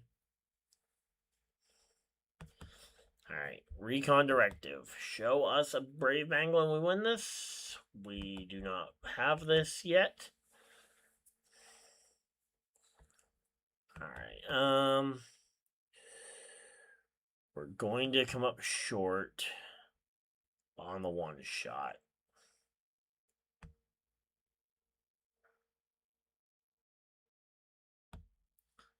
I'm gonna just throw out the 290. And then we'll go for the, and we'll get the finishing blow on the next turn. He's not going to be able to take 3 prize cards this next turn. Oh, wait, no, he definitely could. If he has boss, he has it. Because, yeah, the Fez is low enough, or the Shaman's low enough they can get knocked out by the monks. Okay, he's not bossing, so I don't think he... Oh, wait, no, yeah, because the Freezing Shroud will take out the Victini before it comes back around, so... Yeah, this one is probably over. But yeah, we're just chilling out here. We're waiting out this long rain delay. Alright, so through... Okay, where did they not throw damage yet? Okay, they're throwing it onto Fez. Okay, yeah, there's the 2 knockout onto Fez. And now you just need to jetting blow the Typhlosion for game. Alright, well, hey, we put up a pretty good fight into a really bad matchup.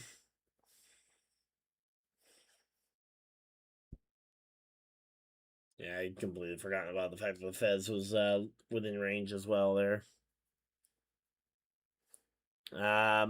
Where can I find highlights of Wisconsin? Because it's not like Wisconsin's televised. And any highlights I have of Wisconsin from my trip there are going to be like 7 years old and almost certainly worse camera quality because I was a kid and didn't really know what I was doing yet when it came to actual quality footage.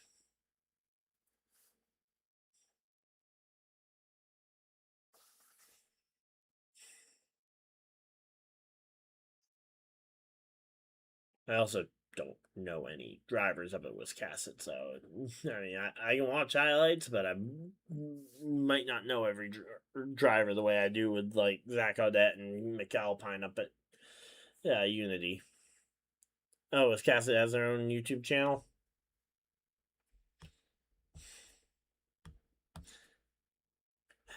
That's the other thing is I feel like highlights, no matter what racetrack it's at, are all pretty much the same. I mean,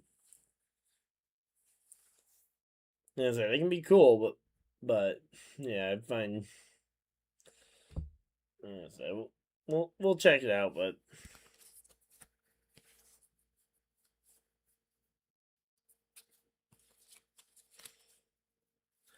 I mean, it's not something I'm gonna have an extended amount of coverage. I mean, it's not like I'll have an extended like opinion of or anything. Do they have like full race? Because that's something I find really weird is when you have a highlight but not a full like race to just kind of watch through. If I'm gonna sit down and watch something, I want to watch a full race.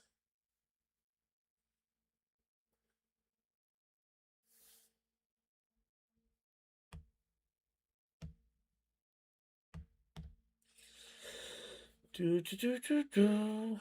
right. So, all right. So that one's damage counters, so that one won't be as effective.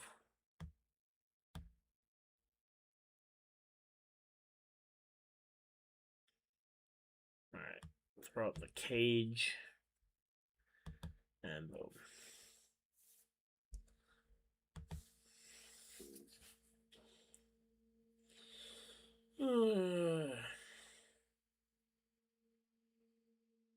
And I say I also won't be able to put highlights from their page up on my channel because I can't break copyright. I'm not gonna break copyright blatantly like that. Because I do actually have a respect for this thing called copyright.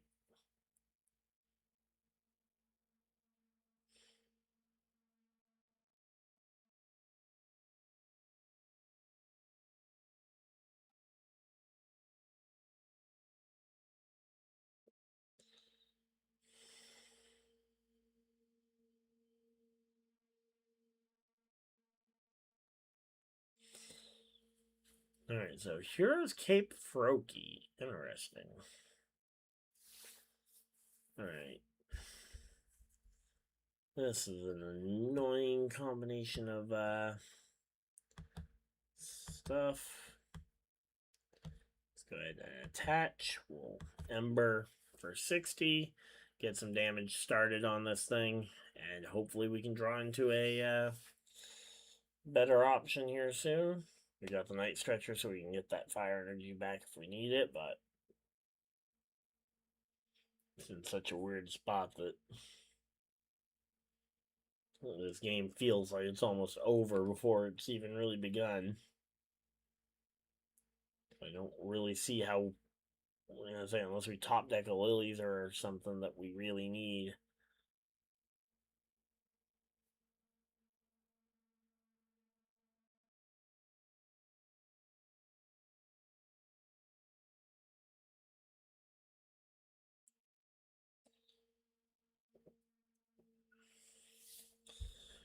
Alright, let's go ahead and skip around of advertisements. Alright, again, we're just chilling out here. Hopefully everybody's having a good time. Okay, cool. Did not switch. Can we stop just getting these stupid fire energies? I need something of substance here.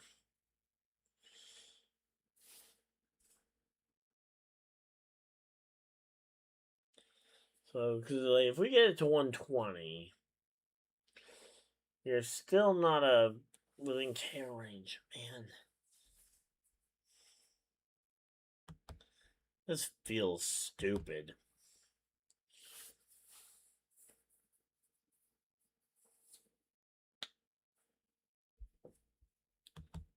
Like, the lilies that we got did not help us with our hand at all. What we need is like a Pokepad to be able to get the Cynical going. And there we go. Mega Greninja. Why did you not build up the Mega Greninja as the Frogadier there? Or the Froakie that has the Hero's Cape on it? I have no idea. Alright. We still only have the energy and the lilies in the discard pile, so that rare candy does us nothing. And I've already committed to not attacking and not burning another energy, so we're going to not burn it. We're going to continue to not burn another energy. Again, we are just waiting right now for the NASCAR Cup Series to come back from their rain delay. Currently, track drying is underway. Should hopefully be back shortly. Alright, there's Surfing Beach. You can't Surfing Beach out of the... Okay, but you can, I guess, Shuriken. Yeah, there we go. Mega Ninja onto the SIR. Alright, so you're going to double Shuriken here. With the Surfing Beach.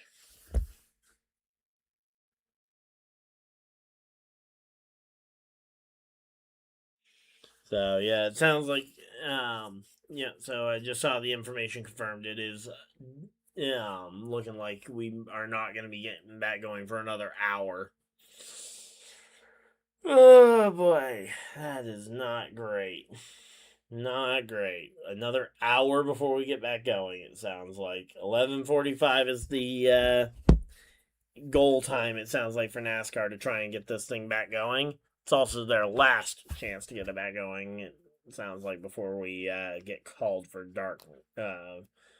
Before we get this thing called and sent back to set back to tomorrow. If it is tomorrow, it will be noon Eastern Standard Time. We will be here live on the channel to cover it if and when that happens. But obviously, we are hoping we can just get it in tonight and be done and over with it. But as per usual, we can't guarantee anything. But yeah, we have been absolutely just stuck in a rain delay here. The first bit of this race was flying by so quick, and then now we've just been in a rain delay for hours.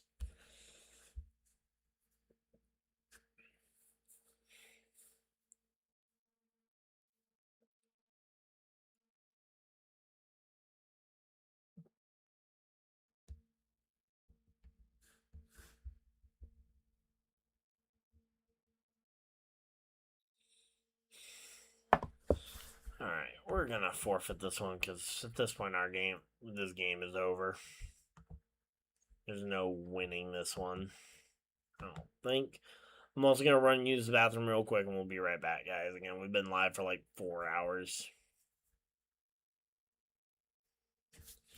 So we'll be right back, guys.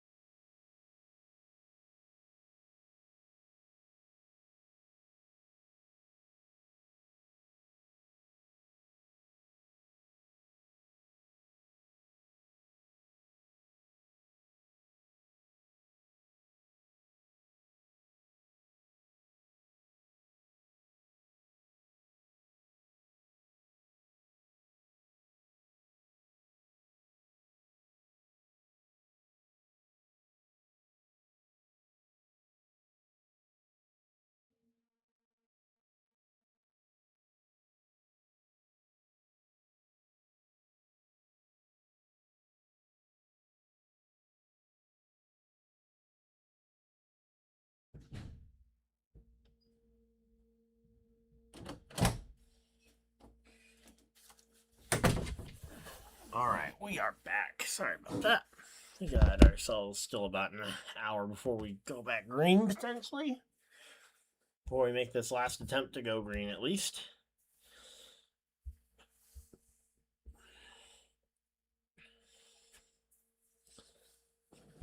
Alright, let's try...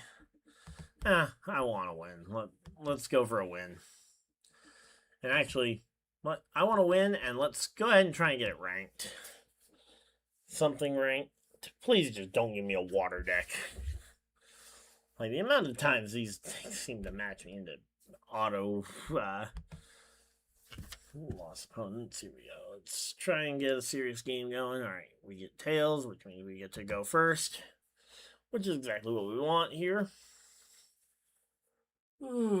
So again, the latest it sounds like they can go, and simultaneously the earliest it sounds like they're aiming to go is right around that 11:40 time window, 11:40, 11:45.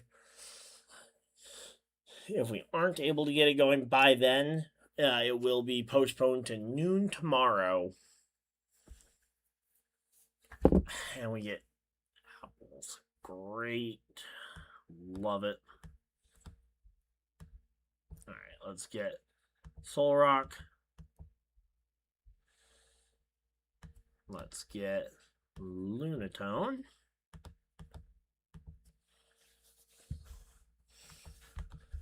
Boop. Alright, so we got... And now that we got our rocks, let's go ahead and go Lunar Cycle for 3. Oh, man, I hate doing this. Gonna have to discard a really decent hand there. And let's prep a energy to be, alright, let's... And we'll attach there and end turn.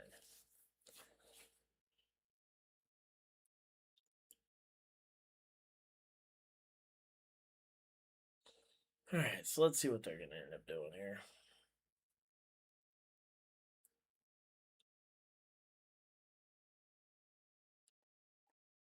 Alright, gets a Goldeen. Alright, so they are running full festival lead. We got to be weary of that. So we don't really need that many energies in the discard pile, because we're going to be one-shotting them on everything regardless. Alright. So there we go. We will Lunar Cycle.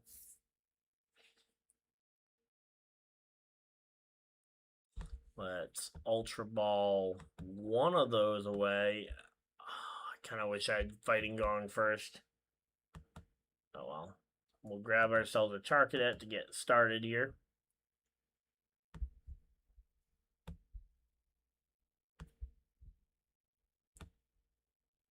Fighting. Attach. Retreat. Promote. Now the real question is, who do we take out? I think we gotta take out the energy. So let's boss up the apple. And let's Cosmic Beam for knockout. Take the first kill and try and just spiral the knockout into a game. Alright, we get a draw. So we get a draw 3 here.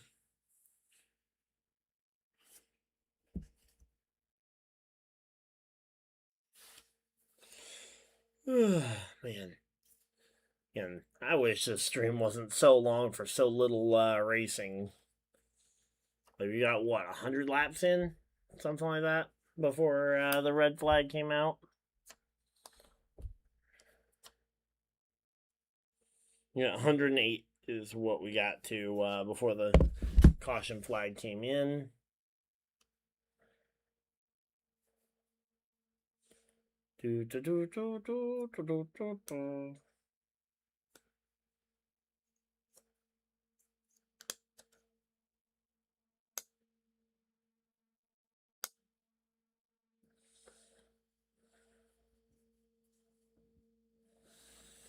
Alright, so They got everything they could possibly need now.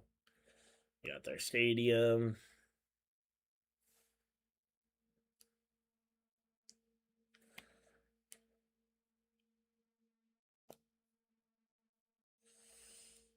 Their evolutions. Man, literally they could not have asked for a better turn. And now they still have 2 select any cards available. They can select any card they could possibly want, including energy cards, so they can get themselves energied up. Secret box. Discard those. Now you get to select one of each trainer card type.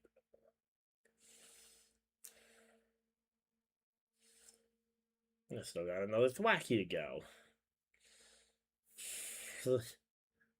Literally some of the best luck I've seen. There's the evolution to Sea King. They've got their deck thinned all the way to 17 cards. Now, the good thing is that they can't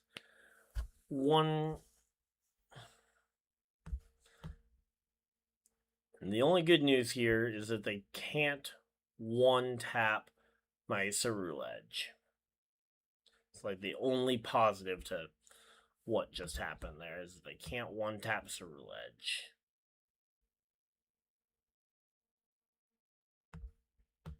Alright, we don't have Soul Rock anymore, so we can't do our draw 3. Alright, let's go ahead and evolve. EX. Flip that script, and maybe we can find something. Alright, let's throw down that thing. We'll go one of each to the discard pile. Okay, we got ourselves a second Ceruledge.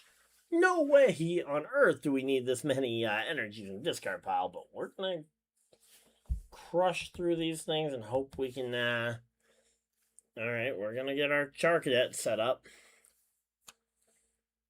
We might have a shot here. It's going to be a slim chance, but we got a chance here, guys.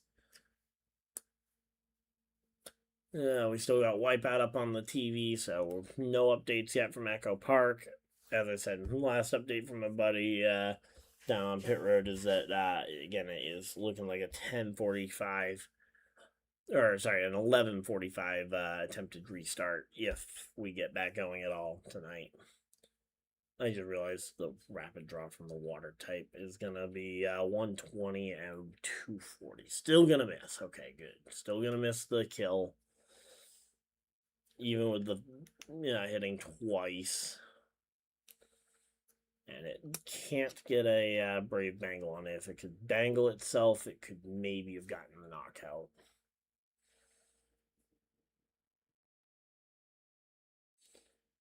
Oh, Kieran, that might do it. Rapid draw for 180. Yep, that's going to get it. Done for the festival lead. Take 2 prize cards and have drawn having 10 in the hand.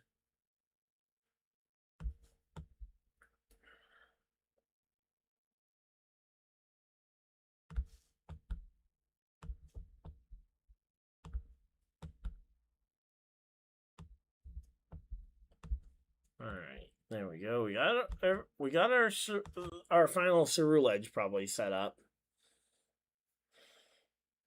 We don't really want a boss right now, so let's Lilies for a fresh hand of 6.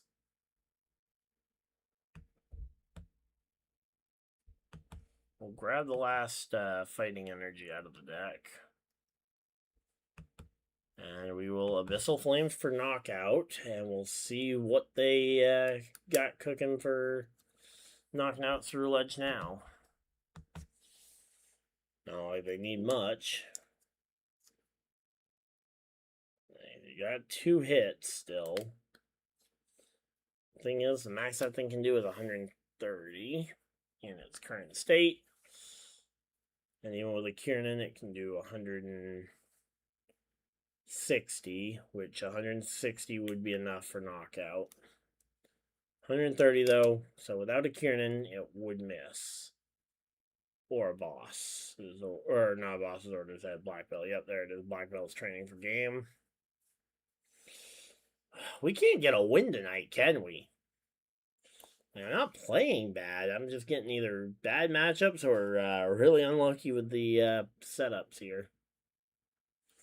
And the Sacred Ash put all those Pokemon back in there, thicken up that deck a bit, and come on, dude, you've got the game in hand.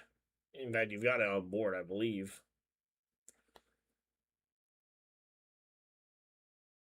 There we go, 170.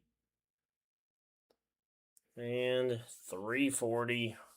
That is a knockout.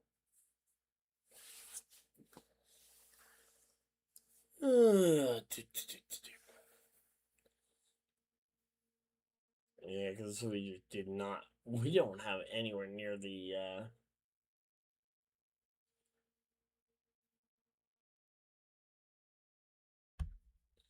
Yeah, they just had way too much firepower for us with the being able to attack twice and all that.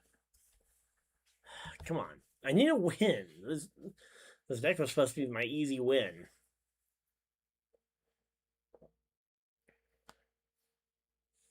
I guess if I want to just turbo grind the level, I could go for the Crustle. Just play a bunch of 80-minute games. But Ceruledge is more fun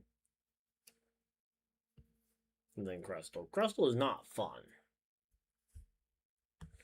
Alright, there we go. We've got a good... This is a good setup. Lunatone's not my favorite starting Pokemon. I would rather start Solrock or Charcadet. Either or. I can make either one work, but... There we go. Again, we're just chilling out here. Hopefully everybody is having a good time. Ooh, we get Lunatone versus Lunatone mirror match. Okay. So I kind of want to keep it ambiguous as to what we're grabbing. Although, maybe just by the fact that I discarded 2 fighting energies, he knows I'm not running a fighting deck. Let's Lunar Cycle, trying to keep it ambiguous. Okay, we got our fire Pokemon, so we're gonna reveal what deck we are now.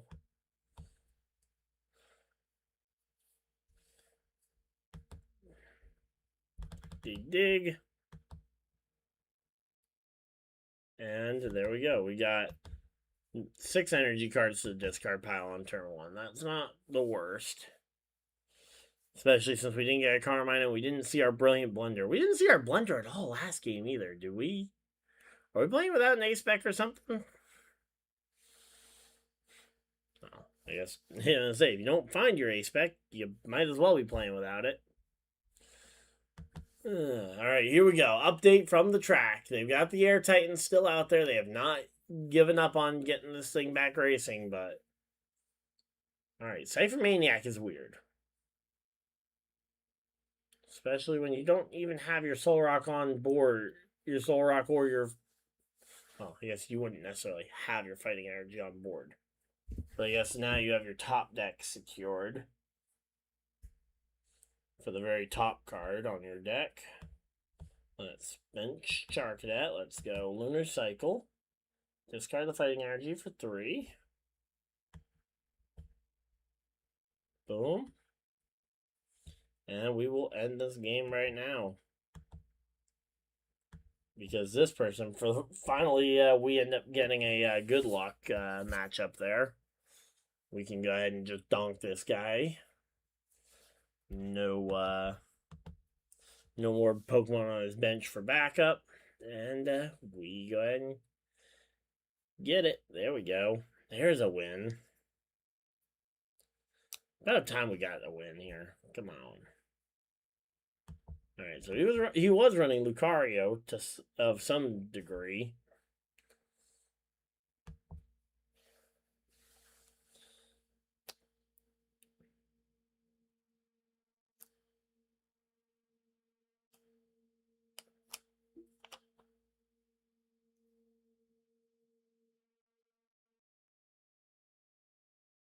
All right, drivers are going to be back to their cars in 15 minutes. There we go. Drivers to the cars by 9:20. There we go. That's an update we like to hear. There's Ty Dillon in his fire suit. Doesn't have his helmet on, but he has his fire suit on. So again, drivers have been told to be at their cars for drivers have been given their time to be at their cars. So we have gotten that. Yeah, we have something. Drivers to the cars for 9:20, so 15 minutes away. They have 15 minutes to get to their cars and be at the ready for a potential resumption of this race. I think if we get back going, I think we'll get there. It's just a matter of if this is enough. Oh, come on. Not Dwebble.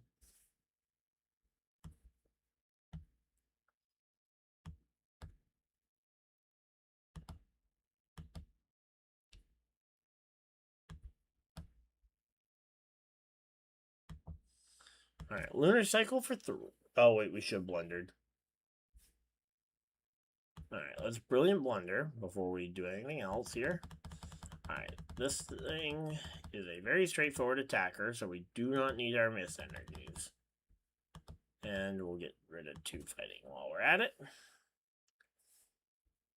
Let's go ahead and fighting gong for the drillbur. We'll go dig. Thinning this deck right down here. We'll wait to put the stadium in play because I want to be able to bump his stadium of choice later. And yeah, there we go. And say our only option here is the cosmic beam. If we can't get it with Solar Rock, we're done. Now, if he isn't able to get a ascension off this turn, we can win this. So Patrell, if he goes Hero's Cape with this thing, then we might be in trouble. Maybe I should have Ultra Balled away the Night Stretcher. Oh, okay, yep, there's the Hero's Cape. Should have probably Ultra Balled away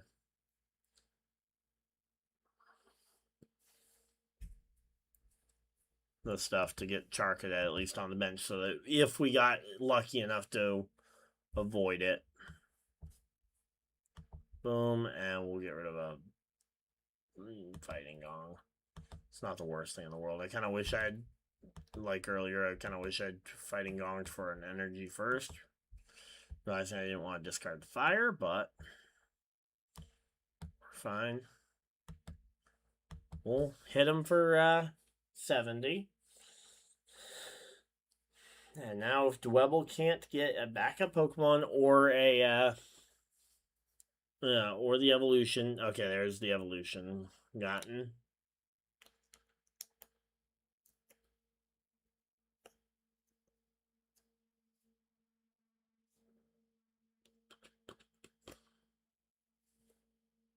And Eerie, gonna discard my items out of my hand. Boop. The good thing is we're doing more damage than he is, and he's 2 turns away. So he needs to attach and pass, and then attach a second time. Alright, he has the advantage here. He was able to get Drillbur into the active, but he wasn't able to actually do anything here. Alright, so we're going to Prism Tower. Discard that and that. Alright, we're going to evolve this because the 40 really isn't going to do us much. Carmine, we need an energy. There we go. We got ourselves an energy. Attach and retreat. Put this thing up. We'll let's go ahead and we'll Ultra Ball these 2. Actually, no. We'll Ultra Ball the Carmine. I don't want to necessarily risk discarding a hand again. right away. Fez. Get Fez on the bench. Cosmic Beam, and now he's got to be at least a little worried here because the next one kills him.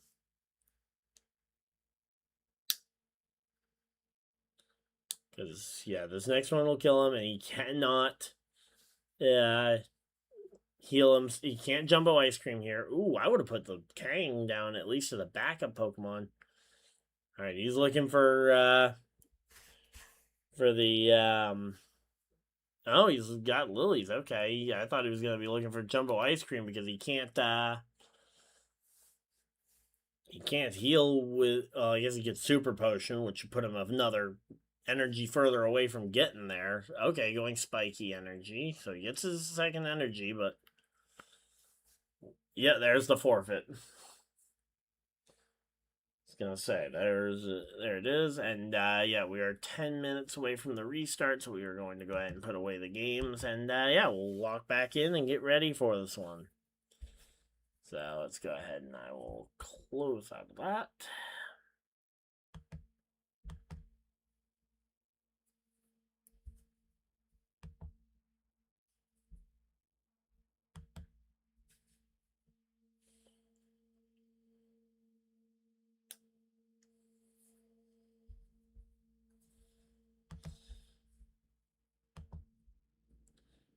And boom, there we go. We're back. Here we go. All right, we are ready for the NASCAR Cup Series to return. Drivers have been called to the cars.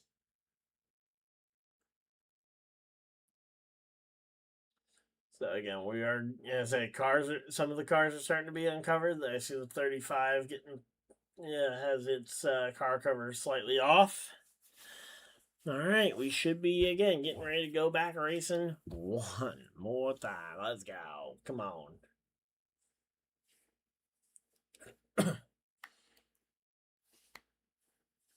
All right. Let's go. Drivers are back to the cars. 140 is the cutoff. Yes, I am still watching. All right, so they got Zilich and Riley Herbst out there talking right now. So again, we're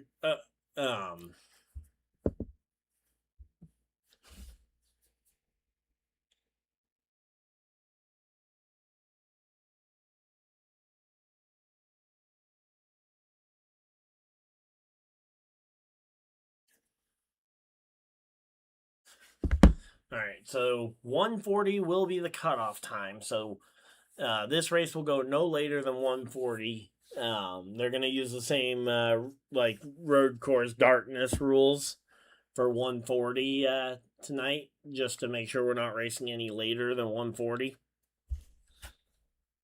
So if we get, let's say, another 120 laps in, and due to cautions or whatever, it takes us like 2 hours to get there.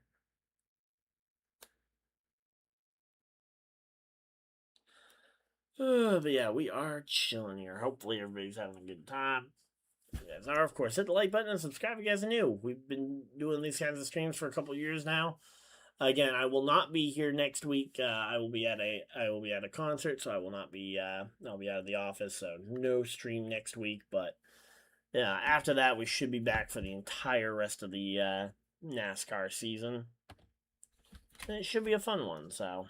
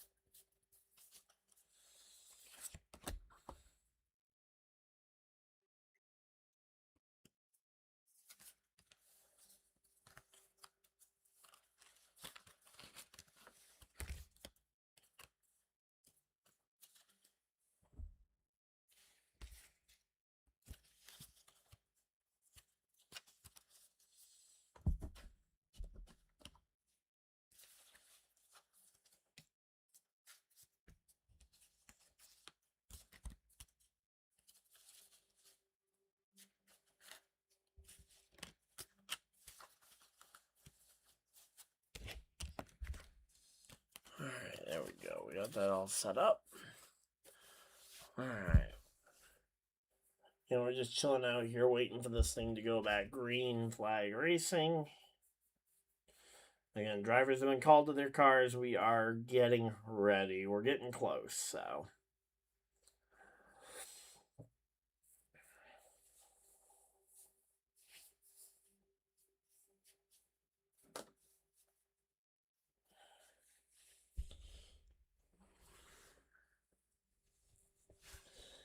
Alright, there we go.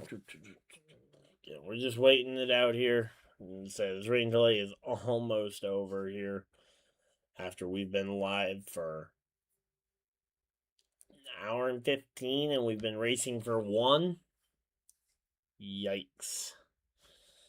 Not a great ratio of time on the track to lap to time on the TV, but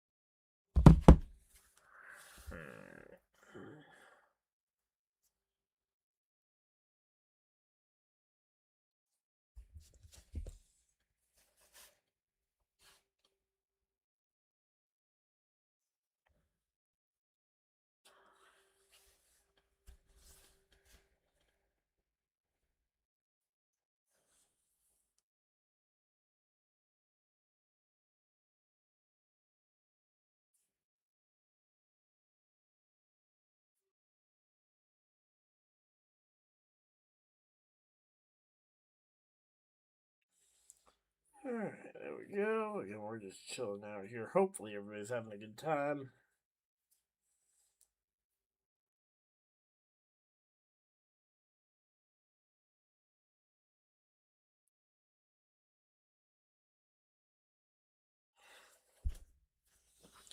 Alright, a couple of the guys are out there playing with a football. Looks like the 17 team there, so that's the Roush Fenway guys out there playing.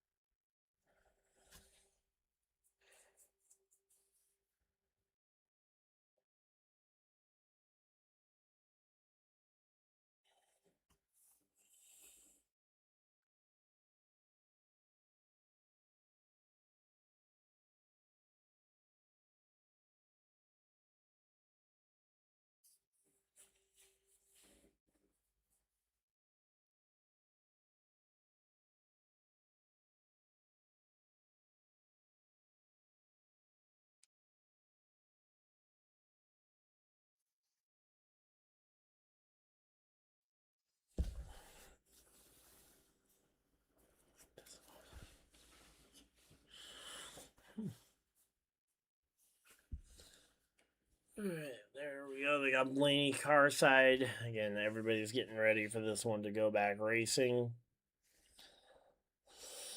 Should be any moment now.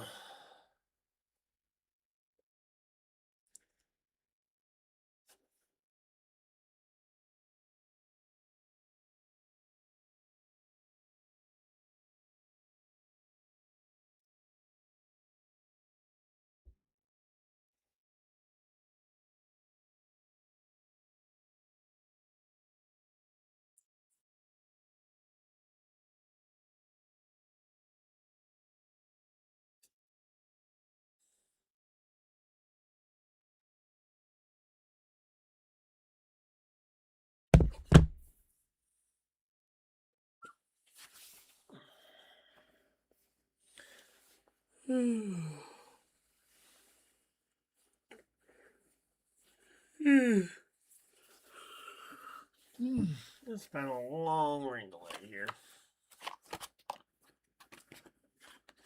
We've been live again for nearly 4.5 hours here. Drivers do need to be at their cars here right about now, so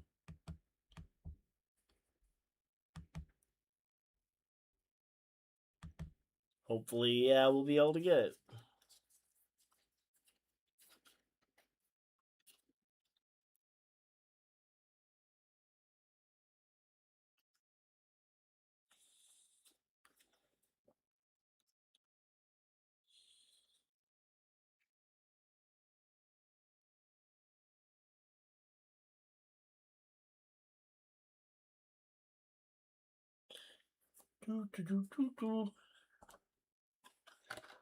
Are you going to do the All-Star stuff for baseball? I doubt it. I don't usually even watch the MLB All-Star game, and I have no idea when it is. So, let's see. When even is the MLB All-Star game? It's a Tuesday night.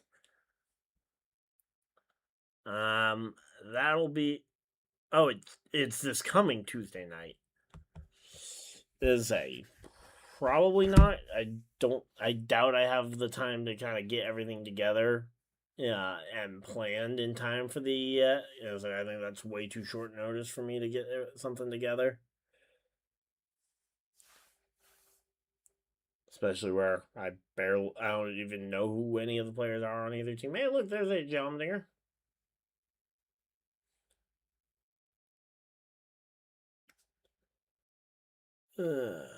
Yeah, as I follow the Red Sox when it comes to baseball, but besides that, I really don't follow a whole lot of the games. So,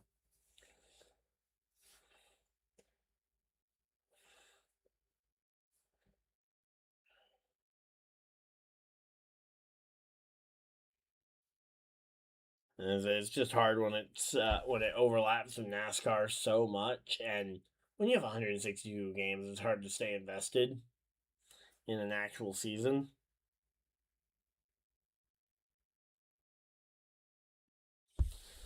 So.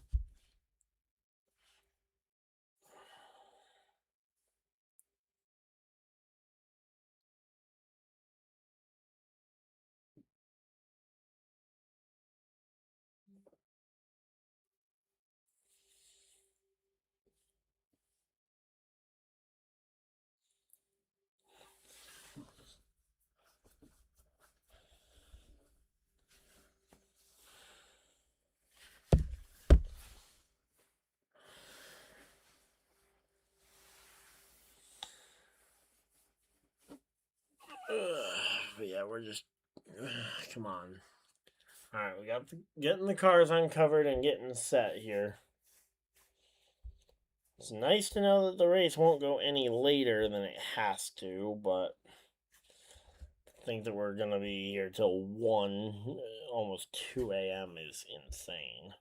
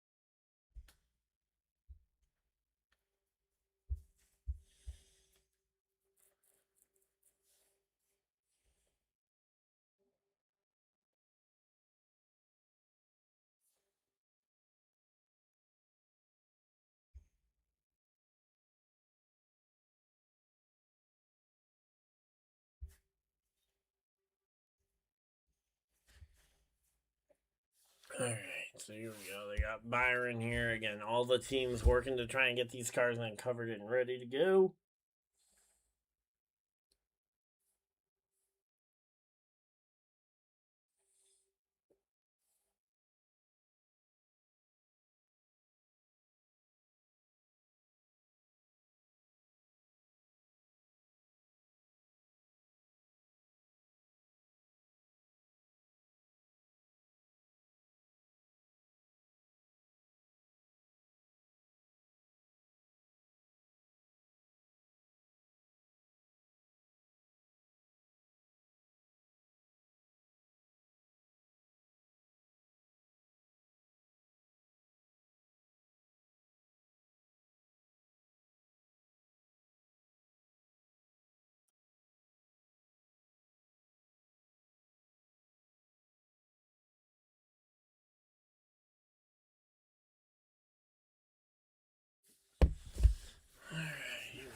we should be hopefully back to racing here shortly.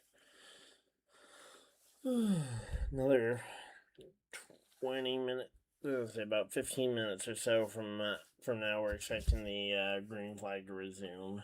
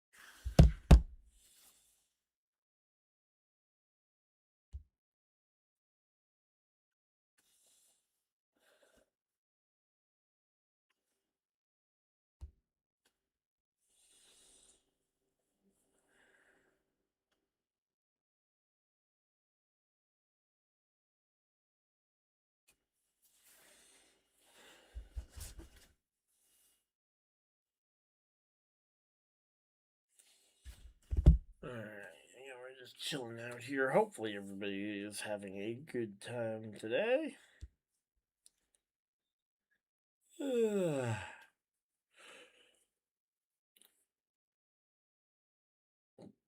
what a great sight, seeing the cars uncovered.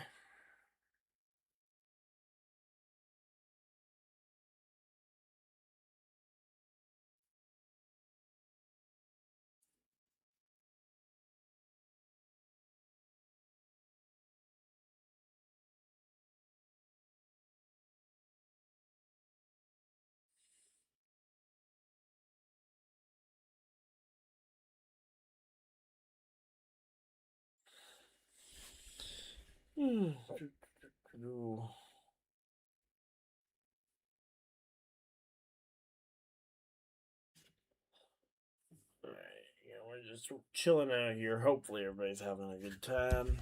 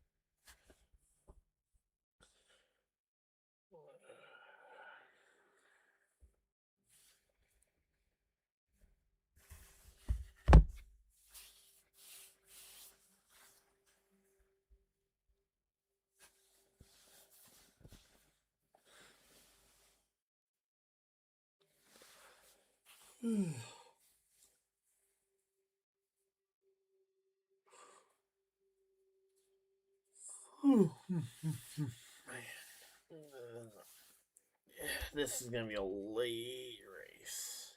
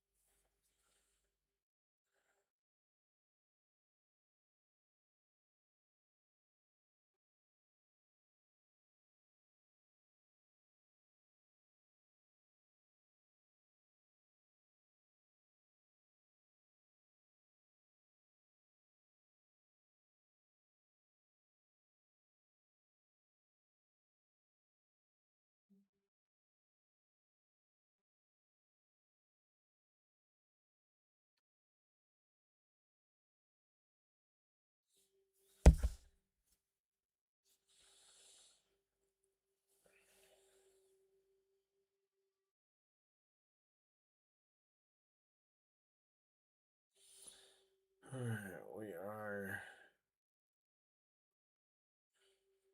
chilling out here. Hopefully everybody's having a good time. Yeah, we're just waiting this one out. They got a Car's Notes bar sitting at his car, helmet right there.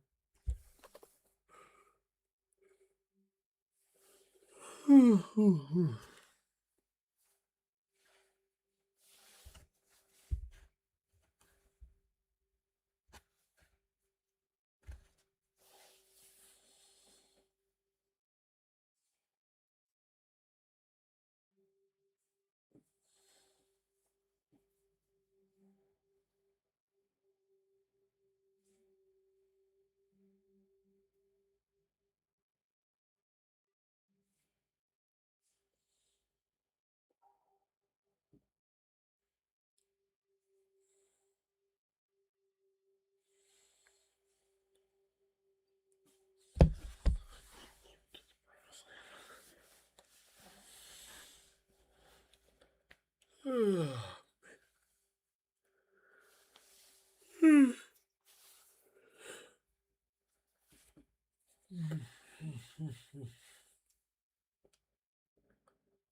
come on, let's get this thing going. Alright, let's see what the weather is looking like in Hampton. Still showing a drizzle. Oh, great. Yeah, it looks like rain most of the day tomorrow, so I'm not even sure if we got delayed that we'd be getting back.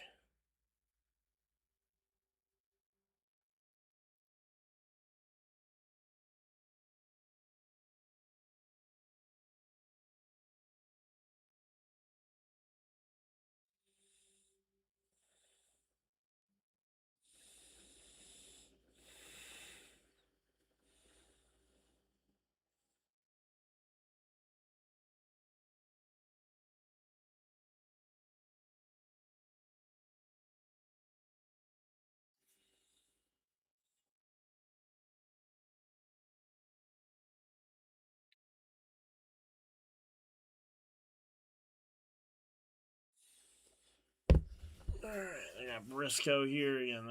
They're interviewing all the drivers, getting ready to climb back in their cars. Helmets at the ready. We should be back to racing here shortly, guys.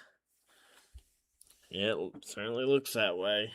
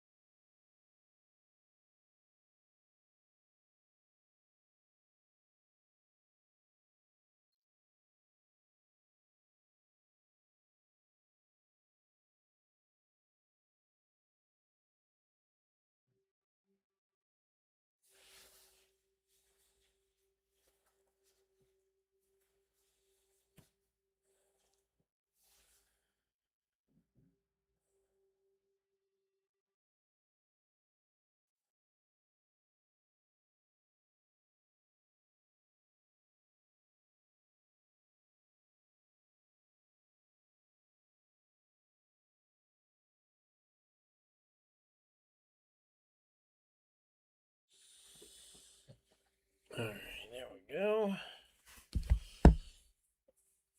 Alright, drivers are climbing into their cars, getting suited up, and we should be back to racing in the next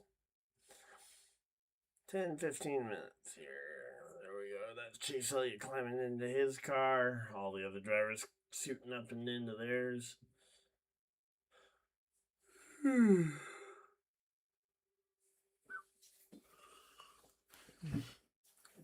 So Ryan Blaney has now led for almost 4 hours of this race.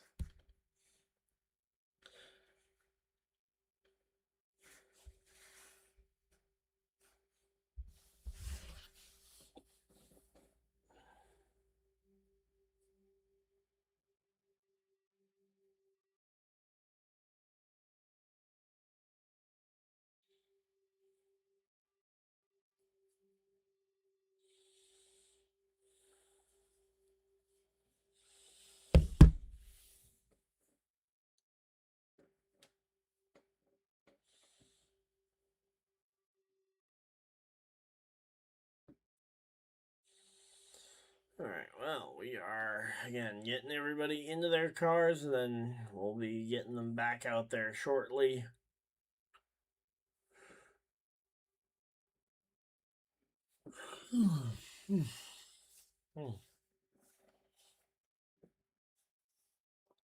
I'll say there are a lot of funky cars out here tonight. Ryan Blaney's got a weird looking one with the pink and the lime green and the black hood. So did we ever figure out? Okay, it looks like Chase Elliott has a weird looking Napa car today as well. And here we go. Cars are rolling. Let's go. Cars are a rolling. Let's go. Ryan Blaney runs off the pit lane following the Chevy Corvette pace car here. And we will be, we've got ourselves a race once again.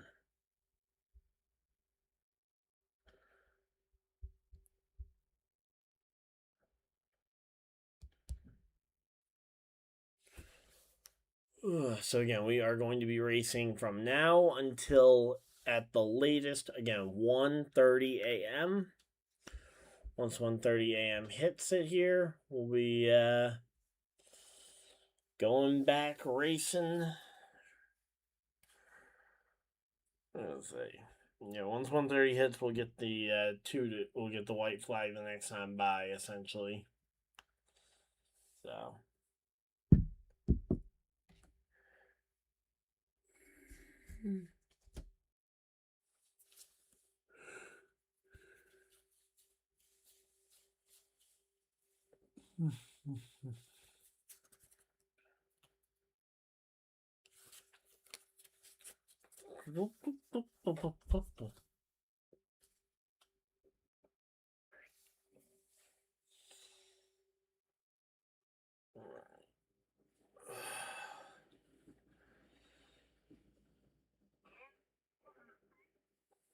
Alright, one last time I'm going to run and use the bathroom, and we'll be locking back in for potentially another 2 hours of racing at most.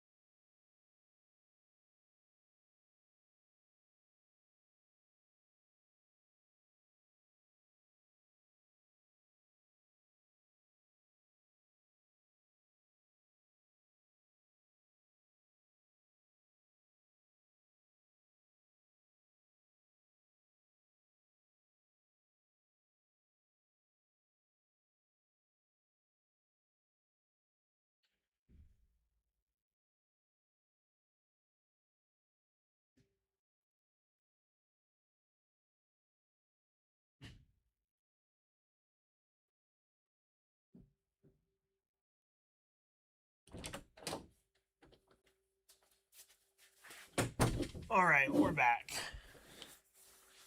Sorry about that. We're back here. Okay, I got a lot of messages from Trev. Alright, I wasn't gone that long, Trev. Alright. Ooh. Why is there pink on the edge of the screen? Is that a channel specific thing? Or is that a TV going bad thing? Okay, no, it looks like it's just a that channel thing. Alright. That's not good. Where did the race go? TNT.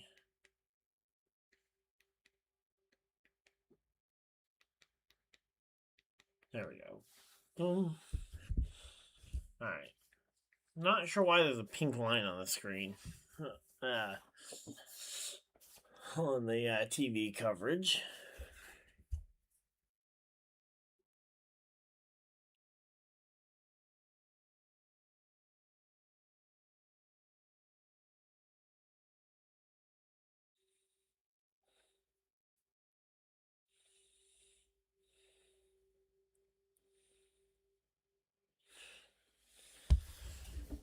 Alright, here we go. We are getting ready to hit this one back up. Alright, let's see.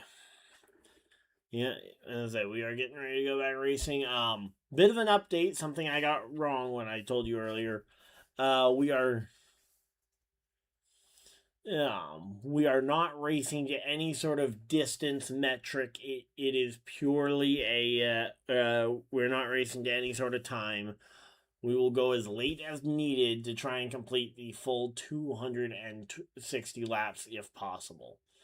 If more rain comes, obviously that very well could change, but at least at the moment, the plan is we are going the full 260. There's no, hey, Trev, how's it going? But, yeah, there's no the originally reported 140 time limit is not a thing apparently tonight, so we are going as late as needed to complete the lap. So welcome on in. Hopefully everybody's excited. We got ourselves a long one coming up here. Ryan Blaney, Bubba Wallace, Tyler Reddick, Christopher Bell, Elliott, your top 5. Jones, Larson, Hocevar, Logano, and Gibbs, the top 10. Cindric, Nemechek, SVG. A couple of guys first on the outside looking in at the top 10. But yeah, I'm curious to see what some of these drivers, like maybe a Ryan Preece, might try and pull to try and help himself in the stage points and or in the overall finishing results to get some extra points. Because, I'm going to say, with the way we're running, they're going to need to be on top of their game. Yeah, there we go. They got the... They're going down and just drying the pit road real quick, making sure that they get that dry, and then we should be getting doubled up and ready to go back racing.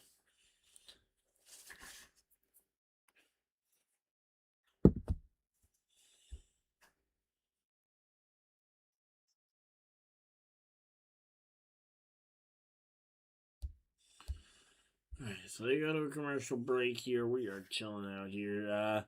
So After Dark Racing is awesome. How do you feel about it? Should have been Saturday night. I'm not a fan. I've said this a few times. I'm not a fan of racing Sunday nights on non-holiday weekends, especially doing it as frequently as they are. Like half of these this week are Sunday nights, or half of the races is on the in-season challenge.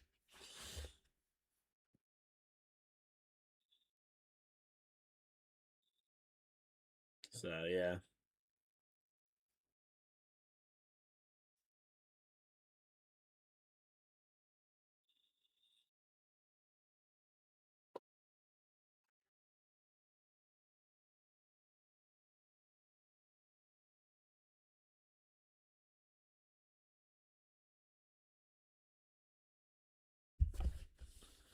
Alright, so again, we are chilling. But yeah, I mean, I'm fine with going racing any time of the night. but I do kind of wish, especially for the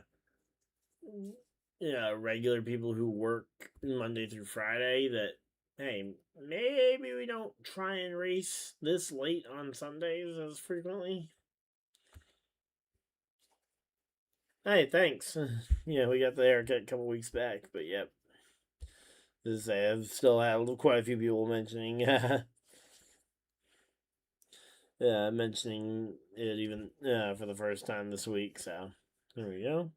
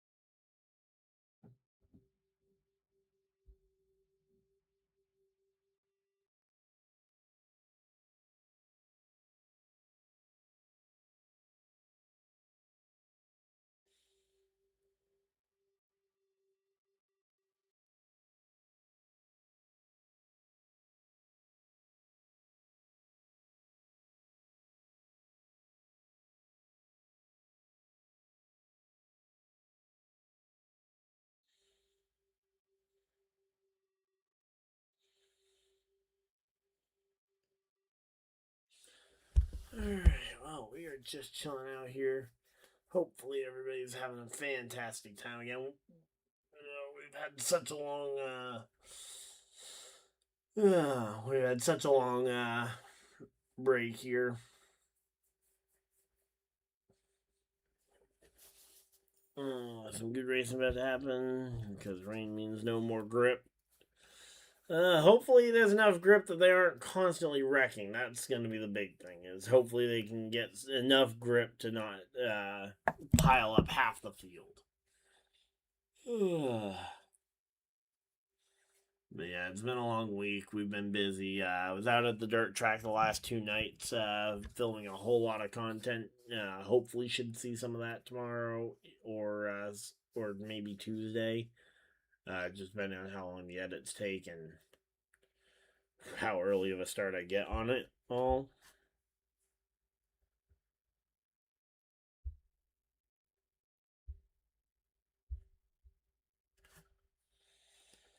But all in all, though, should be a good race.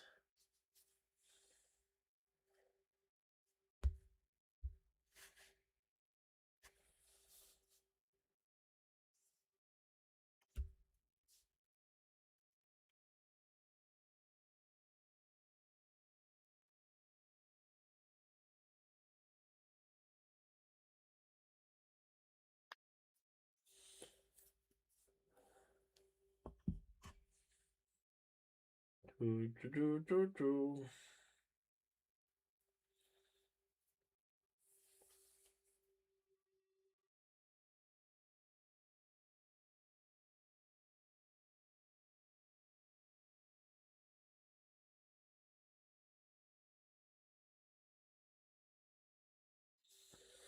Let's see, right, this one.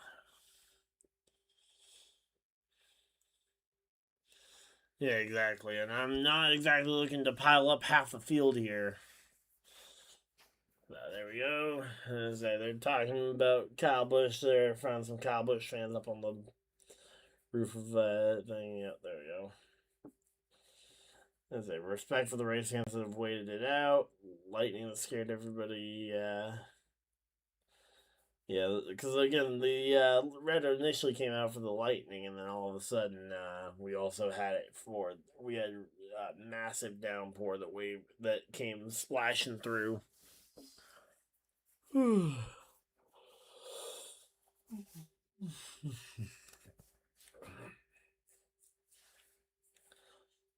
Ironically, we're actually getting somewhat close to halfway.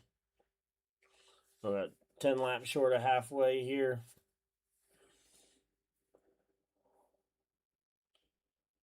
here comes everybody on the pit road, it looks like.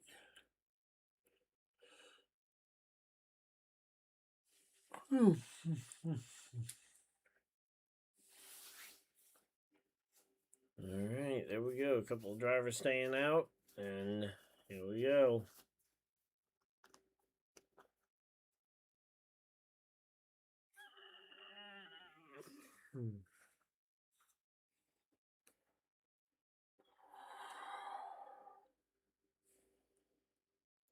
Alright, here we go. We got everybody coming down pit road here. We got the 45 of Reddick, the 23 of Bell, or sorry, the 20 of Bell, the 23 of Bubba Wallace. Ooh, who had to check up as somebody as looks like McDowell is coming into his pit box. And here comes Ryan Blaney off his pit box, and it's going to be Blaney, Logano, Bubba Wallace, Reddick, Hocevar, Cindric. And you got McDowell, Bell.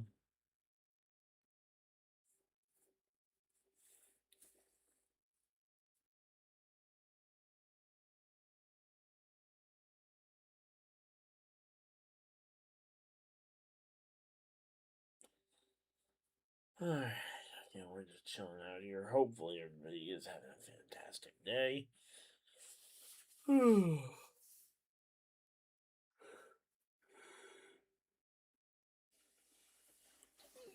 Alright,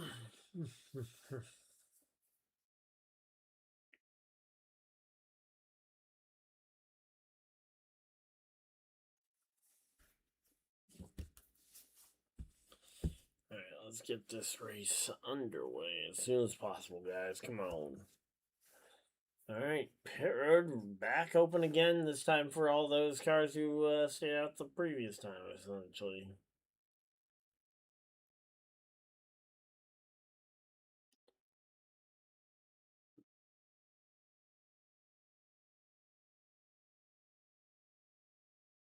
Alright,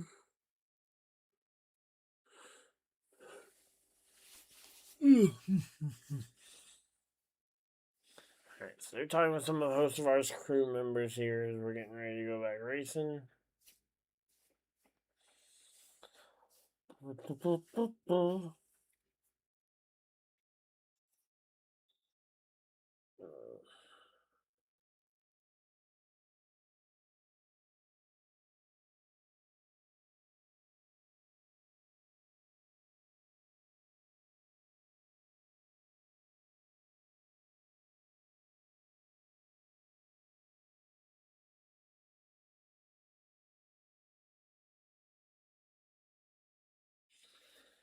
Alright, man. There we go. They got Luke Lambert on the 77 pit box.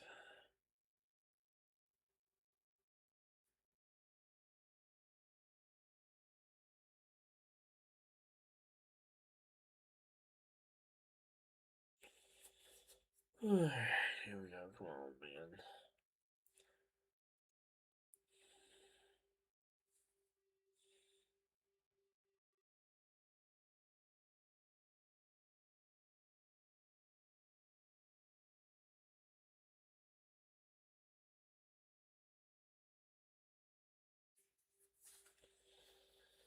Alright, here we go. Choose cone time.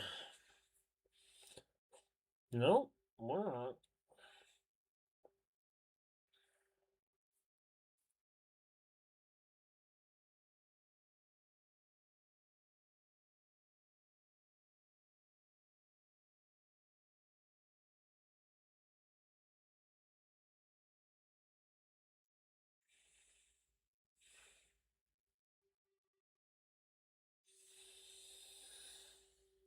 Man.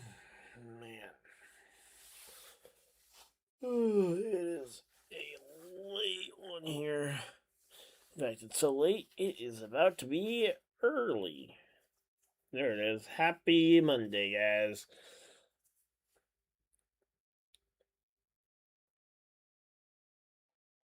Happy Monday. We are here. We're ready to go racing on a Monday here.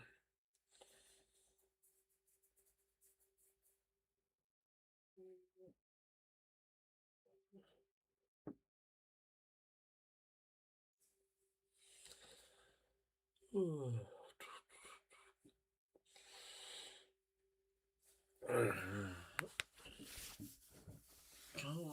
come on, come on.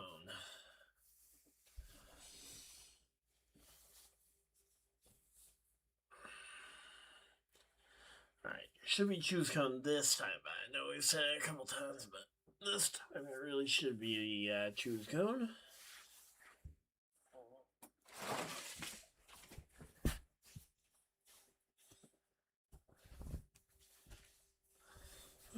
There we go. Top. So the 2 Penske cars going to the top. The 2 2311 cars going to the bottom. Hurricane Hocevar and McDowell going to the top. Cinder goes to the bottom, breaking up the Toyota train on the bottom. As Bell and Jones both choose to the bottom. Hamlin chooses to the top. And we are set up and ready for the restart.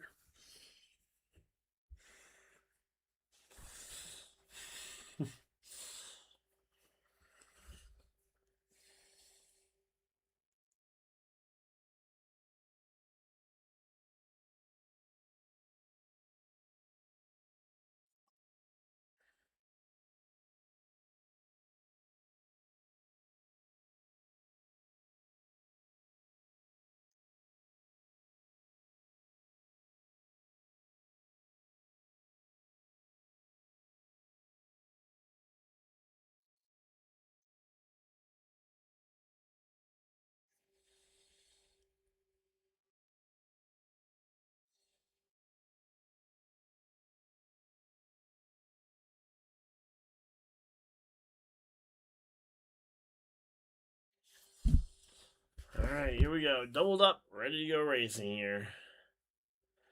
We have a pile up. This is going to be good.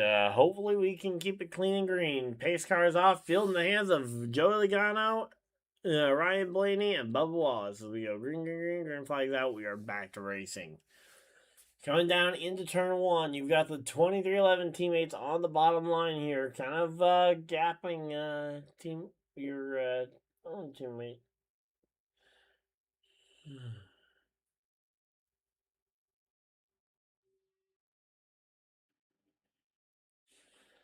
Alright, so here we go. Blaney down through 3 and 4 here. It looks like he's going to have the lead coming off the corner. Question is, how far ahead can Logano get? Looks like they're going to both get clear. And all 3 get clear as Hurricane Hocevar to the bottom of the track. Hocevar going to try and make something happen. Jumps to the very bottom of the racetrack here. Going to try and make some moves.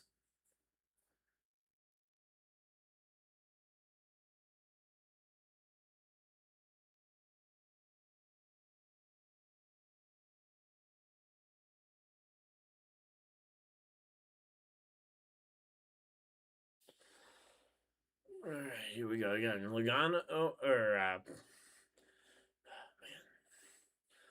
Blaney out in front of the field. We got Bubba Wallace in second here.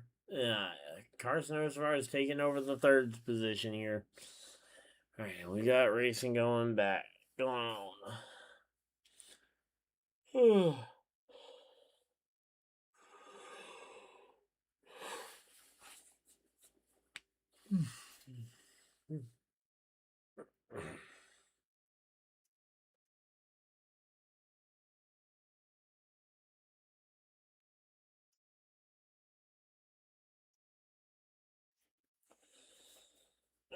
Again, we're just chilling out here. Hopefully, everybody's having a good time. Here we go. Denny Hamlin looking at the outside.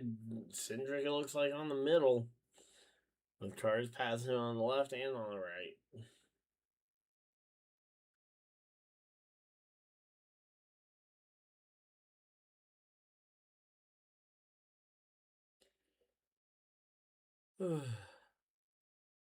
Alright, here we go. Bubba Wallace jumps out, and Bubba Wallace able to take the lead. Here comes Hocevar back, looking to the bottom of 3 wide on the 2 Penske teammates here, the 12 and the 22.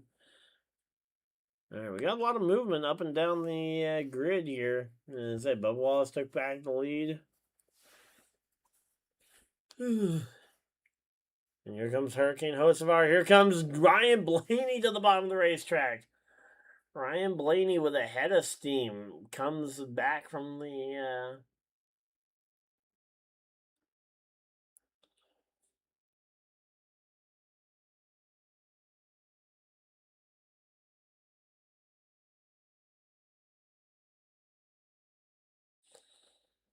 Man. Ugh.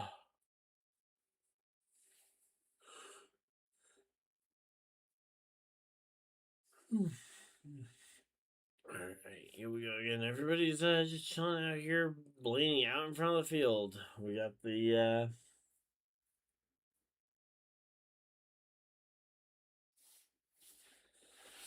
oh man. Again, this has just been a very long day.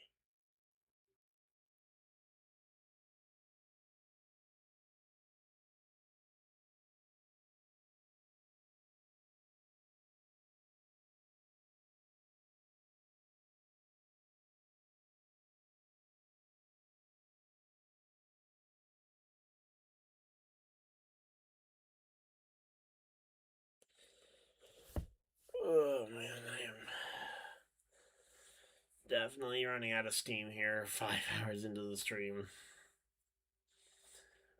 Oh, but yeah, here we go. We got Ryan Blaney jumps back out to the lead with Joey Logano in tow. Bubba Wallace in third.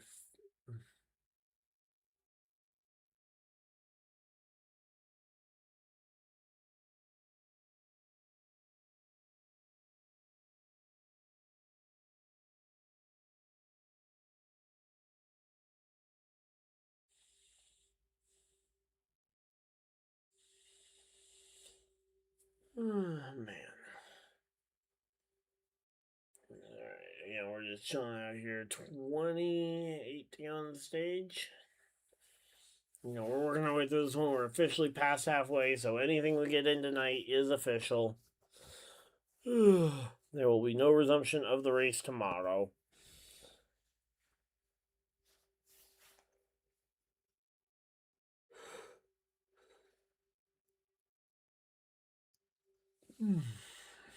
Man.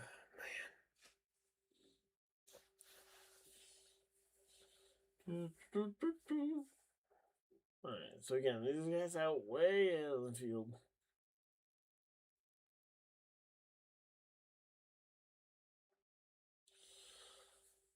Oh, man.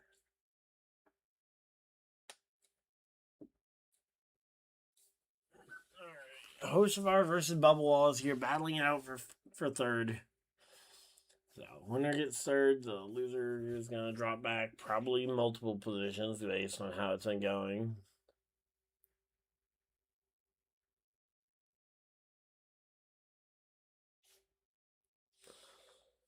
But yeah, here we go. You know, we're just chilling out here.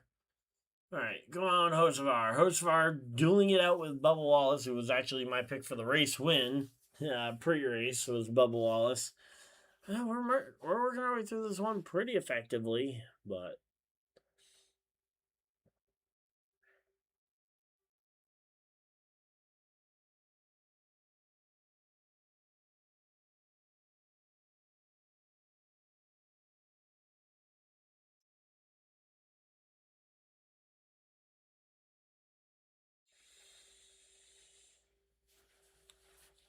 alright, again, we're just chilling out here. Hopefully everybody's having a good time. Alright, here we go. The 77 gets clear of the 23 and can move up the track.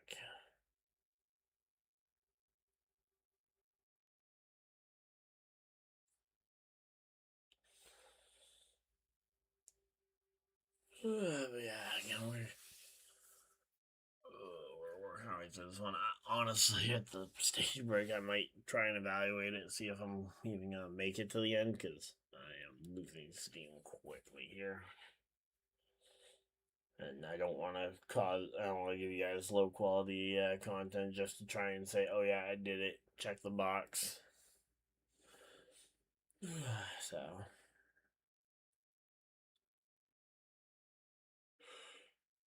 Man.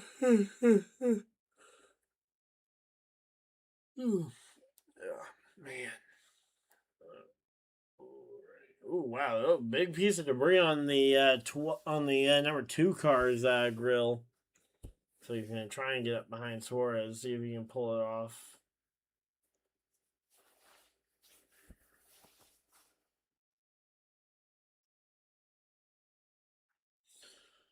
Alright,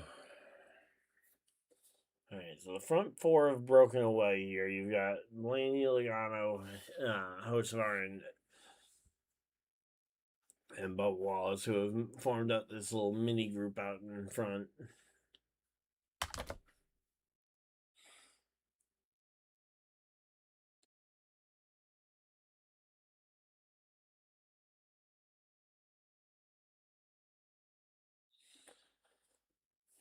Yeah, so as of right now, though, again, we've got Blaney, Logano out in front of the field, making this one happen here. Missed the Pokemon TCG part. Don't worry. I should have a video coming out. Over. I've been posting some Pokemon TCG stuff over on my second channel, which I believe is linked in the description. Let me double check, make sure. Yep, gaming channel is linked in the description. If you look up Ryan Dyer Gaming, should be there as well. Gonna be trying to post weekly Pokemon TCG content over there, if not more than once a week. But at the moment, I think my goal for that channel is I'm gonna try and stabilize it to one post a week, at least for now, while I'm trying to build it up. And that way, it doesn't take too much more of a toll on the main channel here. So there we go. Oh, nice. Got played, right? Oh, nice. Played Cerulege into, what was it? Was that the Crustle? Because that is a rough matchup to play Crustle into the Cerulege. I'm also a lot lower ladder than I normally am because I've been trying to play on the go, and when I get a match and I think I have time, and then all of a sudden time runs out, it's like, okay, gotta forfeit because I gotta get back to doing whatever I need to do. Oh, the Greninja one. Yeah, the Greninja one with the the Greninja one, it all comes down to just how fast you get set up. With my one, I wasn't getting set up very quick, and we had drivers getting called to the track, so.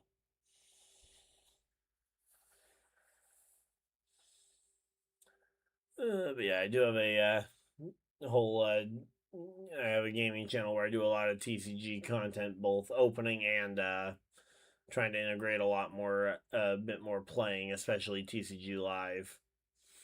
So you should be looking forward to that. But here we go. SVG making a move 3 wide in between Eric Jones and Denny Hamlin, former Joe Gibbs Racing teammates, and SVG just sneaking his way through. And so I certainly wouldn't want to be that guy trying to sneak through the middle of two guys who.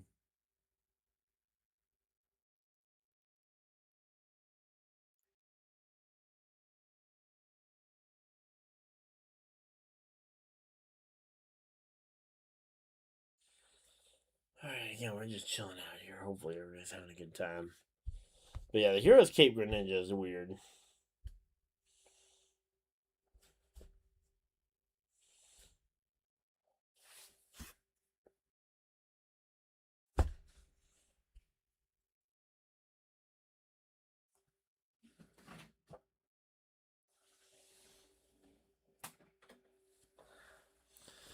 I just realized I don't have my phone cord either, so my phone might also be looking at dying here at some point, so we'll have to keep an eye on that. But here we go. Oh, Joey Logano got shuffled out. He's dropped back a couple spots as looks like Logano and Hocevar has jumped up a couple spots here. Hocevar to the back bumper of Ryan Blaney. Any update on Cody Ware? Not a driver I get frequently asked about, but I can look that one up real quick here for you. Cody Ware is 1 lap down and 36th. The very last car 1 lap down. Let's go ahead and skip around to ads for everybody. And right now, again, Hocevar out in front of the field.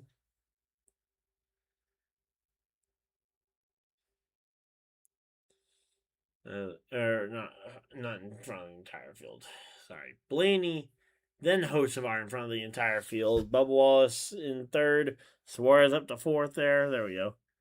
All right, cool. Hey, everybody has every driver's got a fan, and as far as I'm aware, Cody Ware's a pretty good guy. As far as I'm aware, he got cleared of all the stuff that he was under suspension for a couple years ago, and again, I don't know him personally, so I can't really say how good or good or not of a guy he is. Usually not the biggest fan, just because I typically don't love when drivers are for the most part there off of who they know and not their talent. But I'd love to see Cody Ware get some opportunities and some better, maybe a good one-off truck ride for Cody Ware. Give him a nice truck that's fully souped up. Maybe put him in one of the Dodge Ram colleague trucks. See how he performs compared to some of the others in comparable equipment versus only ever running the single car in-house team. That'd be interesting. Here we go. Big move. Bubba Wallace to the bottom of the racetrack, looking for the lead, and it's Bubba Wallace and Blaney off of turn number 4. And Blaney holds it at the line, but it was close. Here comes Bubba Wallace up the inside, going to look to try and see if he can make that move again. I think he's going to need more of a push from his pusher here.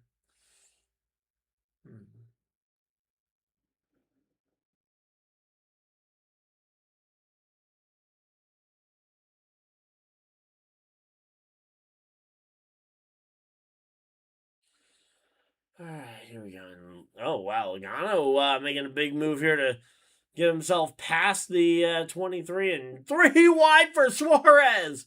Suarez goes 3 wide with Hocevar and Bubba Wallace to try and jump himself up into the 3rd position after Joey Logano just went and did the same thing to move himself to 2nd. So Daniel Suarez just sat back, watched that one, and popped off there. There we go. Great move.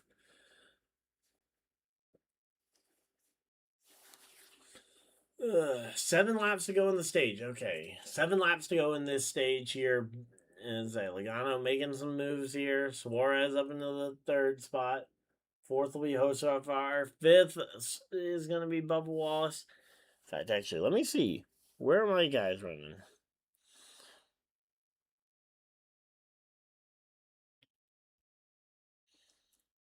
So I quite literally have 1st, 2nd, 3rd, and 5th. And then I've got Byron. My picks are looking really smart here. And my pre-race picks before the race, I had Blaney Logano,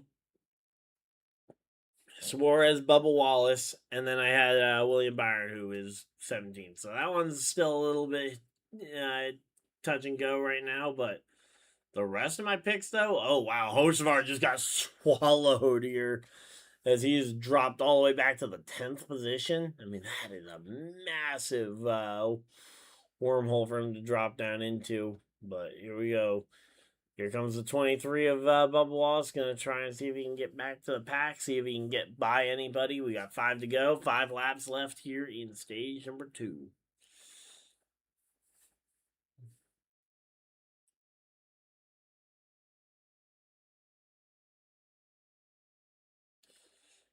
So yeah, there we go. 4 to go here. Blaney out in front. Suarez jumped up to 2nd here as he was looking to try and make a pass on Logano. Looks like he is going to drift back, though, into position.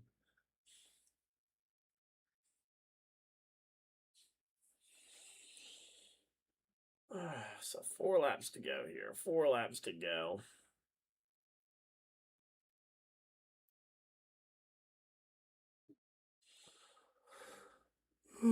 Four laps to go, and then we will have 100-lap dash to the checkers. Again, the fact that we haven't had a single caution for contact yet tonight is insane.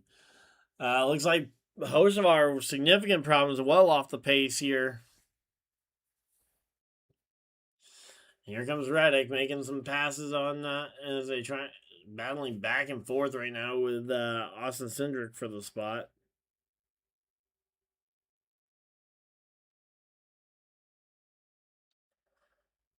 Alright, here we go. Yeah, we're just chilling out. Let's see.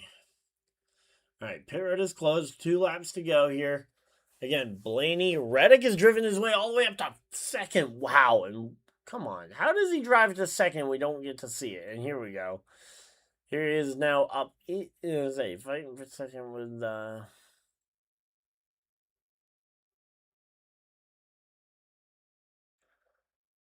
Alright, here we go. Yeah, we're chilling here. We got Blaney, Logano, Reddick, Bubba Wallace out in front of the field here. Suarez has drifted back a couple spots, but should all in all be still pretty good. Here we go. Here comes Bubba Wallace to the bottom of the racetrack with 1 lap to go. Logano trying to clear Tyler Reddick. Reddick on the outside, battling for second. Spin! Bubba Wallace! Bubba Wallace goes for a spin off the corner, and it is going to be Blaney, Reddick, Logano, Cindric, Suarez, Gibbs, Bell, Jones, Hamlin, and Van Gisbergen. The top 10. All right. I'm going to trust that Bubba Wallace can overcome that spin, but there we go. Ryan Blaney has swept the first 2 stages and will attempt to sweep the night with a in 100 laps time when he comes around to win this one. All right, Bubba's car looks okay. Didn't tear itself up in the grass. I think he's in a good position. He just needs to get 4 fresh tires on that thing and not repeat that. Oh, okay. So he was slowing up. As I think he was already pretty much. I think he was already very loose and losing it.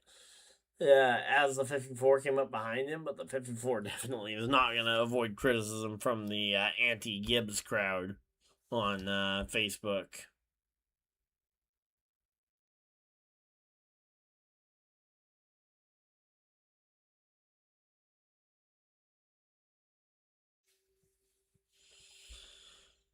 Ooh, there we go.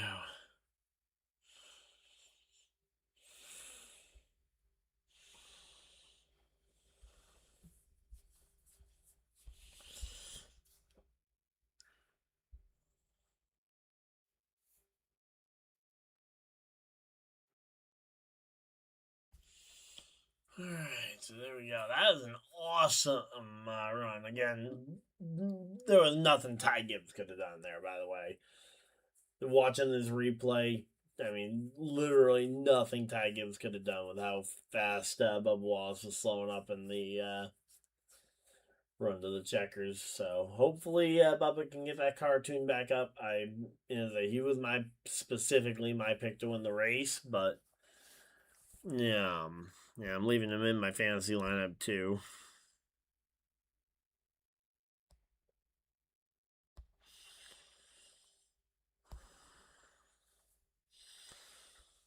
Yeah, we are just chilling you out here. Hopefully everybody's having a good time.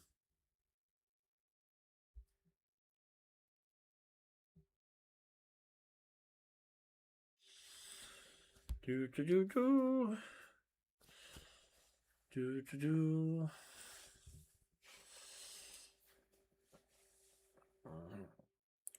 Alright.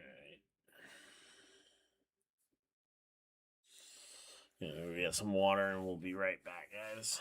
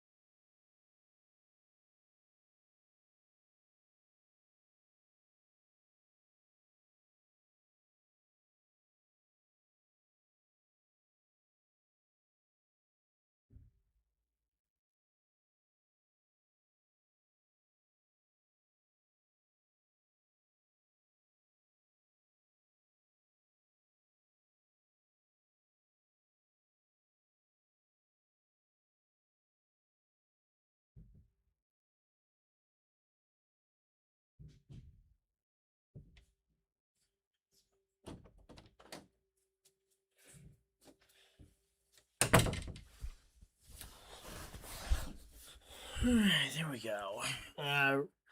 Just lose the left fender to win both races this year without each front fender. That'd be funny. That would be hilarious if Reddit gets that.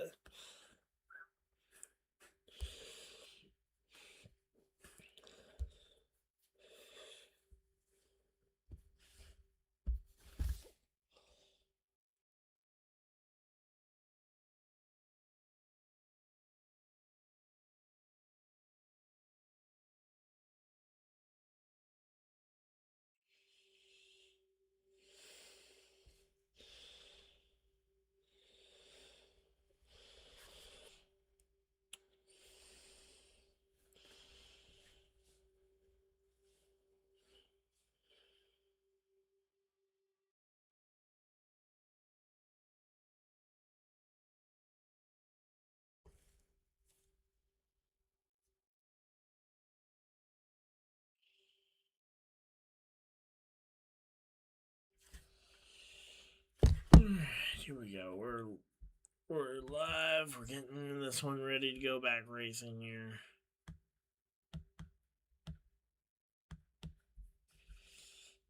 Alright. So Ty Gibbs, Austin Cindric, and Busch are out front. So I'm assuming some people came to pit road, others chose not to. But yeah, there we go. Blaney, Reddick, Logano, Cindric, the top stage point earners.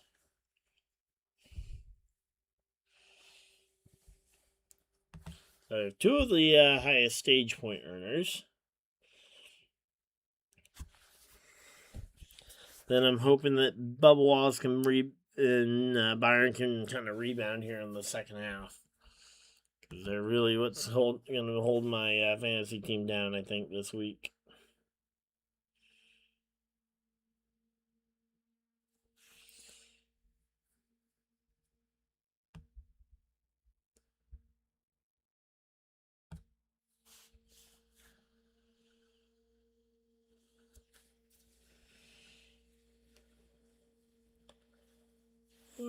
So yeah, there we go. Alright, let's get ready to head back out here and get ready to go back racing.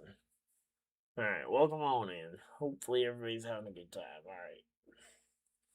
They've doubled up. We are going to be going back racing this time by. So it's going to be Gibbs and Cindric on the front row. Zilich and Buscher, row 2. Row 3, Jones and Bell. Row 4, SVG Hamlin. Row 5, Austin Dillon and Larson here. As we get ready to go back racing. Pace car is off. Field in the hands of Gibbs and Cindric. Green flags out. We are back to racing. And let's see. What is Cindric going to do from that inside second row position with the Red Bull machine? Is he going to follow in line? Looks like yes, he is going to. He is going to try and rush to try and make it 3 wide and potentially spin out Cindric here. Nice, neat, and orderly here. Give a nice, good push to the 2. See if you guys can both get clear.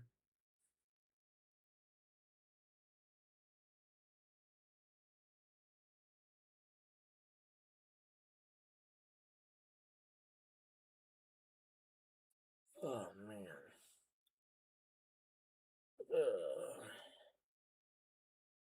Alright, so again, right now we got side by side Cindric and Gibbs dueling it out side by side, door to door, all the way through this one. Right now, Cindric's coming out ahead here, through 3 and 4.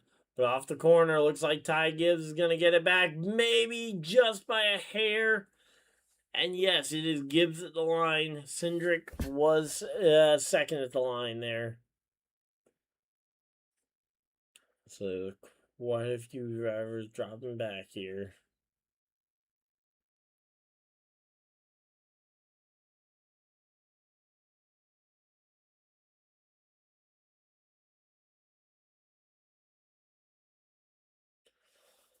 Alright, here we go. And there's Cindric gonna. No, Cindric didn't get the lead of the line. 0.001 back. Here we go.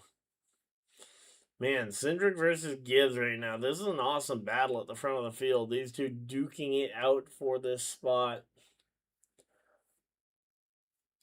Giving it everything these two have. And Zilich backing way up right in front of SVG as well.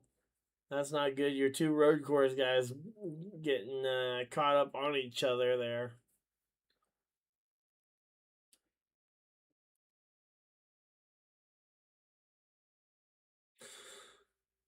There we go. All right, so 2 wide for the lead, 3 wide on back.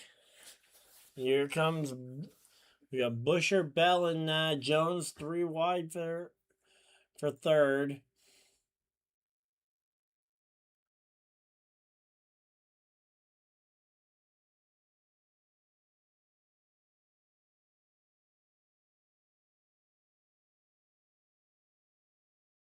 But yeah, here we go again. We are just cruising through this one.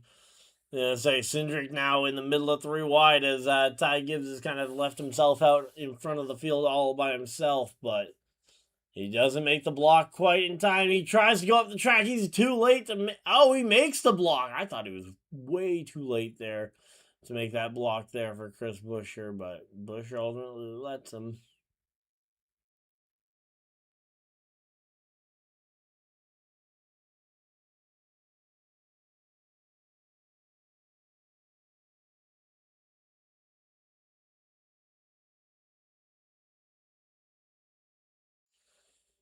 Yeah, here we go. Yeah, we're just chilling out here. Hopefully everybody's having a good time.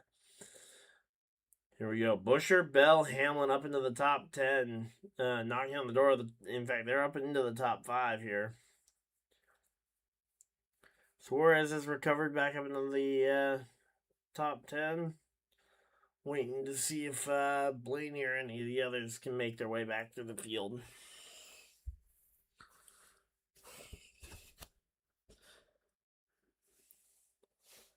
Alright,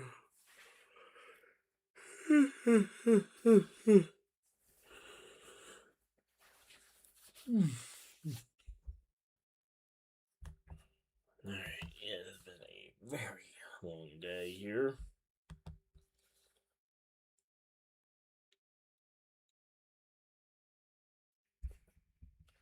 Here we go. We got Ty Gibbs out in front of the field. Here comes Christopher Bell to his back. Back up. Say unlikely to unlikely to be the first one there, but here we go. Let's see.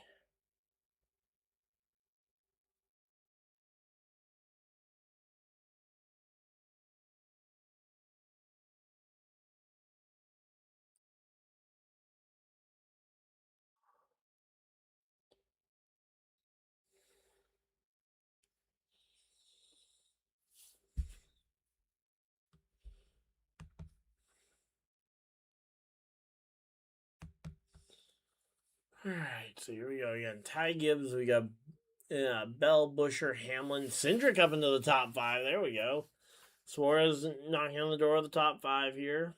Logano's made his way up into the top 10 firmly on the on the fresher tires, or what I believe are fresher tires. No, it says they all pit at the same time. Must be that these guys took longer or more tires than you guys.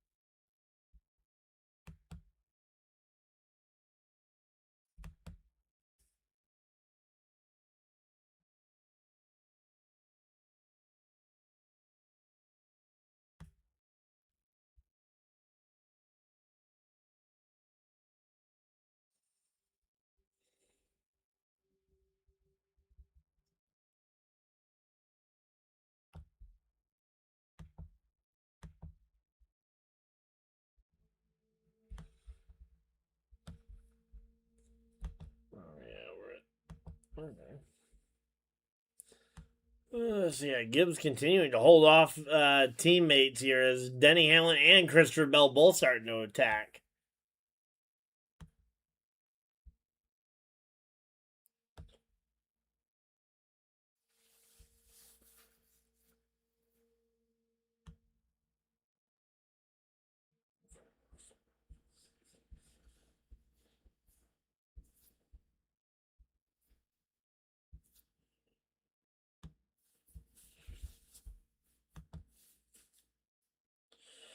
Alright, here we go. Let's skip around ads, guys.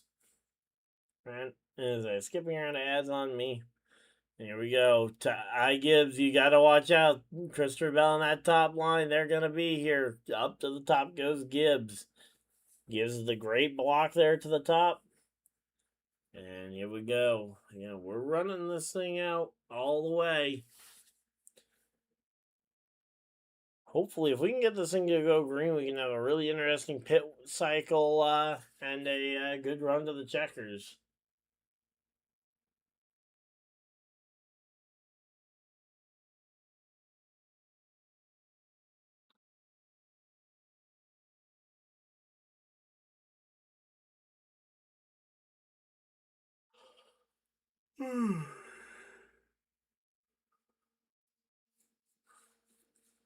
Here we go. Byron versus Blaney. I do have Byron outrunning Blaney at the end of the race, but I do have both of them in my lineup. So if I could get both of them to finish in the front, I will absolutely take that.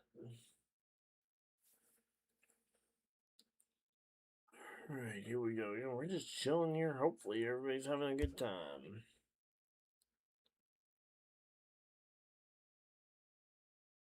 Alright, so here we go. Again, Gibbs, Bell, Reddick. And this front of the field is very, it's very Toyota heavy, so it's going to take some time to weed through them all.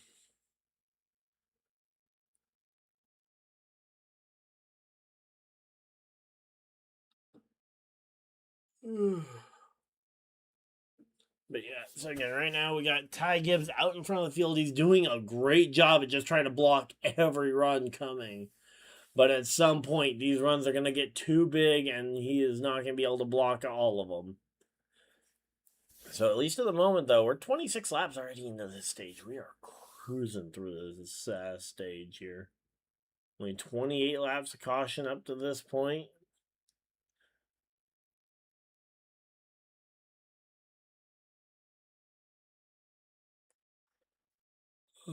But yeah, here we go. Let's see. Gibbs, Bell, Buscher, Larson. Let's see. Cindric and Jones are battling back and forth right now.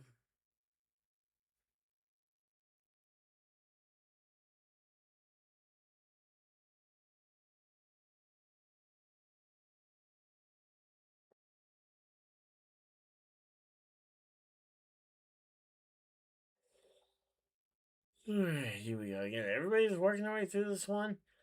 Yeah. Let's say the 12 car of Blaney just trying to find a little bit more grip.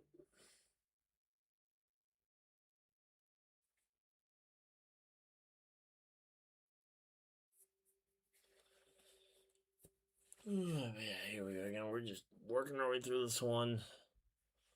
We got Suarez jumping out of line here, looking to try and make a pass here on what looks like Kyle Larson.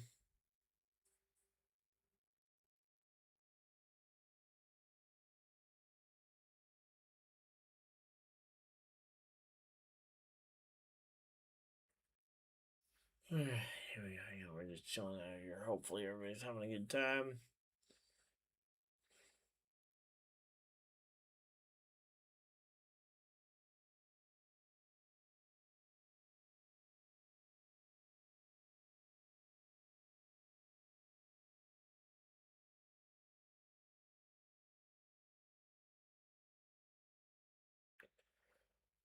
Man, I am so tired.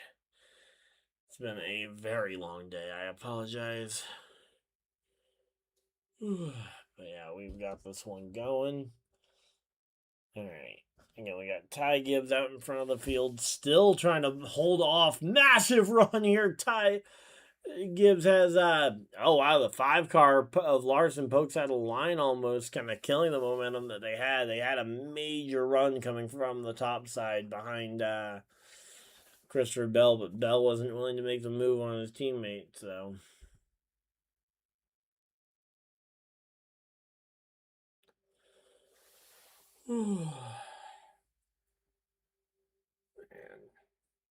I say Cindric barely got in behind Suarez there before he almost smacked the fence.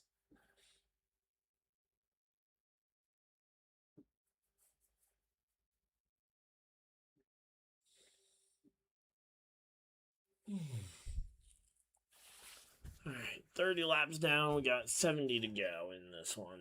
And so we're going, again, these laps are going quick. In fact, these laps are going exceedingly quick. But again, that rain delay just makes everything feel very long.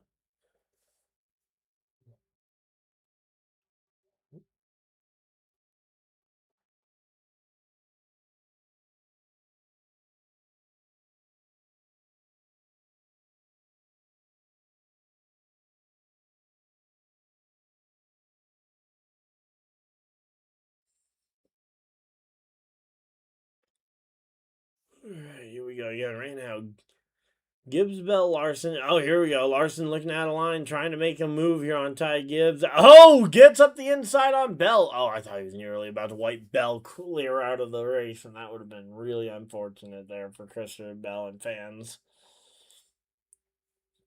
Oh, speaking of spinning, there goes AJ Allmendinger going around.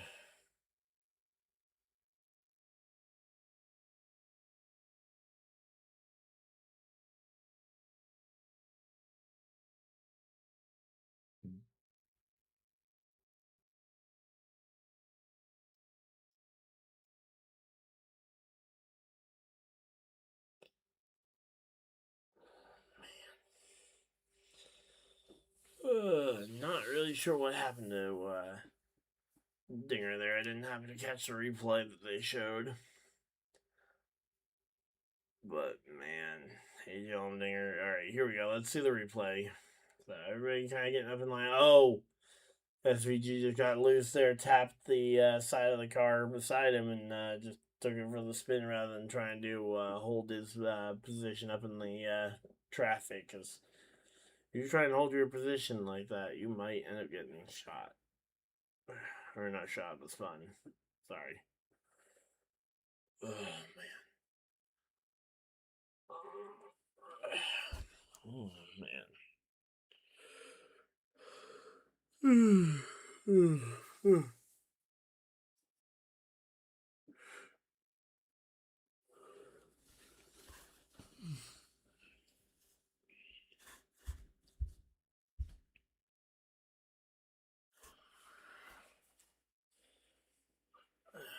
The fact that we've actually managed to keep this stream going for nearly 6 hours is insane.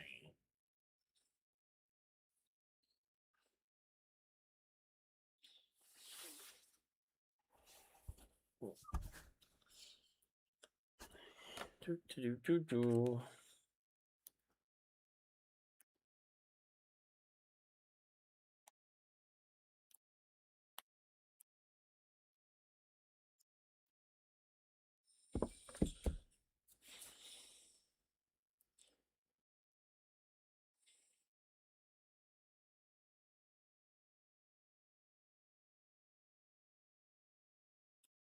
Alright, so under caution here, this will be a good chance for everybody to come down and get their fuel their tires, and yeah, we should be I believe good to go to the checkers from here on fuel, so it's gonna be a absolute blitz after this.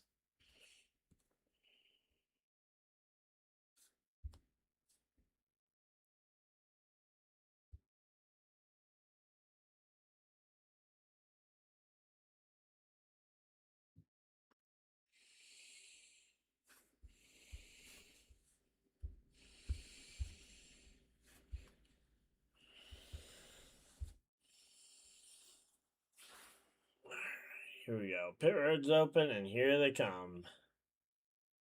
Lots of people are coming. Lots of people are coming. It looks like pretty much everybody. Looks like it's all lead lap cars at least.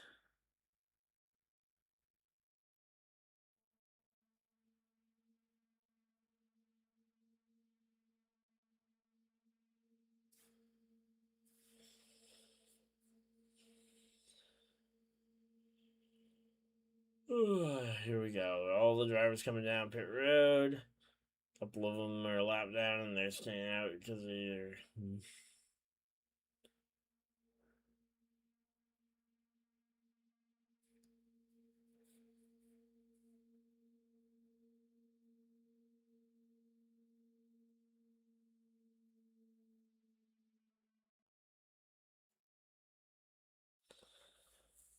here we go.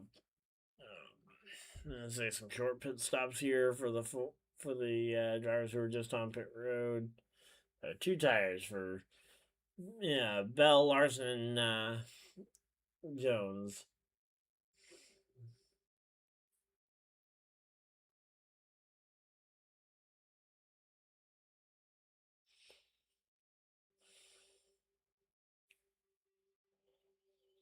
But yeah, here we go. Oh, big, nearly wrecked there on pit road. Eric Jones squeezed through between the 17 of Buscher and the 60 of Ryan Preece.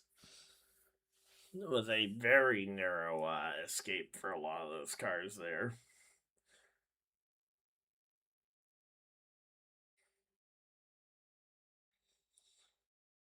All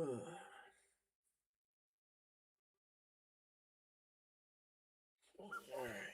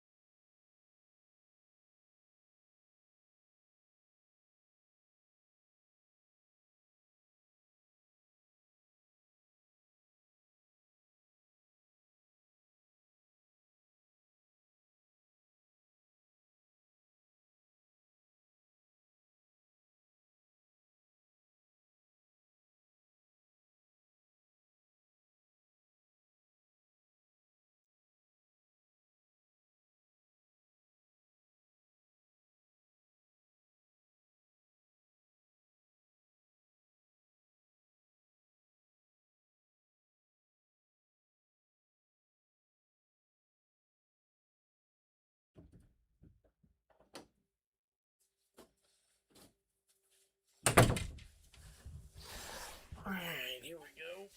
Alright, let's lock back in here. Alright, should be a good run to the checkers, though. We got about 60 laps to go.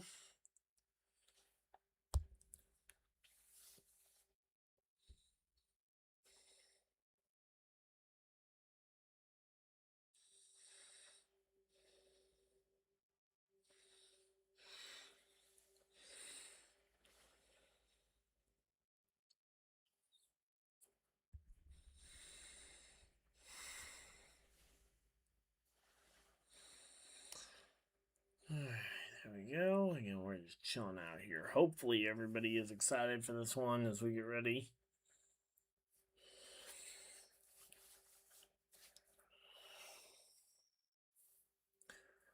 So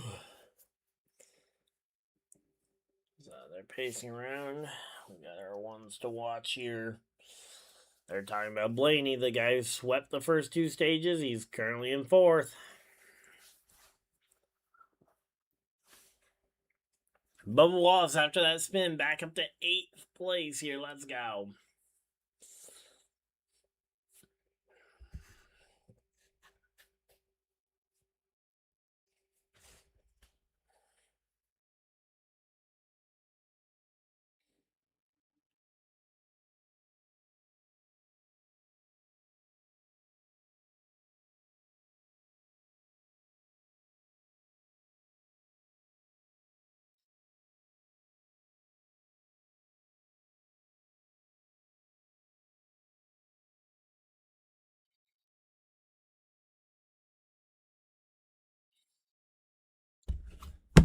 Alright, so here we go. They're talking about Larson as one of the ones to watch. He's had a pretty good card today.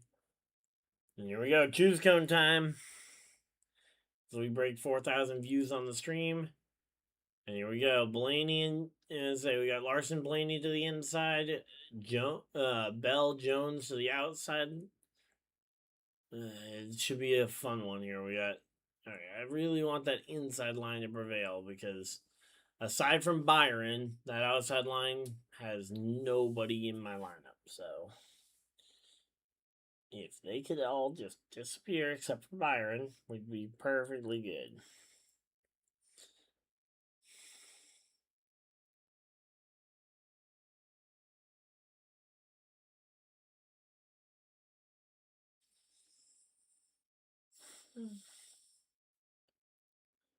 Alright, here we go. Let's lock in, get ready for this one. We've got ourselves a fun 60 laps to go here. Let's race this one. Burn it to the ground here as we go racing. Waiting for the pace car to.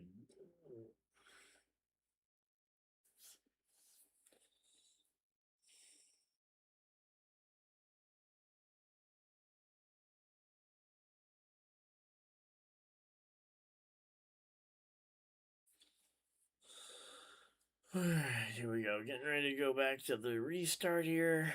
Alright, pace car's off. Field in the hands of Bell, Larson, Jones, and Blaney as we get ready to go back racing. Green, green, green. Green flag's out. We are racing here at Atlanta Motor Speedway. One of the most unique tracks on the NASCAR circuit.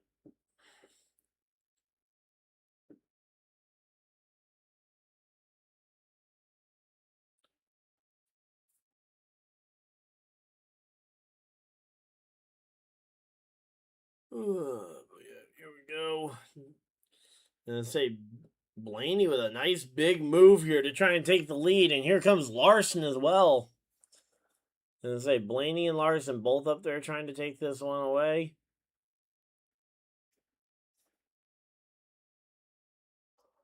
So yeah, there we go. Say Bubba Wallace up into the top 5 there for a brief moment as he's battling his way back.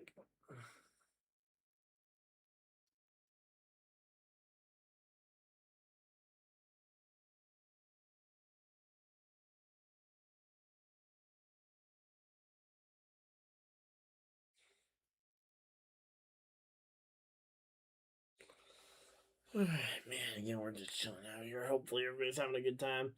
Here we go. Blaney to the top.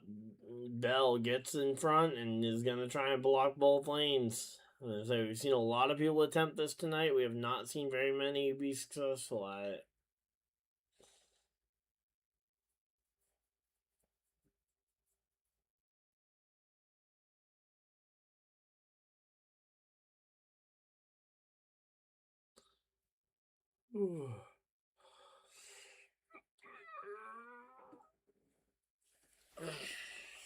Alright, here we go. Let's see. Alright. Ooh, whoa! Christopher Bell with a big move up to try and block the run coming from Eric Jones and allows Chase Elliott potentially to get to the inside corner.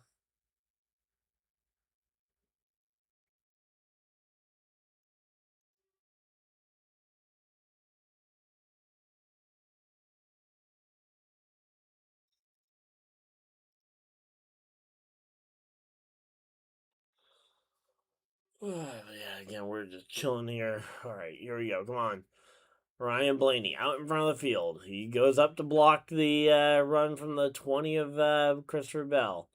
There is that run on the bottom side you gotta be aware of. You gotta give it respect.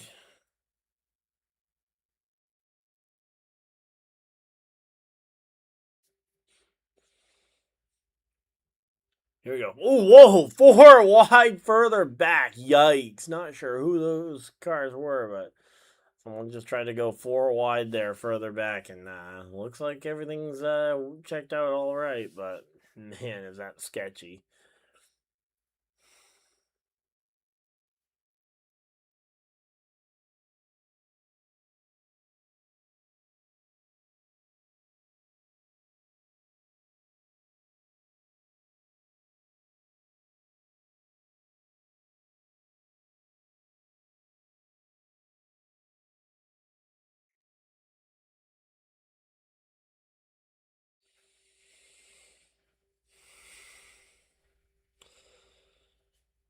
Oh man, yeah, I am just so tired. Alright, it is 1 a.m. in the morning already. 53 laps to go, and here we go to the bottom of the racetrack. Chase Elliott looking to make a move on his good friend Ryan Blaney.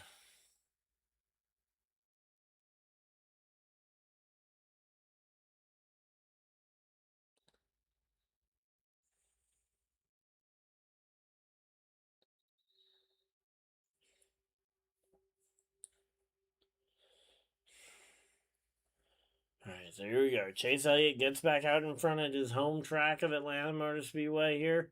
Here comes Alright,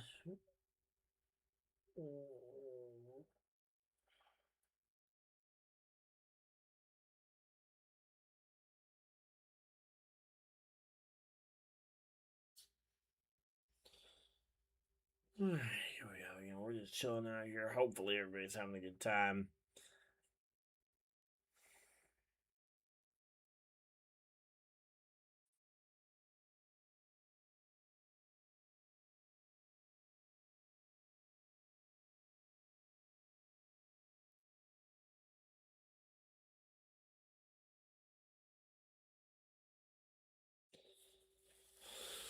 Oh man, again, we are just working our way through this one. It has been a long day. Here we go.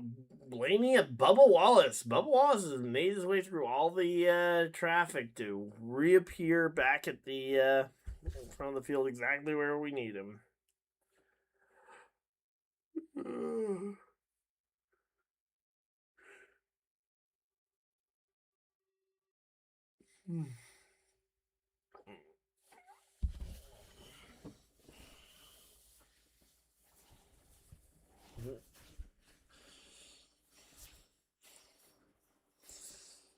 Alright, so here we go again. Right now,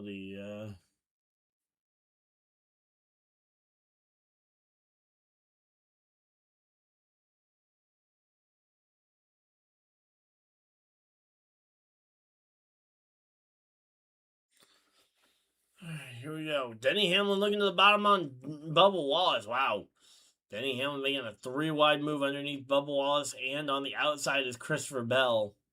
Bold move there for Denny Hamlin. Looks like it all worked out, though, as Denny Hamlin acting very aggressive, trying to make his way to the front here to try and challenge Blaney, Elliott, and Larson. Those three guys in the very front of the field, they're trying their best to stop anyone from getting over there.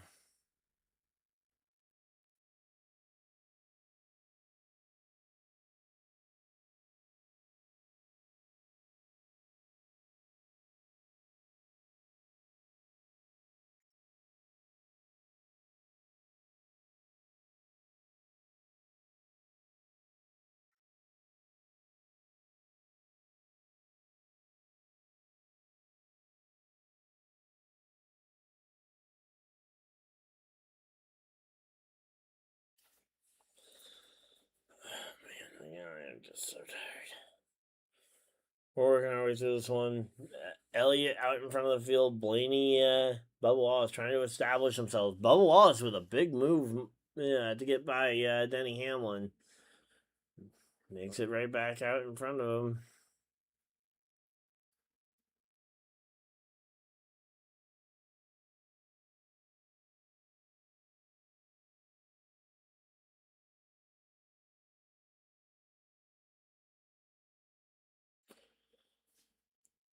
Oh man, again, I'm so tired.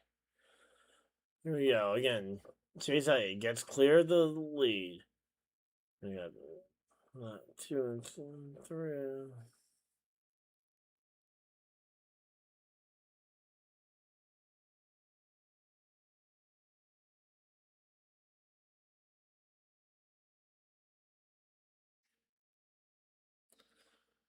Oh man. Here we go. Here comes Elliott. We got Blaney behind him. On the bottom, we've got looks like the 45 of Reddick.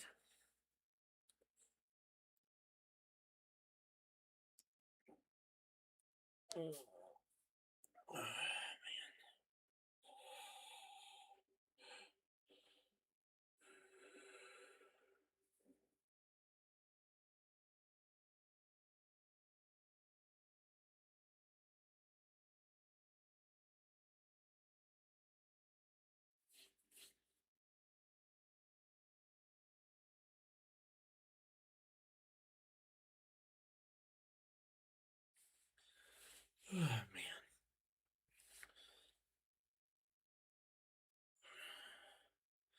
All right, here we go. Blaney out in front of the field. Here comes Bubba Wallace down with him. Elliott follows Blaney to the bottom of the racetrack and ends up kind of messing up draft for you.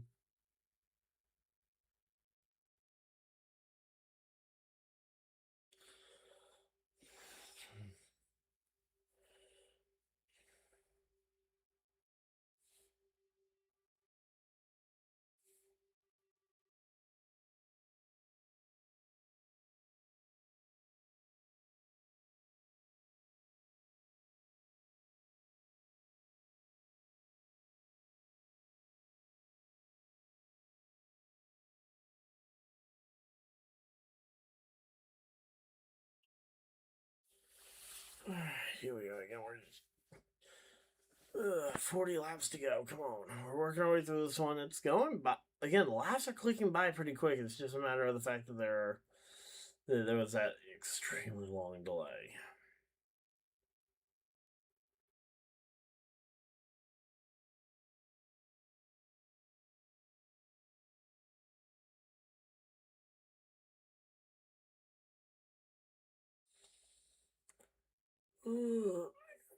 Again, we're just working our way through this one.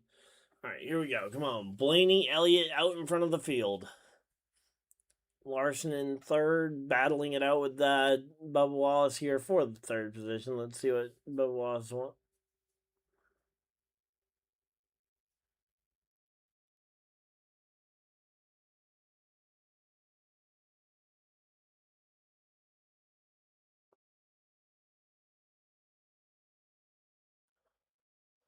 Oh, man. It's been a long day. Bubba Wallace makes his way up to third here, looking to try and take second away from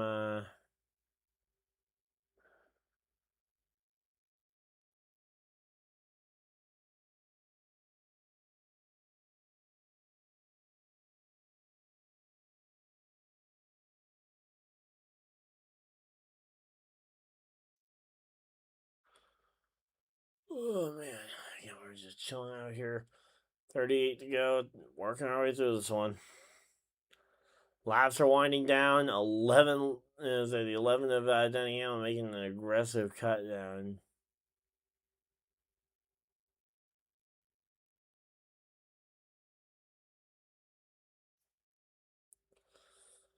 Oh, man.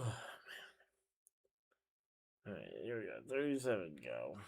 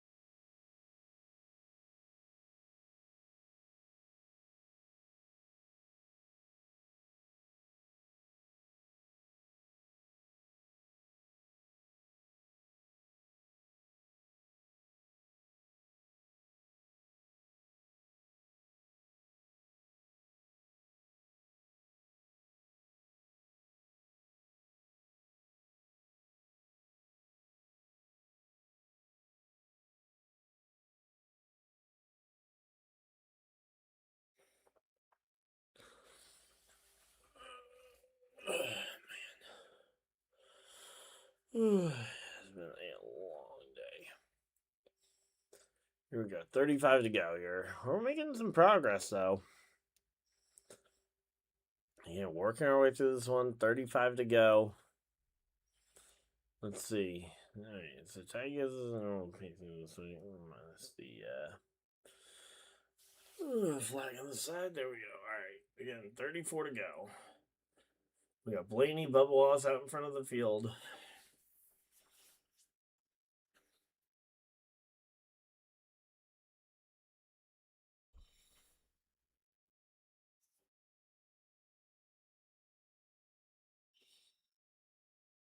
I need Logano and Byron to kind of turn up. Those are the two guys really holding my lineup down right about now. Luckily, they both have a long ways to gain because there's a lot of cars in front of them.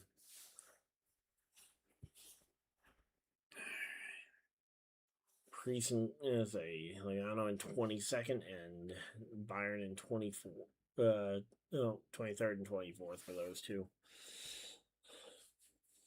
So yeah, here we go. Again, the battle at the front of the field is interesting to keep an eye on for sure. I mean, there's been a lot of battling side by side. Now Blaney loses the lead to the 23 of the 23 of Bubba Wallace there.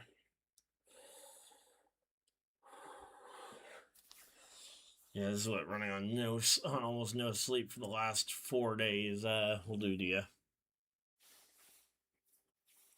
Oh, here we go. Hocevar making some moves here inside the top 10, looking to try and bump into the top 5 here. Hocevar making the move to the bottom of the racetrack. Looking for something, doesn't find some help, but here we go. Bubba Wallace out in front of the field. Blaney has worked his way back up to the second position. He is now going to probably try to find a way to legally make the overtake. Just got to do it all in one fluent motion. Come on, Ryan. All the way. Oh, man. I Kyle Larson trying to do the same thing here. Kyle Larson gets up beside Bubba Wallace. Can't quite hold it to the sticker. It's like, yep. It's another one of these things that these drivers do so well. Just being able to wrap so close to the border at the very bottom of the racetrack that they are able to avoid it. And let's see. Here we go. Oh, Blaney up into the fence. Flat tire for Blaney, it looks like, and caution flag is flying. Do we have a flat tire for Blaney? Blaney is still racing at a pretty high rate of speed.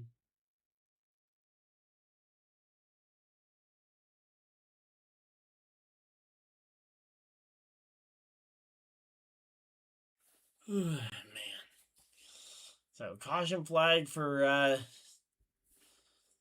the 12 of Ryan Blaney. Oh no, it's not for the 12 of Ryan Blaney. I thought it was because he got up into the fence, but no, we have a full flat tire there, and looks like potentially even some wall contact there for AJ Allmendinger. It looks like Allmendinger is done for the night as that number 16 car comes back absolutely beaten and battered.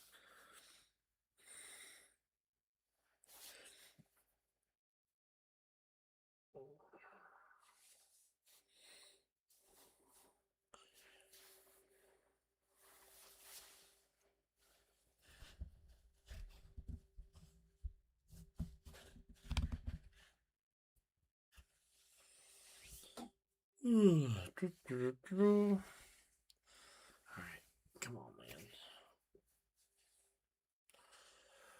man.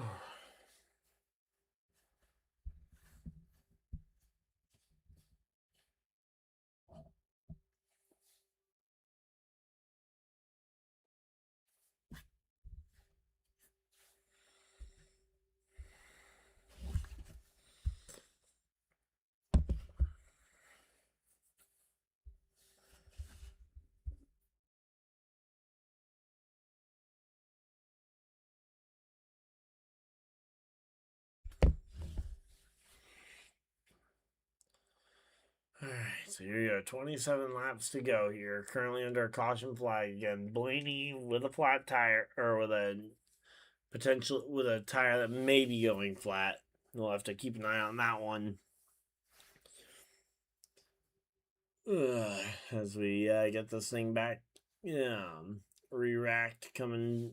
As I think you're going to see probably everybody come down pit road this time just to make sure everybody can go full throttle all the way to the checkers from here on this tank of fuel. You got the extra set of tires? Why not, right? This is almost certainly your last chance putting on tires. You're not, if you get an overtime run here, you're not putting on tires. So I think this is your last chance to put on a fresh set of Goodyears. If you're Blaney, if you're Bubba. If you're any of these guys that wants to try and win this race.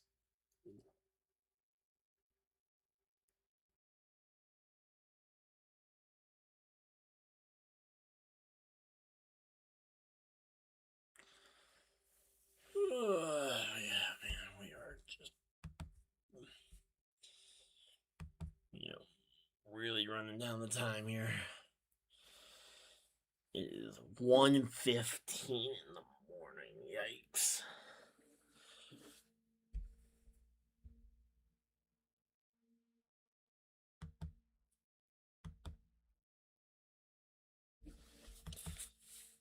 And here we go. Pit road is open, and here comes the field. Alright, so if I'm Bubba, I'm getting 4 tires and fuel. If I'm Blaney, I'm getting 4 tires and fuel. If I'm any of these guys that are even remotely competitive for the lead, I'm taking 4 tires this time by.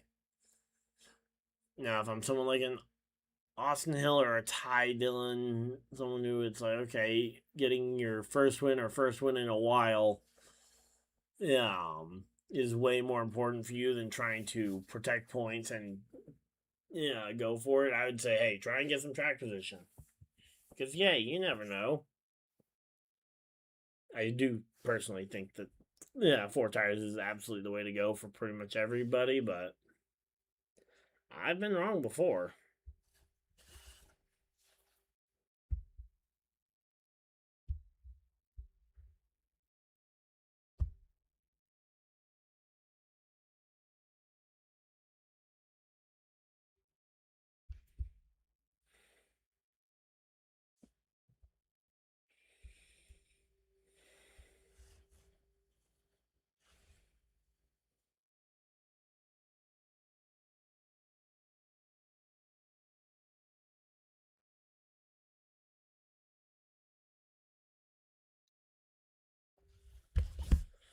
Oh, man. Alright. I'll be right back, guys.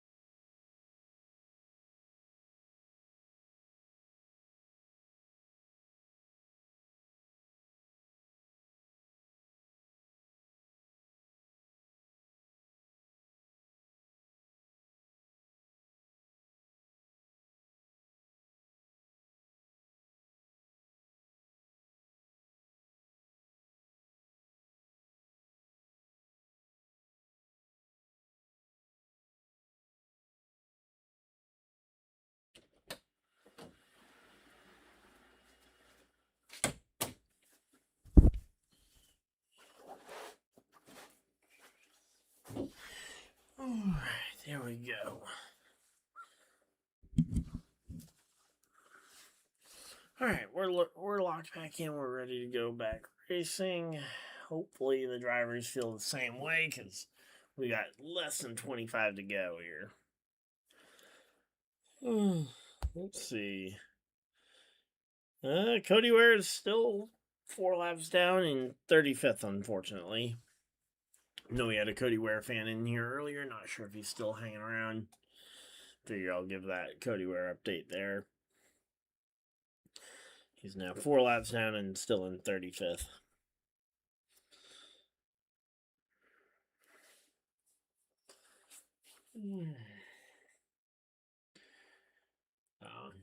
Next week they have Saturday at 12:30 and Sunday at 5 or at 7 p.m. I won't be able to do either one of those, so again, no stream next week, but I will try and get a race reaction / recap out at some point, probably on Monday.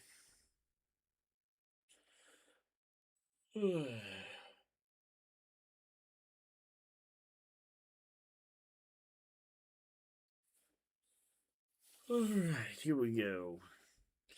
Alright, they're doubled up, ready to go back racing. We got Bubba Wallace and Blaney on the front row. Hurricane, Hocevar, and Reddick, row 2. Row 3, Bell and Larson. Row 4, Jones, Hamlin. Row 5, Gibbs, Bowman. Outside that front row, I don't really notice any drivers in my lineup. In fact, I think the next one I see is Suarez all the way back in 13th, Logano in 16th. There we go. Green flags out. We are racing here once again at Atlanta, and let's see what Bubba Wallace opts to do here with 23 to go. 23 laps to go. He's got his teammate on his back bumper. So, ideally, you'd like to try and do something that can get you both clean so that you're both able to go ahead and get this one done. Yeah, here we go. Blaney tries to move up in front of Bubba Wallace, and then that leaves the door open. Hurricane Hocevar moves to the inside. Hocevar now door to door with Ryan Blaney for the lead. Here comes Eric Jones. Jones 3 wide for third, trying to get up there. And I think he wants to try and make it 3 wide for the lead with Hurricane and Blaney, but right now Blaney and Hocevar are keeping it tight enough that it's hard to contend with, but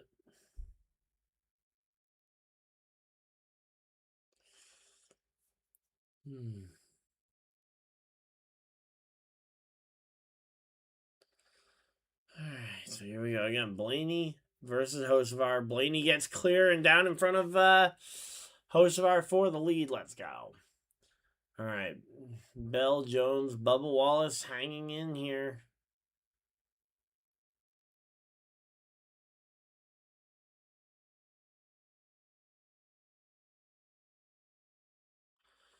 Man, we're just chilling out here. Hopefully everybody's having a good time.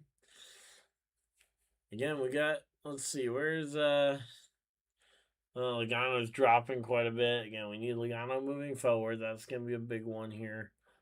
We would love to see William Byron make an appearance.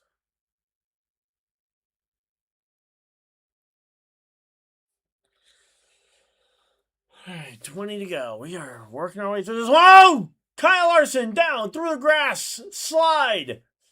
Is he going to be able to keep it? We've got the yellow flag out, but is he going to be able to avoid tearing it up and making things worse? Looks like he is, for the most part, going to be able to keep it from, at least keep it from sliding back up into traffic. So, Kyle Larson goes for a slide, and caution flag is out. Blaney, Hocevar, Bell, Bubba Wallace. Ooh.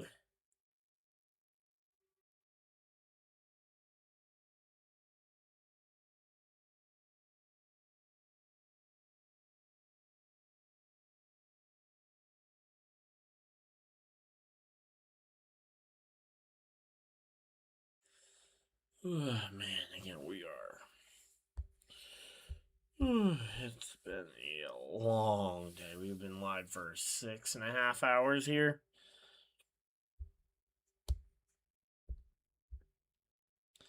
Phone's nearly dead.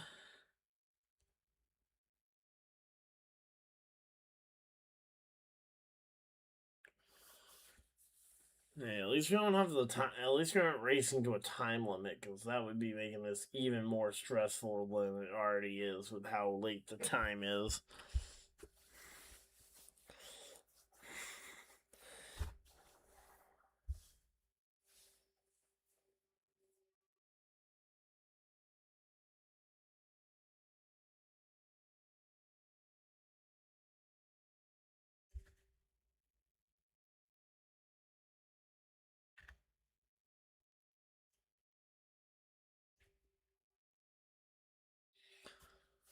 Alright, so Larson goes for an electric slide through the grass. Again, manages to avoid at least visually tearing anything major up, so he might just be able to get the car cleaned, and he should be able to get back out there. Maybe some minor adjustments and stuff, but all things considered, we've seen far worse happen before.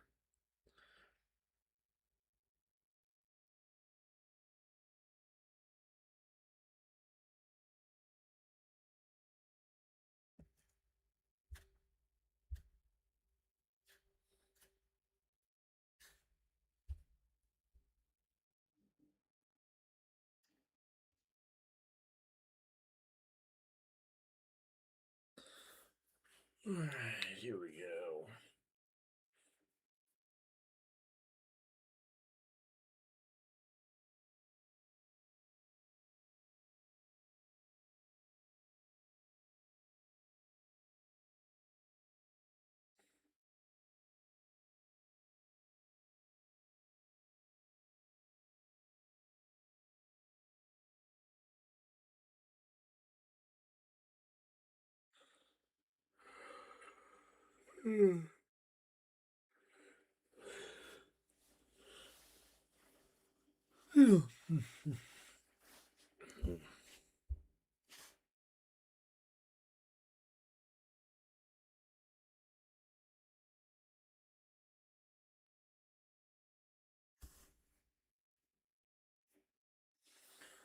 Alright, 17 laps to go. We're working our way through this one pretty good.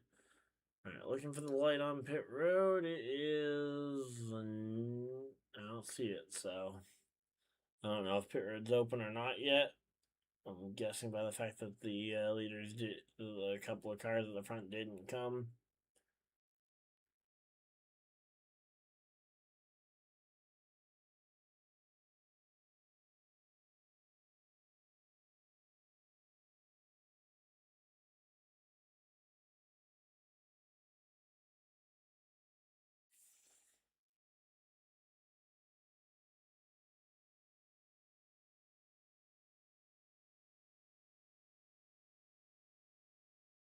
Alright, here we go. Again, we're just chilling out here. Hopefully, everybody is having a fantastic rest of your day.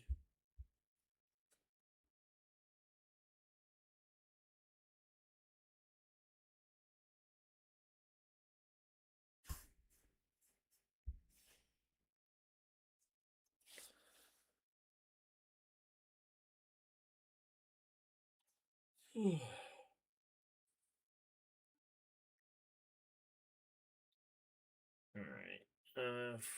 Let's see. I think if pit road's not open this time by, I think we'll probably. Alright, looks like pit road's not open yet. I'm gonna go run and see if I can get a phone cord real quick, and we'll be right back.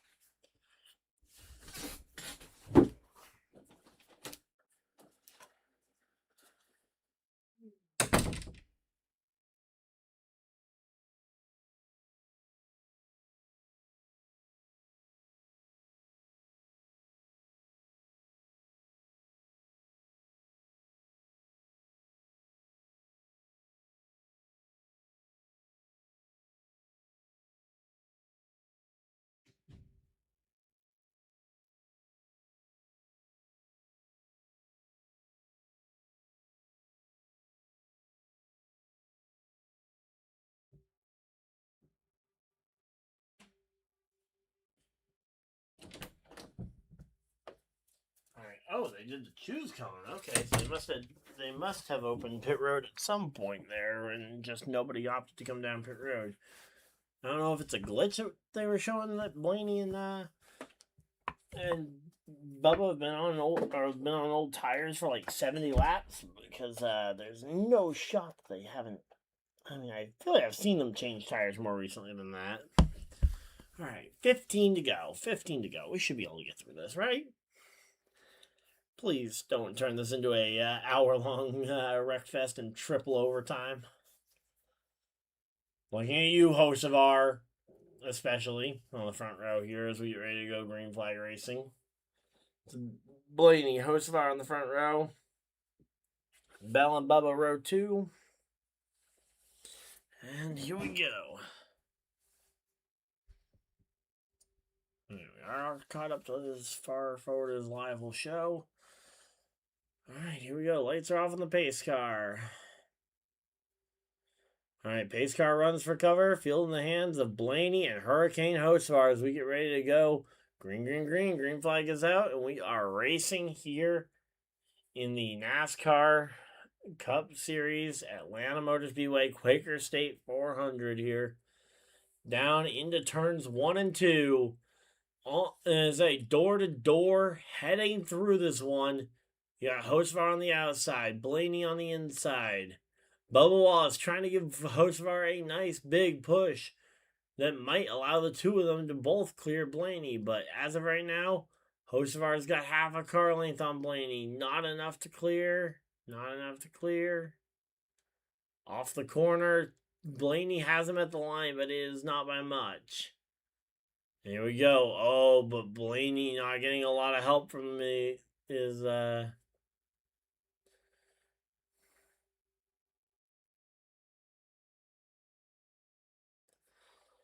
Alright, so here we go again. 14 now, 13 to go. 13 to go here. Again, these drivers are absolutely flying around here trying to get caught up as fast as humanly possible to what they can do. And say Hocevar up to the top.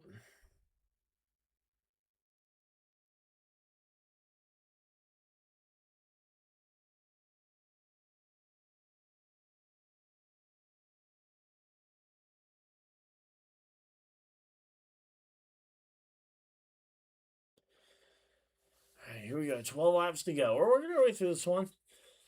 And it's like coming to 11. 11 to go. 11 more times around here. We're working our way through this one pretty effectively. Here comes Bubba Wallace.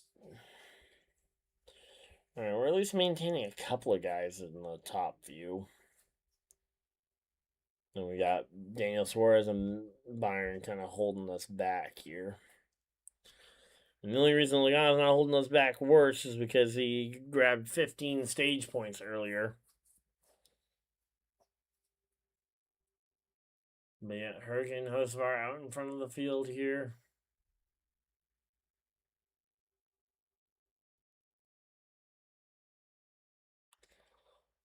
Alright, here we go again. Right now we got 10 to go.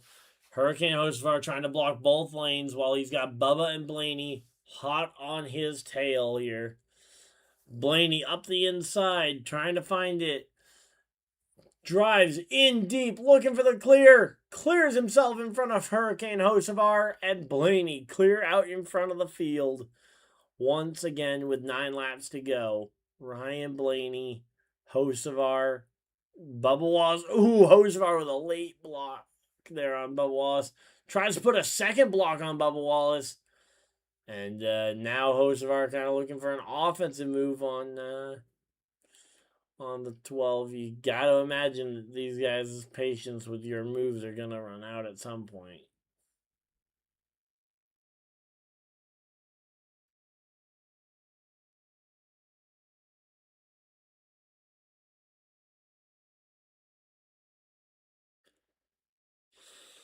Alright, 8 laps to go. Working our way through this one. Man, Christopher Bell came out of nowhere with a big run there up in front of Bubba Wallace. Bubba Wallace now surging back around him on the outside. Great run there from Christopher Bell.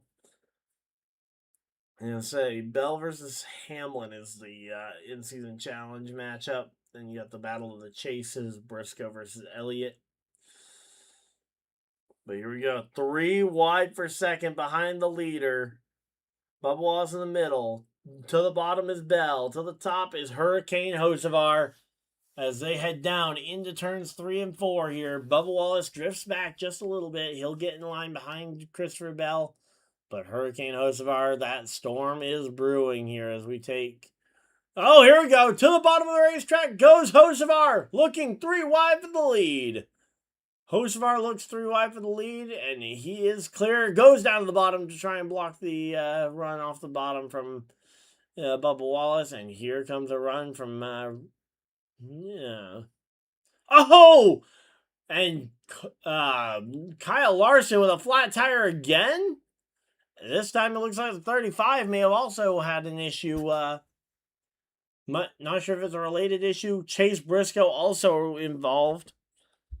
Well, that'll guarantee Chase Elliott can win that one.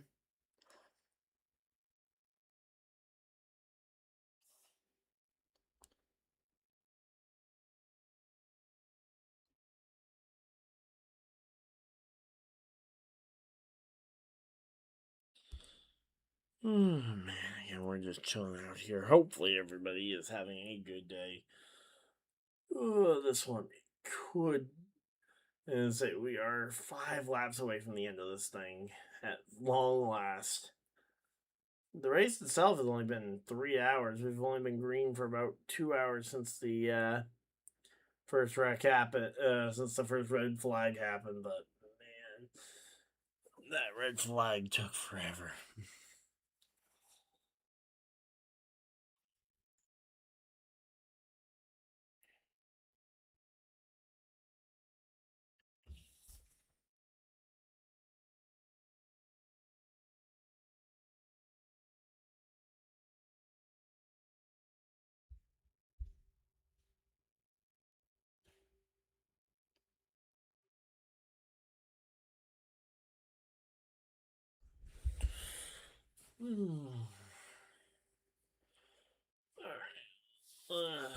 Not really sure as to what happened. I hadn't actually thought to look at the replays that they're showing.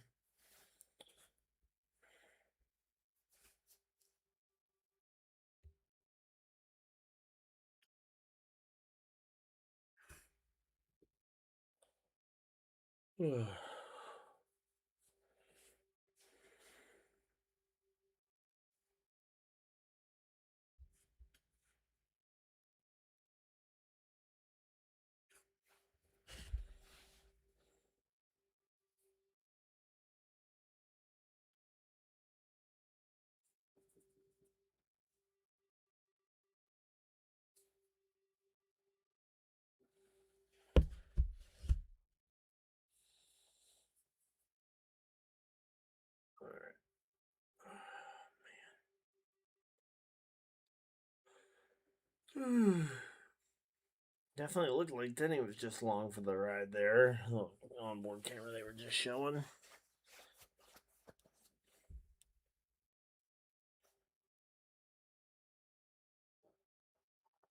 Alright, so Denny Hamlin, Larson, Briscoe, Hill, Riley Herbst, and Bowman all involved in that one to one degree or the other.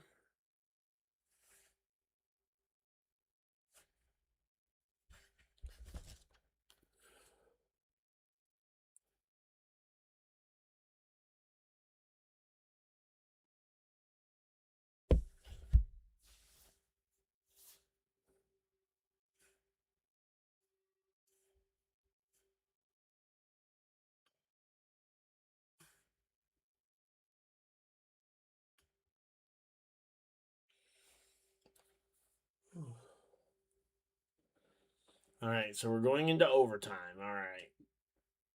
It's officially going to be overtime. A green, white checker here. At 1:40 in the morning, Eastern Standard Time.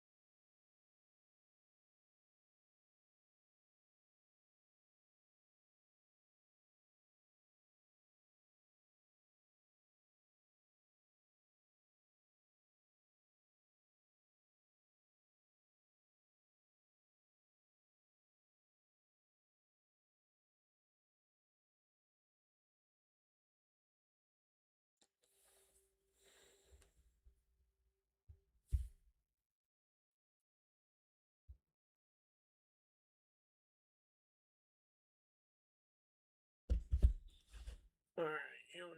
We're getting ready to walk back in for overtime here, guys. Let's get this thing done. Blaney, Bubba Wallace. Come on.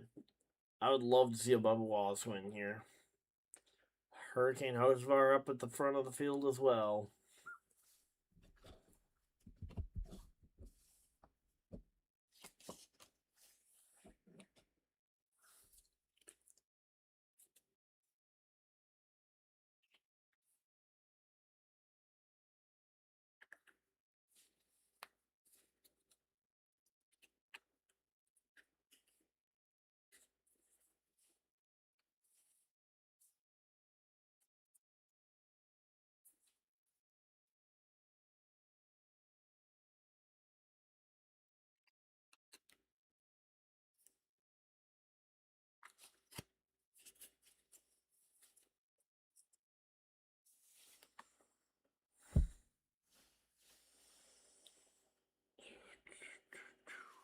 Alright, here we go. Come on, come on, come on. Let's get this thing re-racked and ready to go.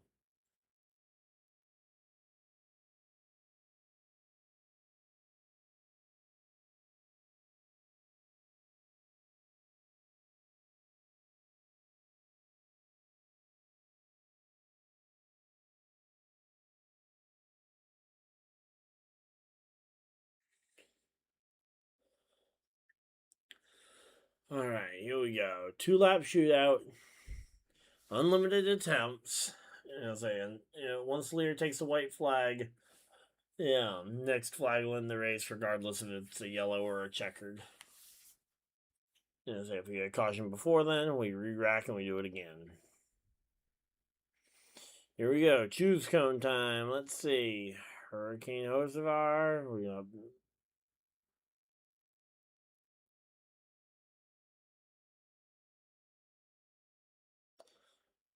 Alright, so here we go. Hosevar and Blaney on the front row together. Bub Wallace is going to line up right on Blaney's rear bumper. Reddick on Hosevar's bumper. Bell and SVG. Hey, SVG getting up into the top 10 here. There we go. There's a good run for Shane Van Gisbergen. And so he's actually run pretty well throughout the day. Started 12th, dropped back to 16th throughout stage 1, but then jumped up into the top 10 for stage 2, and now is knocking on the door of the top 5.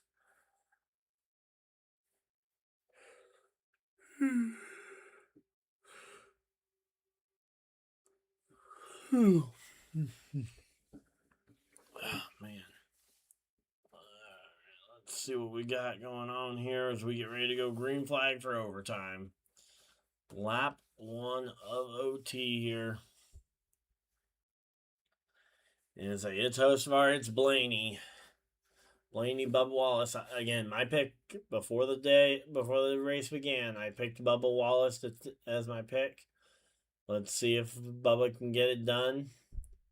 Blaney is another one of my fantasy drivers. But here we go. Pace cars off. Green flags out. We are racing here. Let's see. Hurricane Hosevar, Tyler Reddick working together very well at the top of the racetrack. Let's see. Here comes Bubba and Blaney, though. Also working very well together. Linked right up together. Blaney is clear of Hosevar. Bubba Wallace is not, though. Blaney, not able to get up there in time. Not making the decision to try and block quick enough. Here comes SVG up the middle. 3 wide. Not a lot of room to make that move happen, but SVG just went there and tried to take it. Hosevar takes the white flag in the race lead. Here comes Blaney to the outside. Ryan Blaney to the outside. Bubba Wallace blocking for third. And here we go. Down the back straightaway. They spin. Bubba Wallace dives to the bottom. He's looking for the lead. 3 wide for the lead here at Atlanta Motor Speedway. We got Blaney at the top. Hosevar in the middle. Bubba Wallace on the bottom. Off of turn number 4. To the line. It's going to be Blaney over Bubba. Blaney, Bubba Wallace. Christopher Bell slips in there at the end. Hosevar and Gibbs rounding out your top 5. Jones, Van Gisbergen, Dillon, Reddick, and Logano rounding out your top 10. There we go. As per usual, if you guys did just come for the race finish, that was awesome. That was epic. To the line. Great job, Ryan Blaney. And I think, let's see this replay again. I think Bell might have gotten it. I think we need a replay here. I think Bell might have slipped by Bubba Wallace. Maybe not. Maybe that camera angle, it looked a lot further apart. But here we go. Right up at the... Here we go. Ryan Blaney gets the win. But yeah, again, if you guys just came for the race reaction, that is going to be the end of the race. Feel free to leave a like, subscribe if you guys are new, so you guys don't miss any future videos or live streams. But as per usual, we will go through the full finishing order, letting you guys know where your favorite driver finished in the race, even if they weren't inside the top 10. But there he is, Ryan Blaney picking up win number 2 on the year and starting to make that march back towards the top of the points running order here. And that was an awesome finish. Oh, man. I also feel like I called that awesomely, too. But yeah, we'll have to... Ryan Blaney here getting the win. Bubba Wallace, an amazing second place drive there for him. Bell coming home 3rd. 4th for Hocevar. 5th, Ty Gibbs. As we went through all these. Eric Jones came home 6th. 7th was SVG. 8th, Austin Dillon. 9th is Tyler Reddick. And rounding out your top 10, Joey Logano. Joey Logano snuck into the top 10 there. There we go. And yeah, there we go. The burnout for Ryan Blaney. YRB. Young Ryan Blaney. The 2023 Cup champion, and he is burning it down. Chris Buescher gets 11th. 12th will be Ross Chastain. 13th is where we find Denny Hamlin. 14th will be Chase Elliott. 15th, Austin Cindric. Michael McDowell coming home in the 16th position. That's a little unfortunate. He ran pretty well throughout the day, just not the finish he was looking for. William Byron comes home 17th. 18th is Cole Custer. 19th, John Hunter Nemechek. And running at the top 20, you've got Todd Gilliland. Then you've got Ty Dillon coming home 21st. 22nd for Daniel Suarez. That's a little bit of a disappointing finish there for Daniel Suarez. 23rd will be Alex Bowman. 24th is where we find Ricky Stenhouse Jr. 25th for Ryan Preece. 26th, Josh Berry. 27th, Brad Keselowski. 28th, Noah Gragson. 29th will be Connor Zilic. And running out the top 30 will be Zane Smith.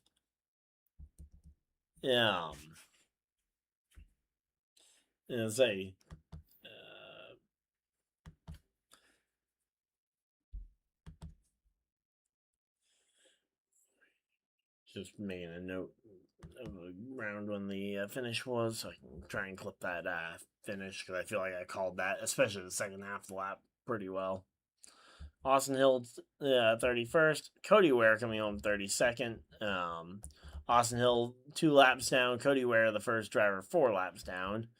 33rd for Fincham.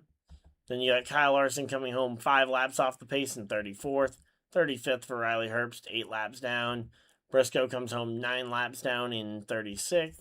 37th for AJ Allmendinger, 32 laps short of the checkered flag. And BJ McLeod comes home 38th, 158 laps short of the checkered flag. And that is going to be it. As per usual, we have been streaming here for a long time, nearly 7 hours. So I'm going to go ahead and call it a night. Hopefully you guys enjoyed. If you guys did enjoy this live stream, feel free to leave a like, subscribe if you guys are new so you guys don't miss any future videos or live streams. As I said, next week there will not be a live stream, as I will be out of the office Sunday evening. So do not expect a Cup Series stream for the North Wilkesboro race, but I will try and have a video recap of the race, because I will still obviously pay attention and watch it. But yeah, I will try and have a race review up probably the Monday after. We'll have to wait and see what time that race gets done and when I can get around to actually watching the race. But hopefully you guys enjoyed. If you guys did enjoy, again, leave a like, subscribe if you guys are new. And yeah, we will see you guys next video, live stream, whatever you guys decide to do with this night. Have a great night, everybody, and goodbye.